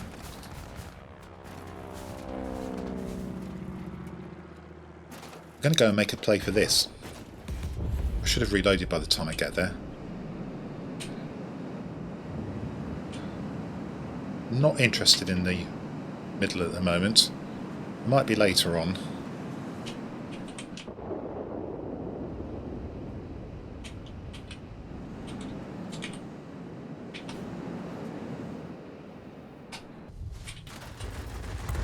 Am I glad that didn't clip me? And am I glad I saw it?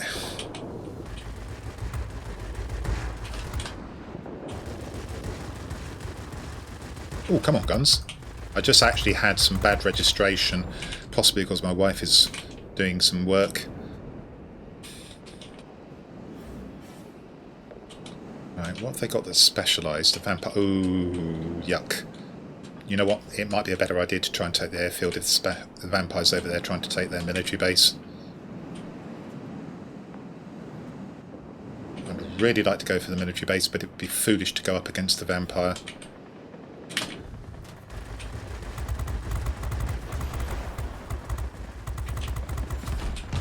Excellent. And just as I took some damage on the wing.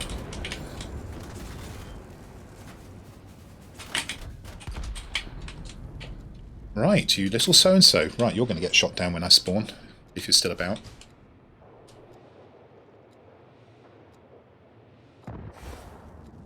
You're not, so you won't. They have now taken their military base. That means the vampire may now leave, in which case I can get in there and perhaps do my thing.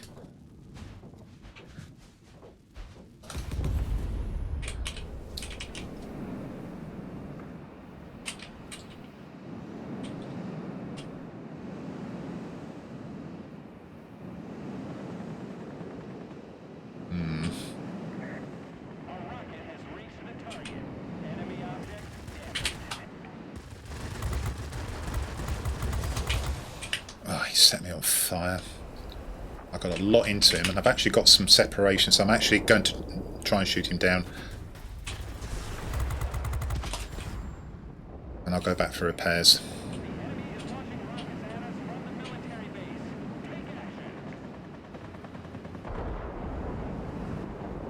Fortunately I can, they haven't destroyed this part.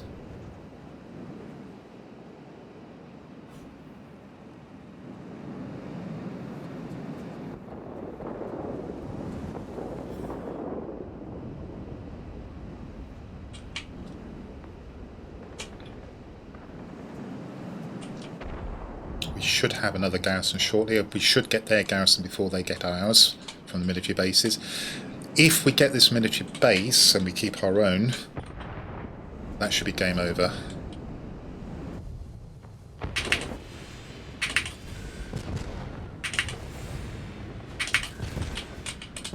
Ah, the vampire came back. He's actually defending the military base. Well, that's good news for us, actually.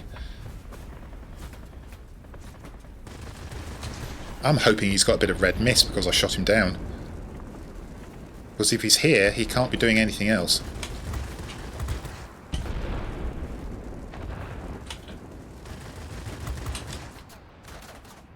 I shouldn't be able to outturn him.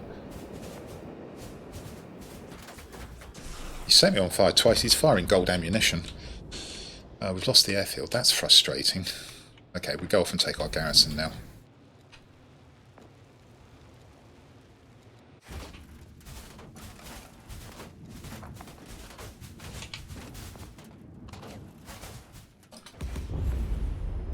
Probably too low for the bomber.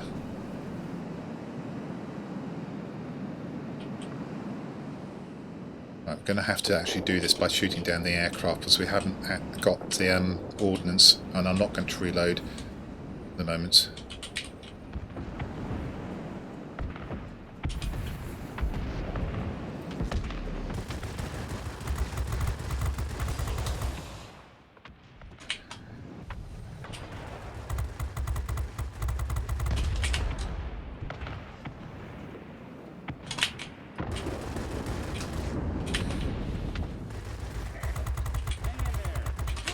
Okay, we've got it. Now then, where is that vampire? I think he's still defending that military base. Now we will reload rockets. I think we need to try and take the airfield off them. Now, the other problem is, I hope we can defend that military base. If we lose that, then they win. It's getting very tight over there. Right.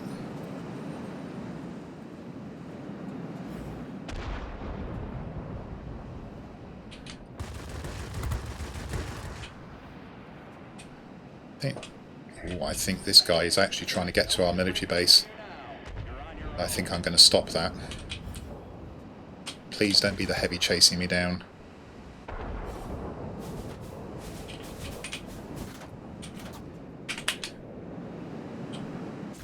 Oh, leave me alone. Why do they manage to shoot out your engine the moment you engage engine cooling?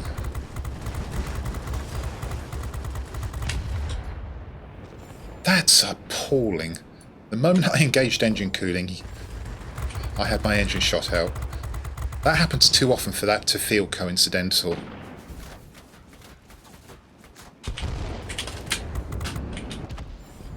I actually needed to avoid the pylon there.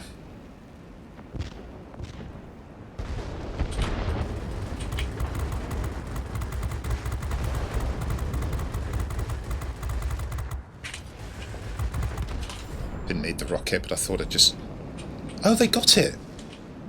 Oh, we've lost. I haven't got enough time to take this back. Well, from a game I thought we were going to win because it looked like we were going to take their military base, somehow we've contrived to lose this game. Unless I can get this military base back really quickly.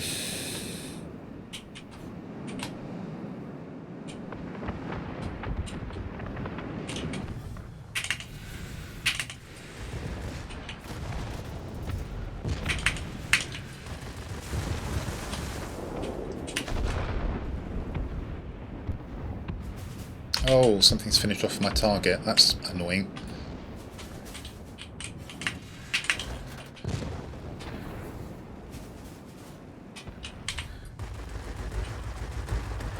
Okay, that's another one down. Come on, guys. Oh, we've gone one down now.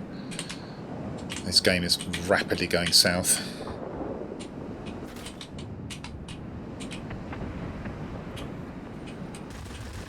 I think the A is going to kill me.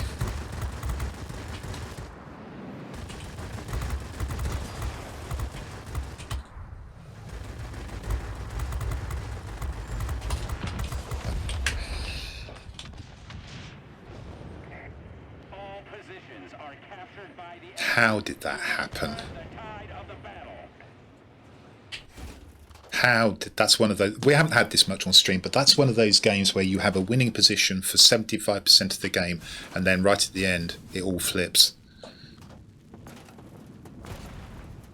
Well done to the vampire. He defended that might and main, and although he was losing for the majority of the game, he got his rewards right at the end. That's very similar to the battle I had in the vampire a couple of games ago, where it all looked lost, but because I dug in and defended a military base, we ended up winning.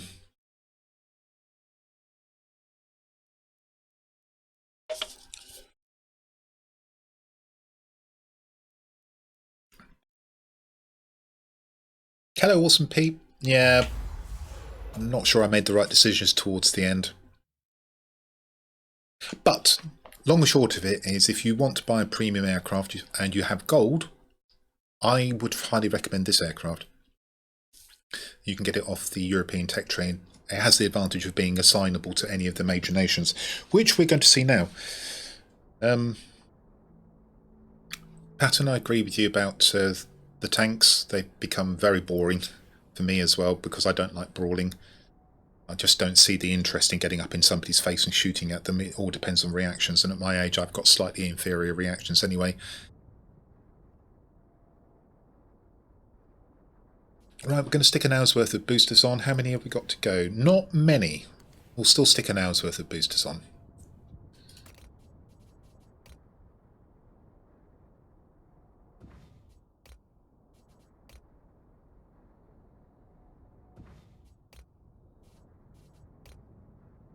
Okay, and that's 2 hours of 1 hour. Okay, there we go. Right, so what have we got? So we've got the NC 1070. So first off, we're going to show you how you change nation. This is another one of these European tech tree aircraft, a premium, which is available on the tech tree here. And there it is. And if you right click on the aircraft, you can change the nation. It will cost you 100,000 credits, which I think is actually a pretty good deal. I'm going to send the crew to the barracks. I think I actually just... Did I change that to a Soviet aircraft? Yes, I did. And now what we're going to go do is we're going to go and find Marina Litviakova, the Valkyrie, and pop her in it. Have I gone past her? I often miss these days.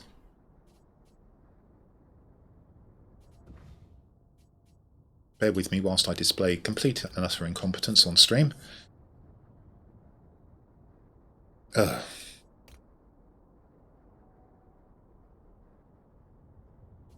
Oh my goodness.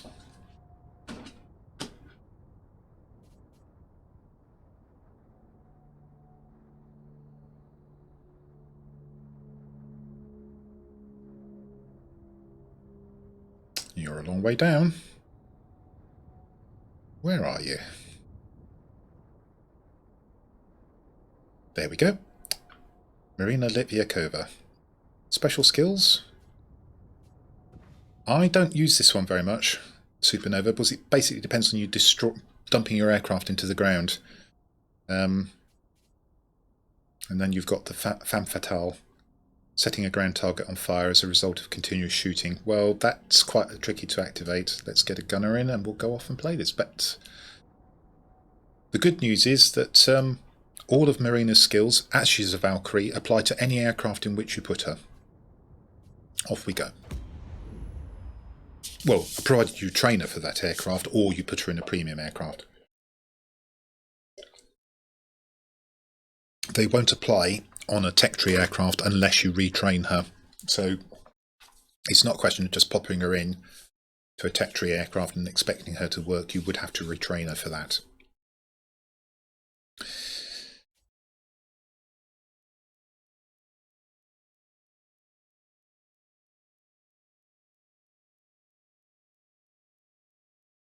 No, those boosters that I've been living off for free Hackety Egg I'd actually acquired over a space of 5 years. They are as rare as hen's teeth.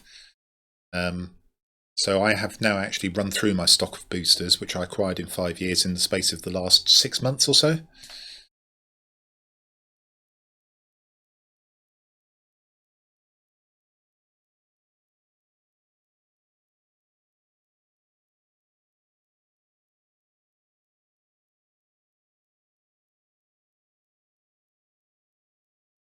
So, just as a reminder to everybody, this entire stream, slightly edited, for instance, where I had the game crash when I was flying the B-29C. How ironic is that? I popped myself into the B-29C for the one time in a blue moon, and the game says, "You're not having that, son," and crashes on me. So there'll be some edits to just take out things like being destroyed by aircraft, that episode where the game crashed on me. And then this will go up as a video, so you can go in and just hear my basic brief thoughts about each of the Tier 8 premiums. By no means will I classify these a full review, of course.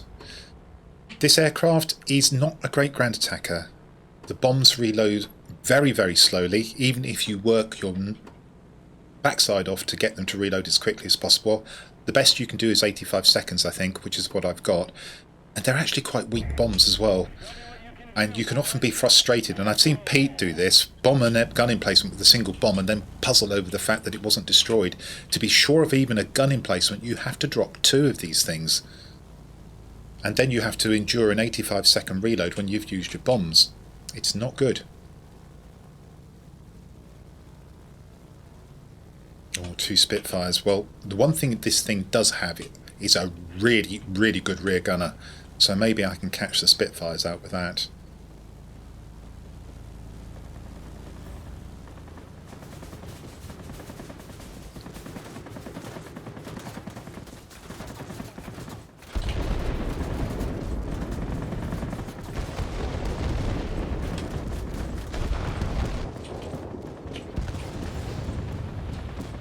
As you can probably guess, it's going to be 4 bombs here.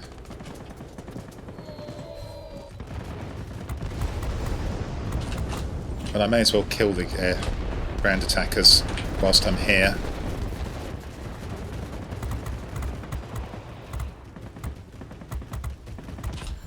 Right.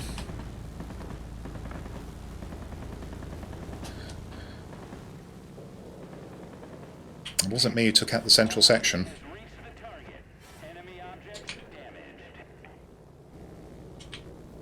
This is dangerous. I'm actually going to fly out the side of the sector and then go for the garrison, on the principle that I don't want to go for the airfield. I got 2 ground targets there, but given that I've got 40 capture points, I can see that means I got the 2 gun emplacements, but I didn't get the entirety of the central object. I got some of it, I'm pretty sure, from the fact I've got 7,400 damage. Now, will my team actually defend that sector? And here we go, I'm still 20 seconds away from reload and I'm already reaching another sector. And this is the problem with this aircraft. You actually can't deliver ground attacking attacks that quickly because you are limited by the reload of your weaponry. So we'll take out some tents. Now I've got bombs. Fortunately, 2 should be good enough for these shed complexes. There we go.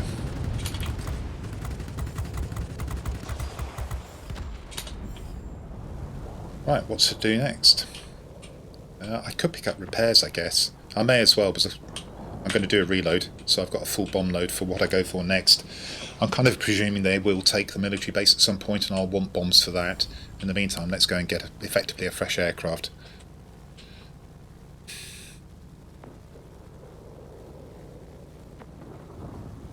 Yes, it is, Cleach, you're right.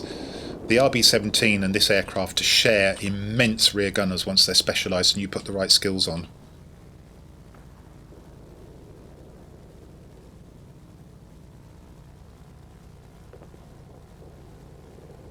Okay, well they're not actually making a lot of inroads into that military base.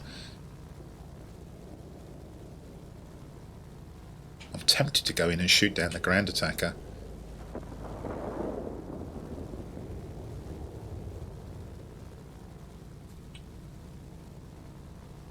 I'll tell you what, we'll head towards the military base, and if we are still holding it as successfully as we are at the moment, then I will actually just go off and attack that airfield after all.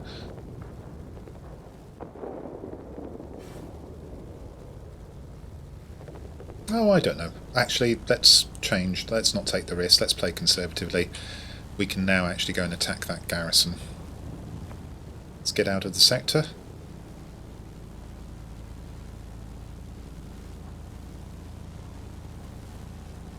Okay, that's that done. Let's go in and see what we can do about this garrison.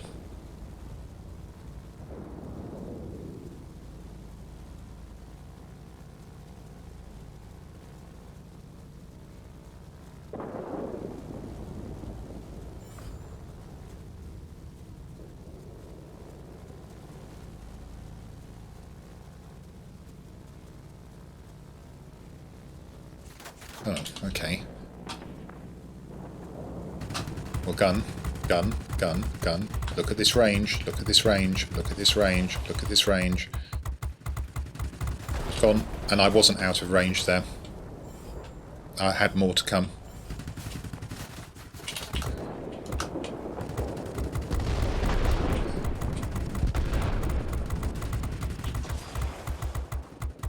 And I'm doing this on purpose to just show you what you can do with this rear gun.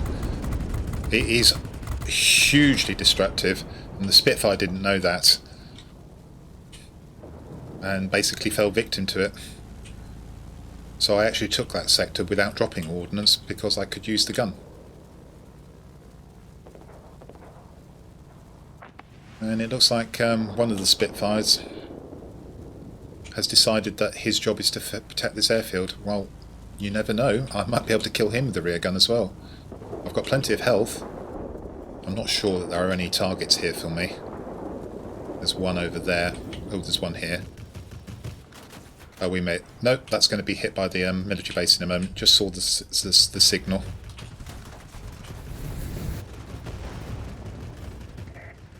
Victory is in sight. Keep it up. And all I need now is one of the air defence aircraft, or... It looks like this one's going to be the one. About rapidly deteriorating weather conditions. The port will be unable Oh no, we need a bit more now. to read me. Over.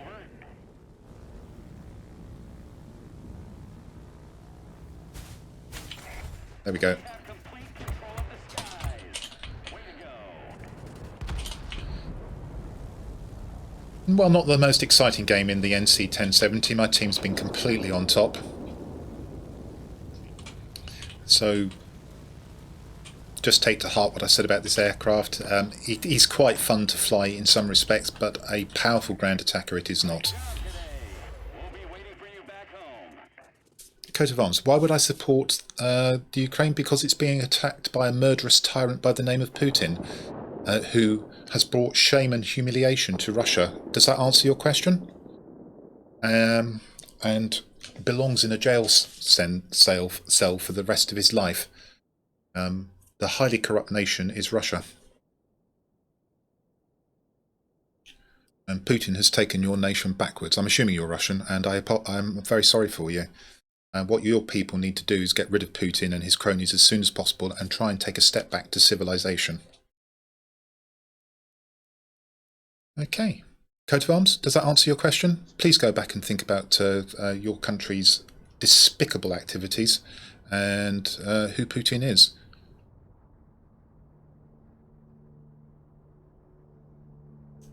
Right, what's next?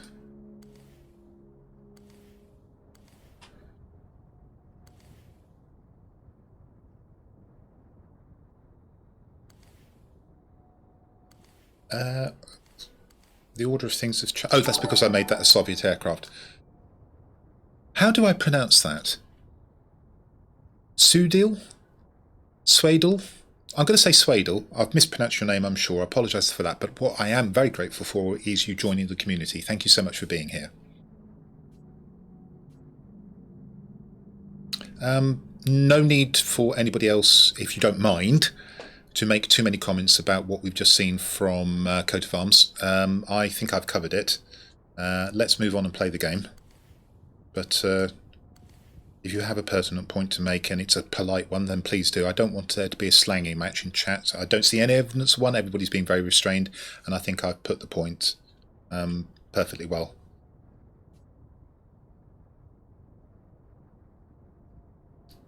Okay, so we're going to go for, just to break things up, we're going to go for the JL1A37. Now, I cannot recommend this aircraft because it's Chinese, and it means that you can't swap this aircraft to any of the other nations. You can only train Chinese pilots in it, which is a bit of a waste because there's no Chinese tech tree in this game.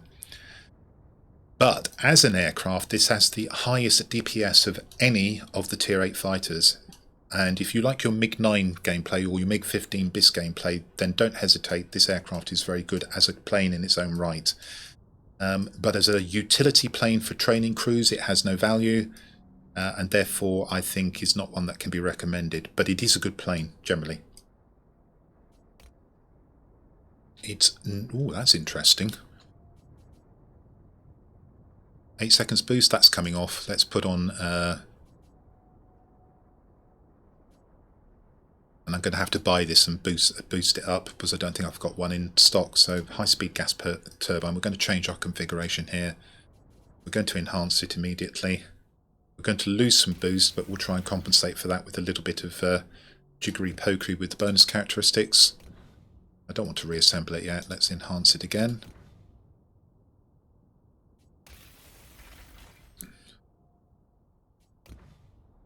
That's all I can do for the moment. I've actually now run out of flight instruments.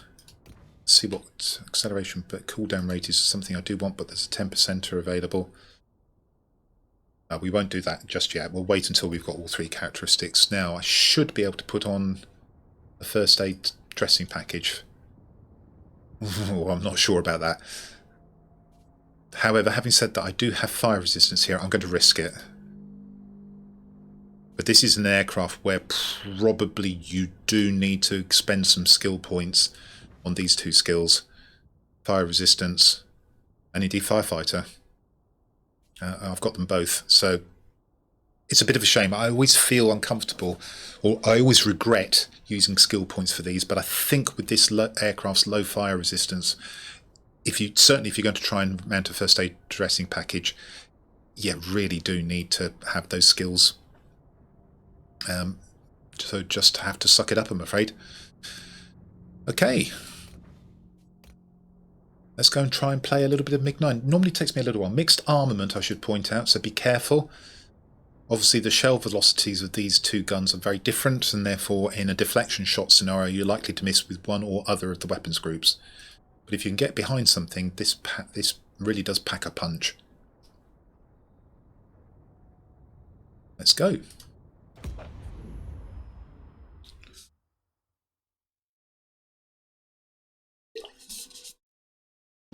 I would definitely go for engine gurus on this. Try and make it as fast as possible. Hack a Diego. But unfortunately, because of that very low fire resistance, you either have to have a fire extinguisher, and that's with taking that uprated engine off, where and of course the problem with an uprated engine is it increases the fire risk. I took that off, and even taking that off, the fire resistance was still really low. So having put on the first aid dressing package, it's almost mandatory that you put on at least one, if not both, of those firefighting skills.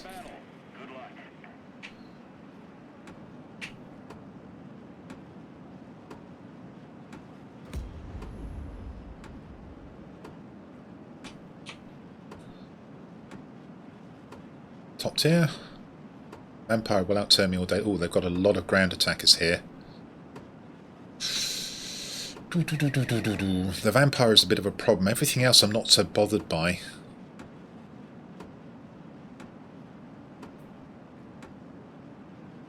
Show me what you can do, pilots. Let's roll. Gas-operated action on this would make the air damage output mighty. To be fair, I didn't actually look to see what I had. Gas-operated action would be a very good choice, though. Right. We're going to play at the plant first.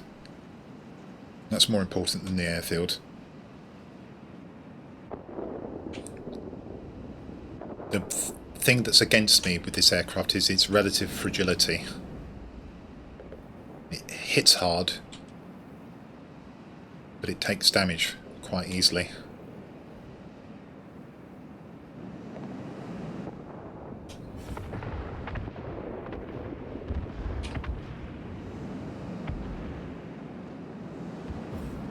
moving about because I don't want to be clogged by the AA. The enemy is concentrating forces near the airfield.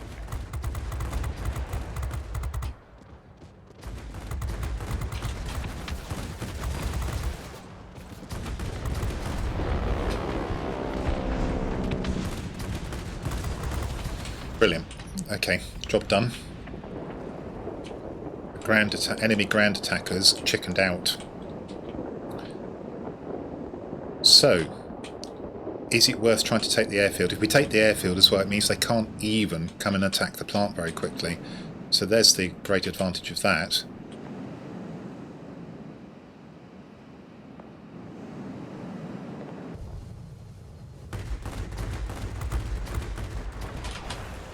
That's a seriously wounded VB-10. That's a dead VB-10. I'd love to shoot this vampire.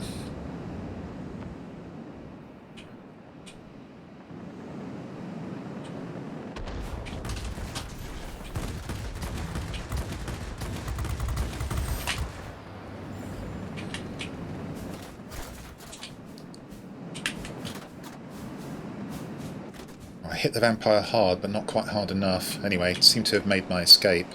I hope something else is going to have a go at that vampire.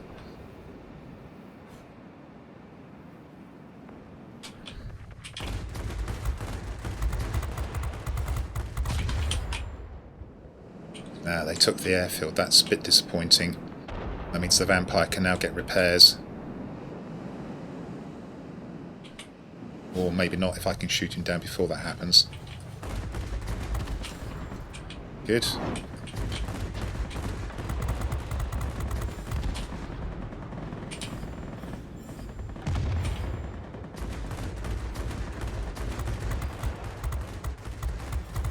Good.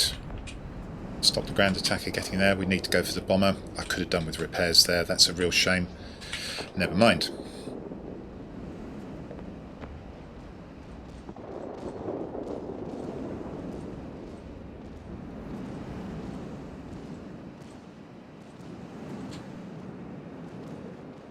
Gathering boost.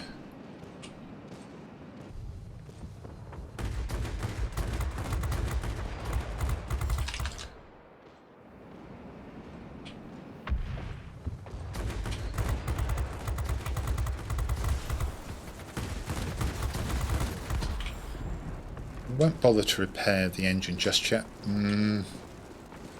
Actually, I will.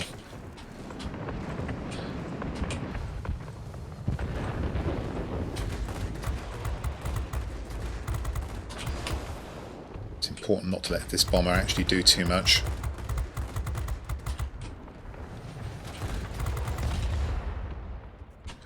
We're on the edge of losing the plant.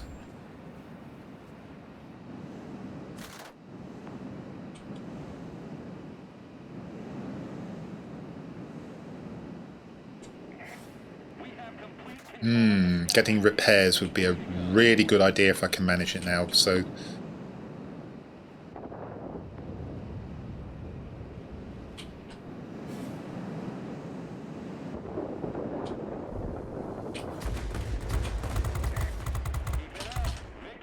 I know the vampire's around, but the bomber's more important to me.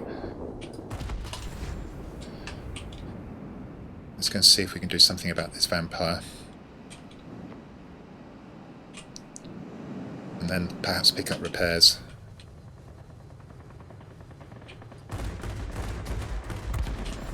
We have done something about the vampire. Good, so repairs my next priority. Game's nearly over actually, I don't even need repairs.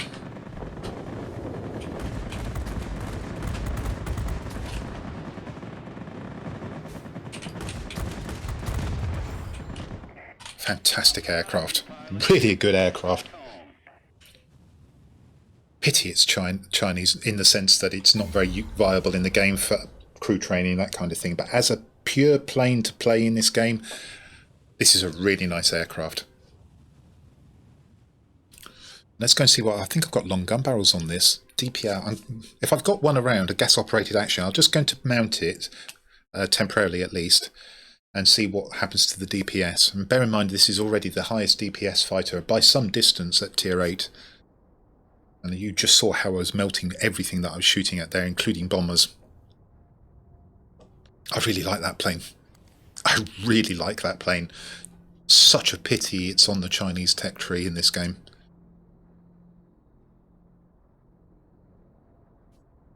So DPS is 580, and if we go and look here, what have we got?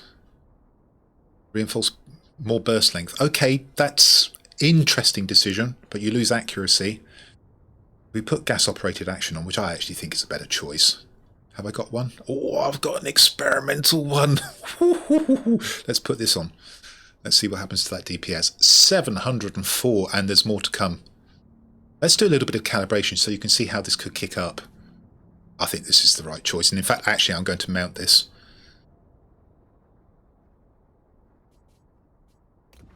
Let's see if we can get a little bit of calibration out of this.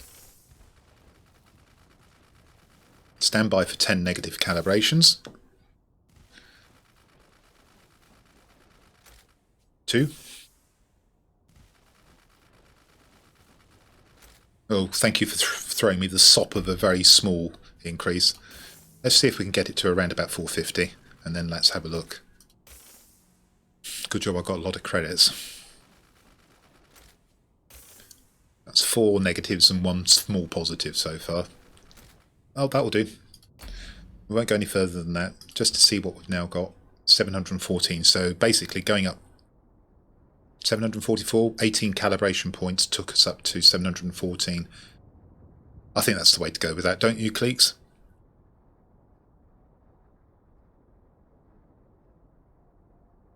Yeah, I think you need to check that, because I think you should be able to get more. But 714 out of a fighter. Can you imagine what I'd have been doing to those aircraft I was shooting in that game just now had I just mounted this piece of equipment? So that's what I'd recommend there. I can see why I went for bulk carriers. My thinking was more longer bursts, more damage. But no, just do the damage quickly and move on. Okay, so that's the JL-1A37. Fine aircraft, but hampered by the fact that it's on the Chinese tech tree. So we come to an aircraft I don't actually think should be in the game, the IL-10M, and you need to think of this as a sort of pseudo multi-role. It's not a very good ground attacker, but what it is excellent at doing is taking out other ground attackers because it's highly manoeuvrable, and indeed you can catch out heavies with this. This is probably worth a manoeuvrability build, frankly.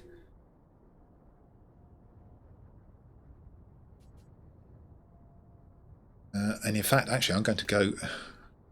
In fact, I've already put a bit of a manoeuvrability build. In fact, I have put a manoeuvrability build on it. I haven't done any specialisation here. So we're going to leave it as it is. But get this lot up to snuff, and this thing's going to have 50-55 manoeuvrability, which is disgusting for a so-called ground attacker. I'm not going to do any of that. I actually don't think this aircraft belongs in the game. But if you are prepared to countenance it and play it as a pseudo multi-role, you can be really quite nasty in this game.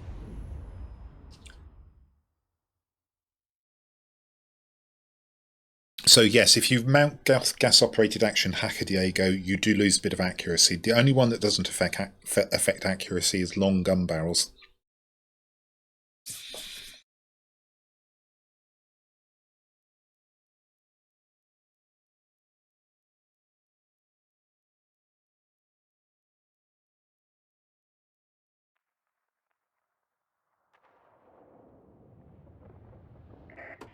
Attention! You are entering the combat zone. Get ready for battle. Good luck.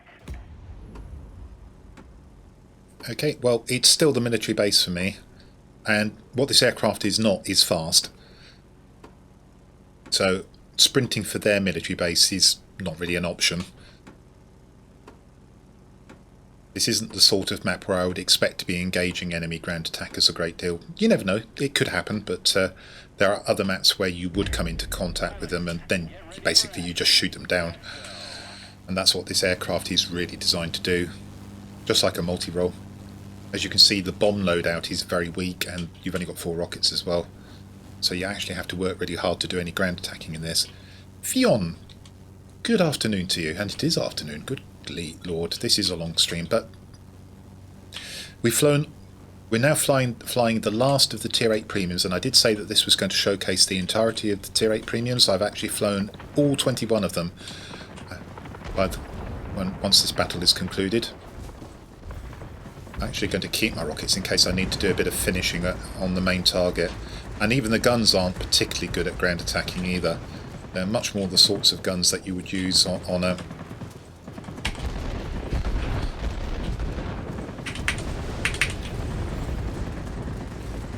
There we go. Both targets out. I gambled that the bombs would be enough. They were. Now, problem. Do we go for the airfield? I think we probably do in this one.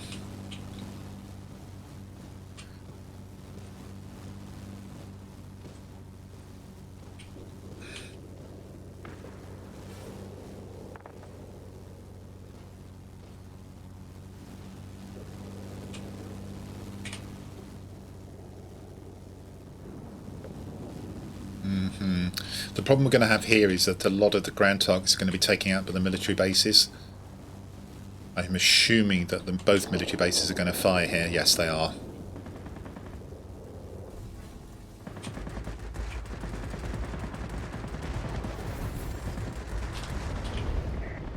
Our military base is launching strikes on the enemy. This will make things easier for you. Bit of kick of yaw there because I forgot to get it off quickly enough.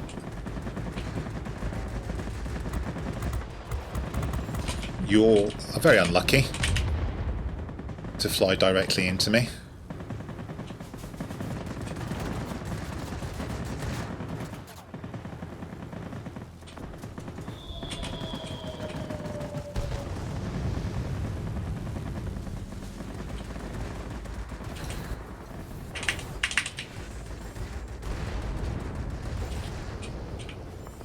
Let's reload. Might actually have to take on the... Oh no.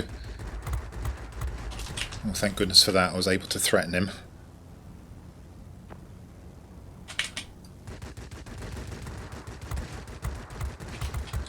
Lol.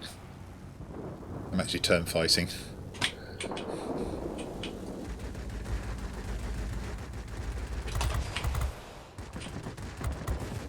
I shouldn't be doing this. This is naughty, but you can just about get away with it with this aircraft.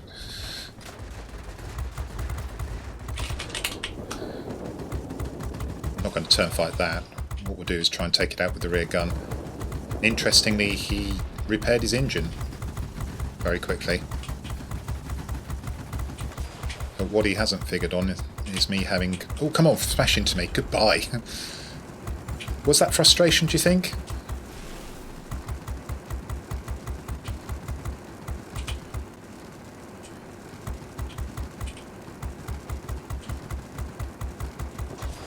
Still firing at that guy. Is he going to come back?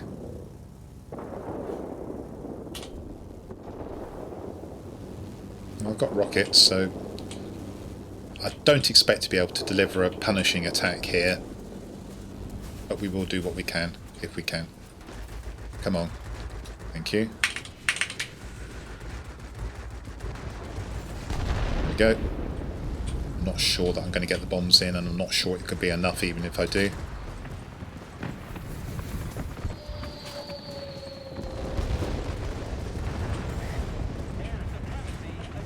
Answer, yes it is. So I've actually played this more as a conventional ground attacker, apart from that dice with the Su-9 just now. Well, I may have... There's nothing else for me to do. I may as well just actually fly back and get repairs rather than dump the aircraft. Might even get to do some dogfighting.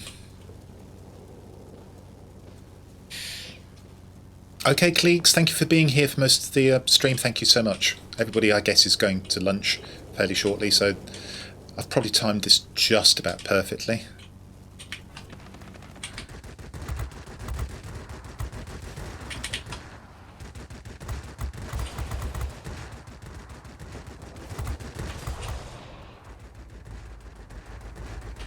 I'm just wondering if he's going to try and turn, because I actually...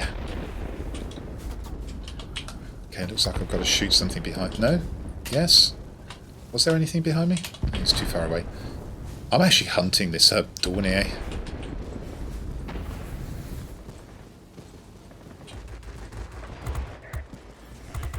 I could fire rockets. Okay, he got me anyway.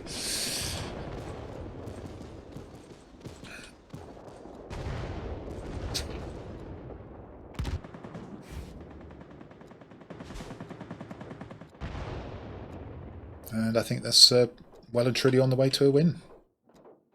They have now managed to get 3 sectors to R2, but they're a long way behind. We'd have to concede superiority here. I'm always a little bit leery about that. I've been in enough games where you sort of think, okay, this game's won, and then suddenly the enemy somehow flips all the sectors at the same time. I think we have to attack the airfield.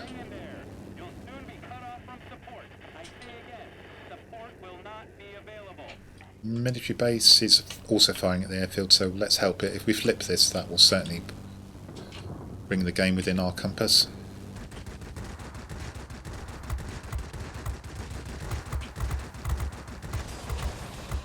I shouldn't be doing that.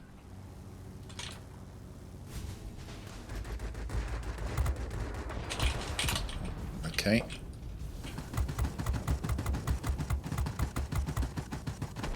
Yep. Nearly got it. The trouble is there's no ground target, so just... Oh, yes, there is.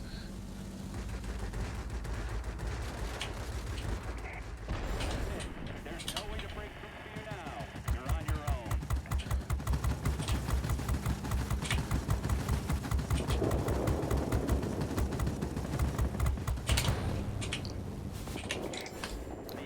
own. And we have the airfield. He'll die shortly, so we'll just take some damage out of him. Similarly, engine gone.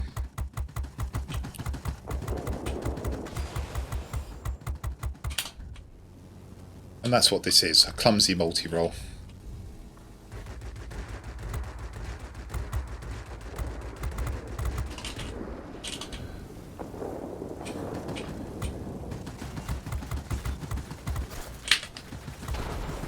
There we go.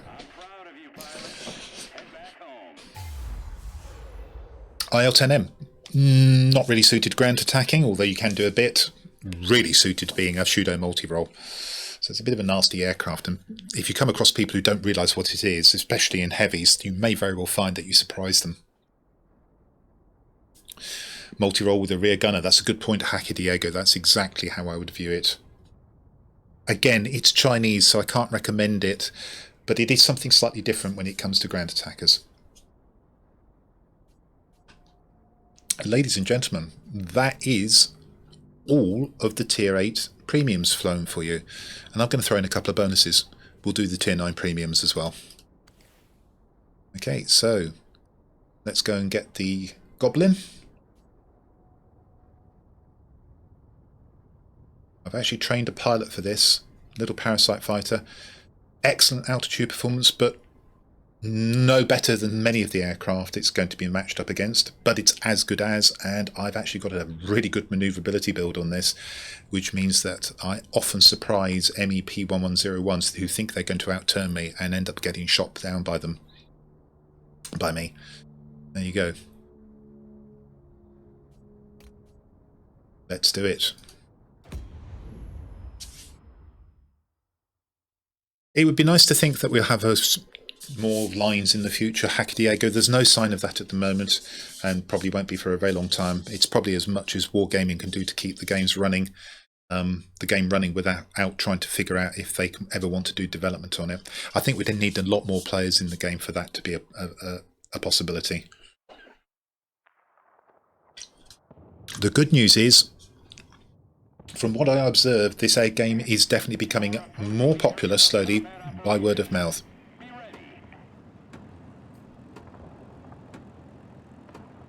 Yes, pattern. Absolutely typical. So what we've moved into here, guys, is we've moved into the Tier 8, Tier 9 premiums. There are 2 of them, so I'll play those just as a bonus, because I've got some boosters on.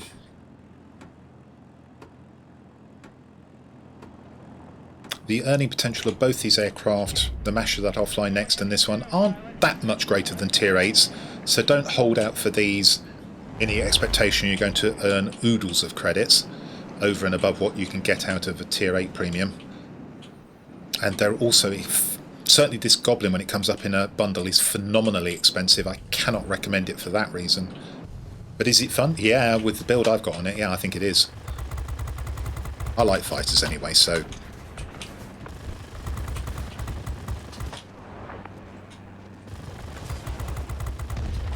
If you don't like machine guns though, this one's not so much fun.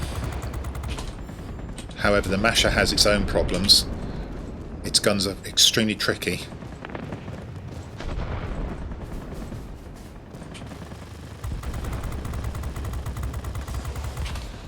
Okay, good.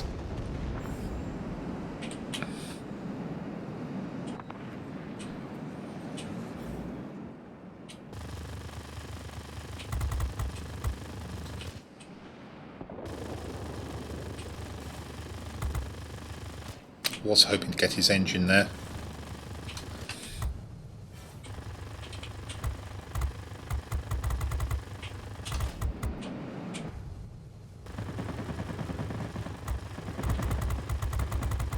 All these shots and no critical damage, and he's actually dragging me away from where I wanted to go. I did want to go for the airfield, but you know what? We'll turn a disadvantage into an advantage. We'll get across that command centre now. Death by 1,000 cuts. This is partly because of my bad shooting though, although the ME-262s do tend to wiggle about sufficiently to make it tricky.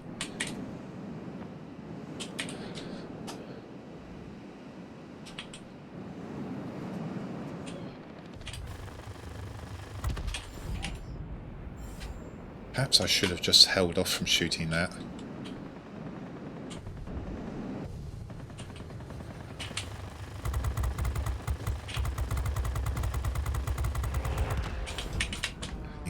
Outside of the sector, which is frustrating. Never mind.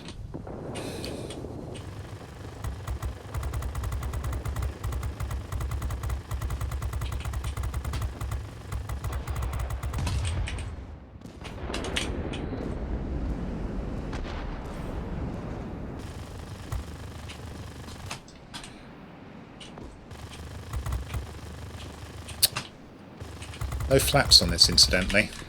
Oh, don't turn into me, please. Actually, I'll break off and let him go for that. Oh, I never saw that this ground attacker was nearby.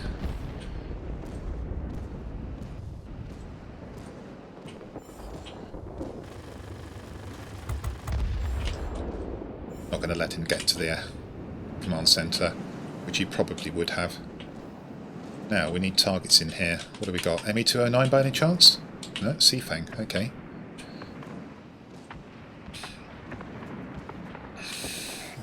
Attention all fighters. Enemy bombers detected. Destroy them. And we're in danger now because we've shot down all these aircraft of not being able to get this command centre before they take ours.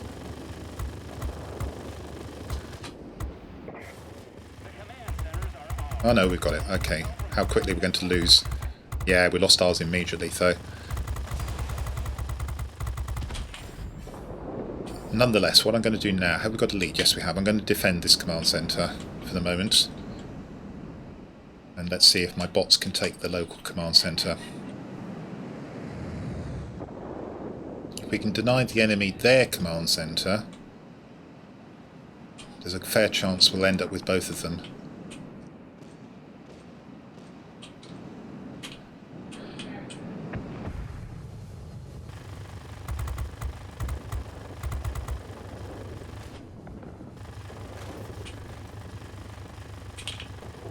Ooh, what's going on here?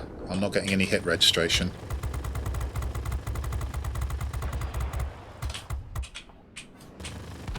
Okay, this is not where I wanted to be.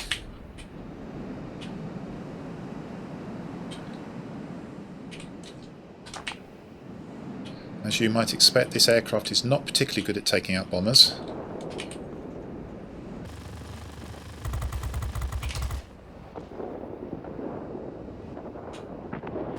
That was a late breaking fire. Was something else shooting at him? Yeah, something else is shooting at him. Yeah. Plans work to perfection. We actually have both command centres at the moment.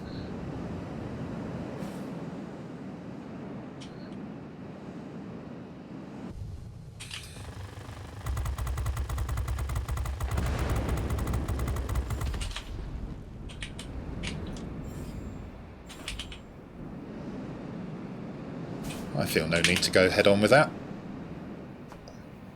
All I feel the need to do is go round and round with him. And again, this Me-209 is a pretty manoeuvrable aircraft. It probably thinks he's going to have the edge on manoeuvrability or be competitive. The answer is he's not. Of course, he's got no idea what my build is.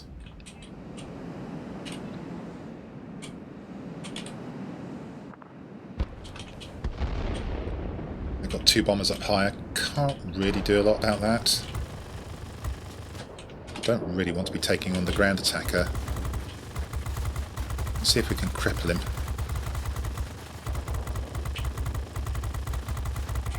Well, he's not doing any bombing whilst he's doing this.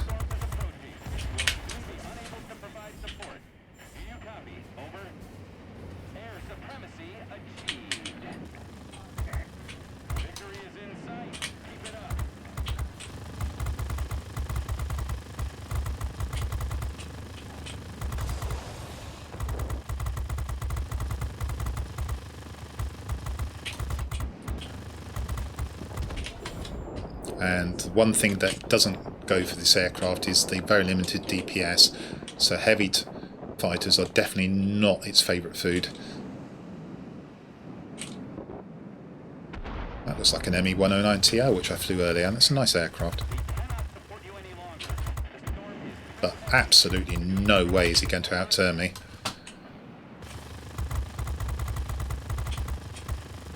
He's got to hope for his friends.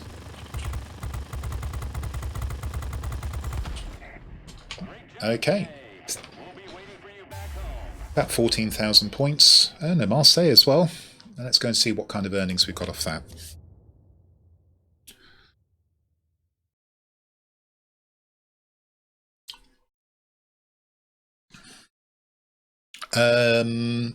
No, that doesn't count. You don't get points for killing bomber group bombers over your own sector. But of course it's a good idea to kill them, otherwise they'll flip your sector. Small, fast-turning Goblin, yes it is. 332,000, so a little bit more than you might have expected than from a Tier 8. Probably would have been around about 300,000 for a Tier 8, but not a great deal more. And 110,000 of that, 111,000 of that came from the premium account. So you would have got 221 if you're trying to play free. So that's the Goblin. Far too expensive really, but a fun aircraft. And now the Masha, totally different sorts of guns. On paper they look excellent. They're actually very tricky. They've got a bad dispersion angle. It's very wide. They've got a very pretty poor auto-aim angle. And they overheat damn quickly. So you have to really remember that.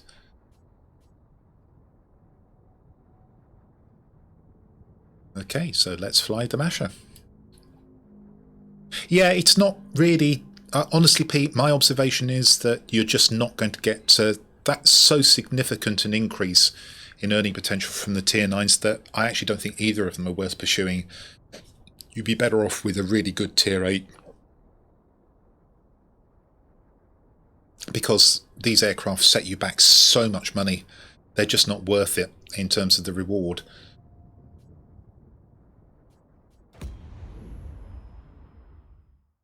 Having said that, back in the days before the economy got nerfed in the middle of 2018, if you had an outstanding game in that Goblin, you might very well have got close to 1 million credits. I might have had 750,000 credits from a Seafang game. But the economy was nerfed in the middle of 2018. Having said that, the economy is still pretty generous. No, I wouldn't say the Pogo has a better bonus. I think it would be inferior. But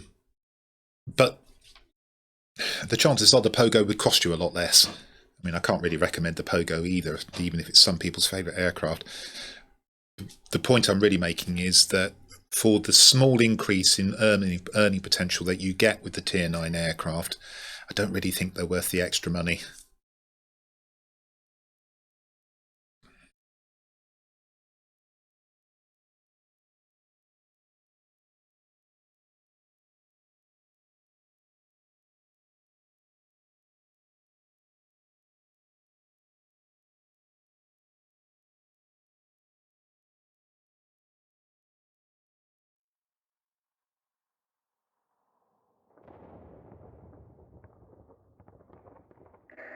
Okay, what do we got here?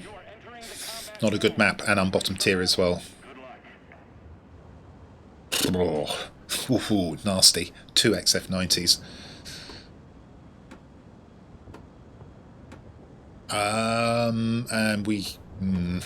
this is actually difficult. I think we might have to try and get all 3 of these sectors and hope that the XF90s play around the plant all game long.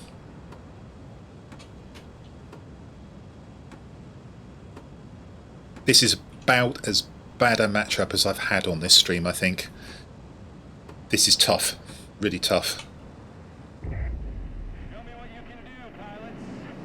Right. We'll assume that our bots can take the centre. The garrison. We're going to play in the centre, and I already don't like what my F2H is doing. He's going centre as well, and I think he should be going plant, but he's probably figuring that he's going to find the XF90s there. Well, he's probably right, at least one of them.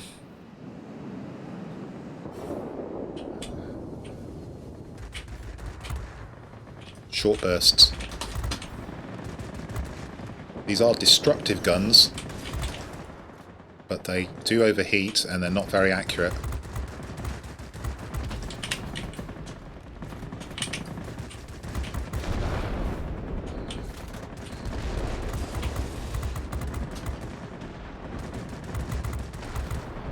Burn out. XF90 here, and I suspect he's probably trying to get hold of me. Actually, that's not an XF90.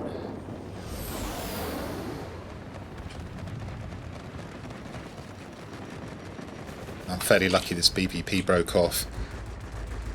Don't think he realised that I was suffering from my broken wing there.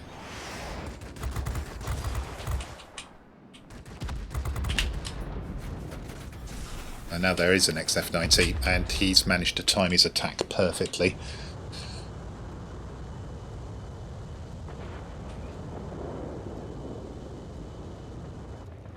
And it looks like both XF90s are playing around the airfield, which I would have said is great for us, but we're still losing the plant.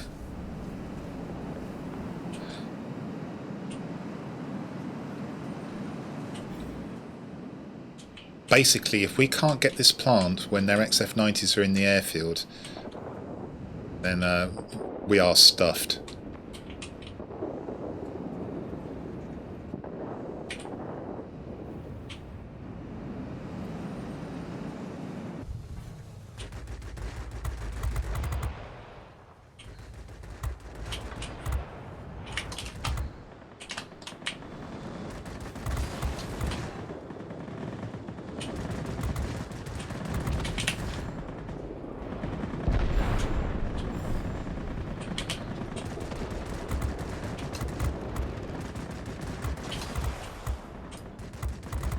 Don't worry, I'll save you. So I can shoot you down myself.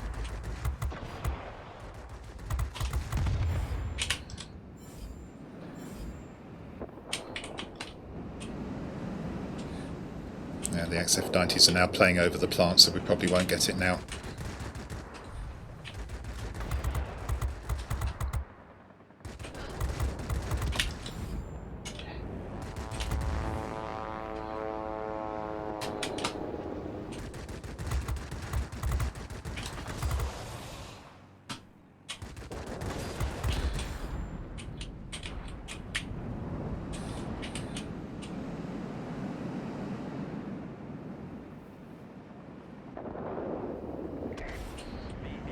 Okay, so let's pick up some repairs, which we can do because it's not damaged, as Greg was mentioning to me, I think. Now we need to go and try and play at the plant, but I think it's probably too late. Oh, we're all dead over the plant.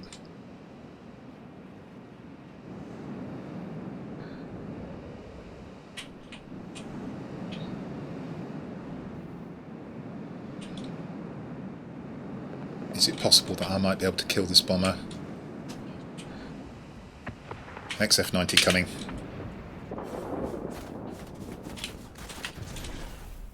Still managed to get my wing.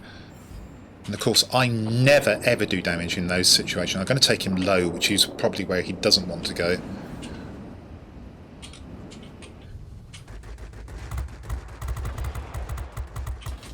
And they have taken the plant already.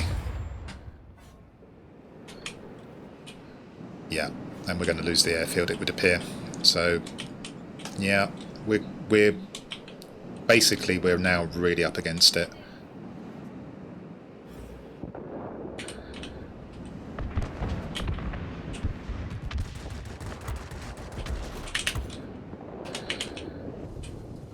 No, don't want to go head on at that.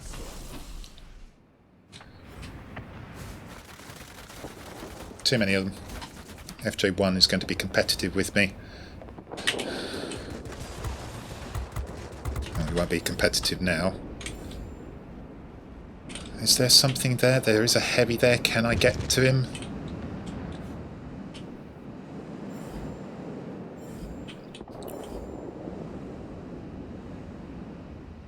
Is it worth a boost? I can try. Oh, he's got the bomber.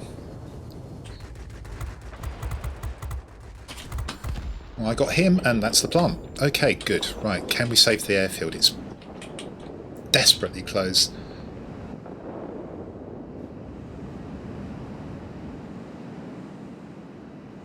I'd like to save the airfield, because I damn well do with some repairs.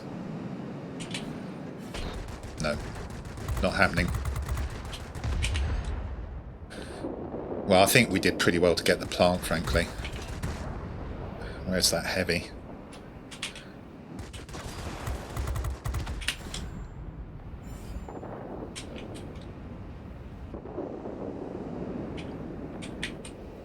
They're all up so high.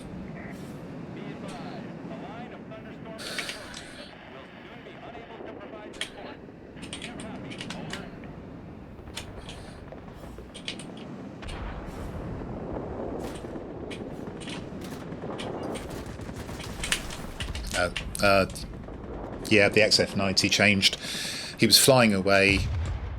He did the right thing. He just flew away, waited for me to be engaged, and then just came in and shot me down. Well, I'm working as hard as I can, but basically this matchmaking was really bad for us. How's our F2H doing?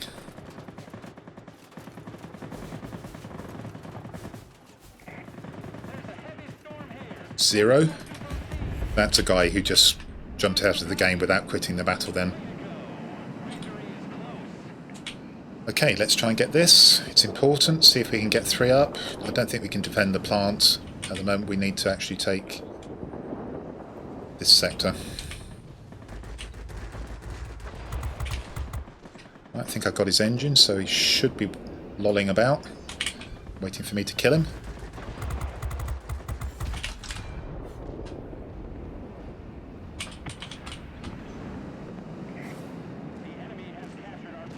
That's a shame. But that just emphasises why we need to take this sector.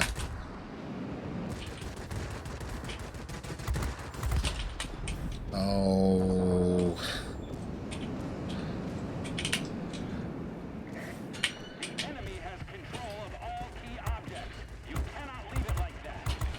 I saw that happening.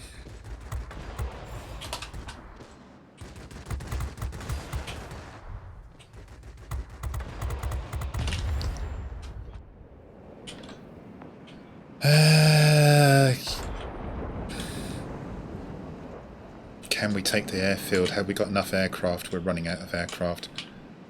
Should we take the airfield? Should we be trying to take the plant?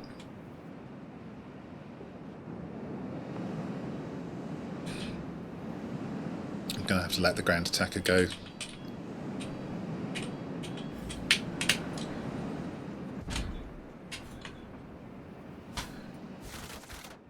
had to avoid XF90. Yep, he's found me. Well played. He's watching like a hawk, waiting for his opportunities and taking them really well. And in this game, where he's not being harassed by our heavy, he can just wait and watch. So we've given it a good go, but we've now lost. That was actually a lot closer than I expected it to be. And this guy gets a report for not taking part. You've done what you could. Go back to base. Didn't even... 0 damage. Just flew about and did nothing. So basically offered himself up as a hit point pinata to the enemy, as if they didn't have an advantage already. I tried. We were close. We were much closer than I thought.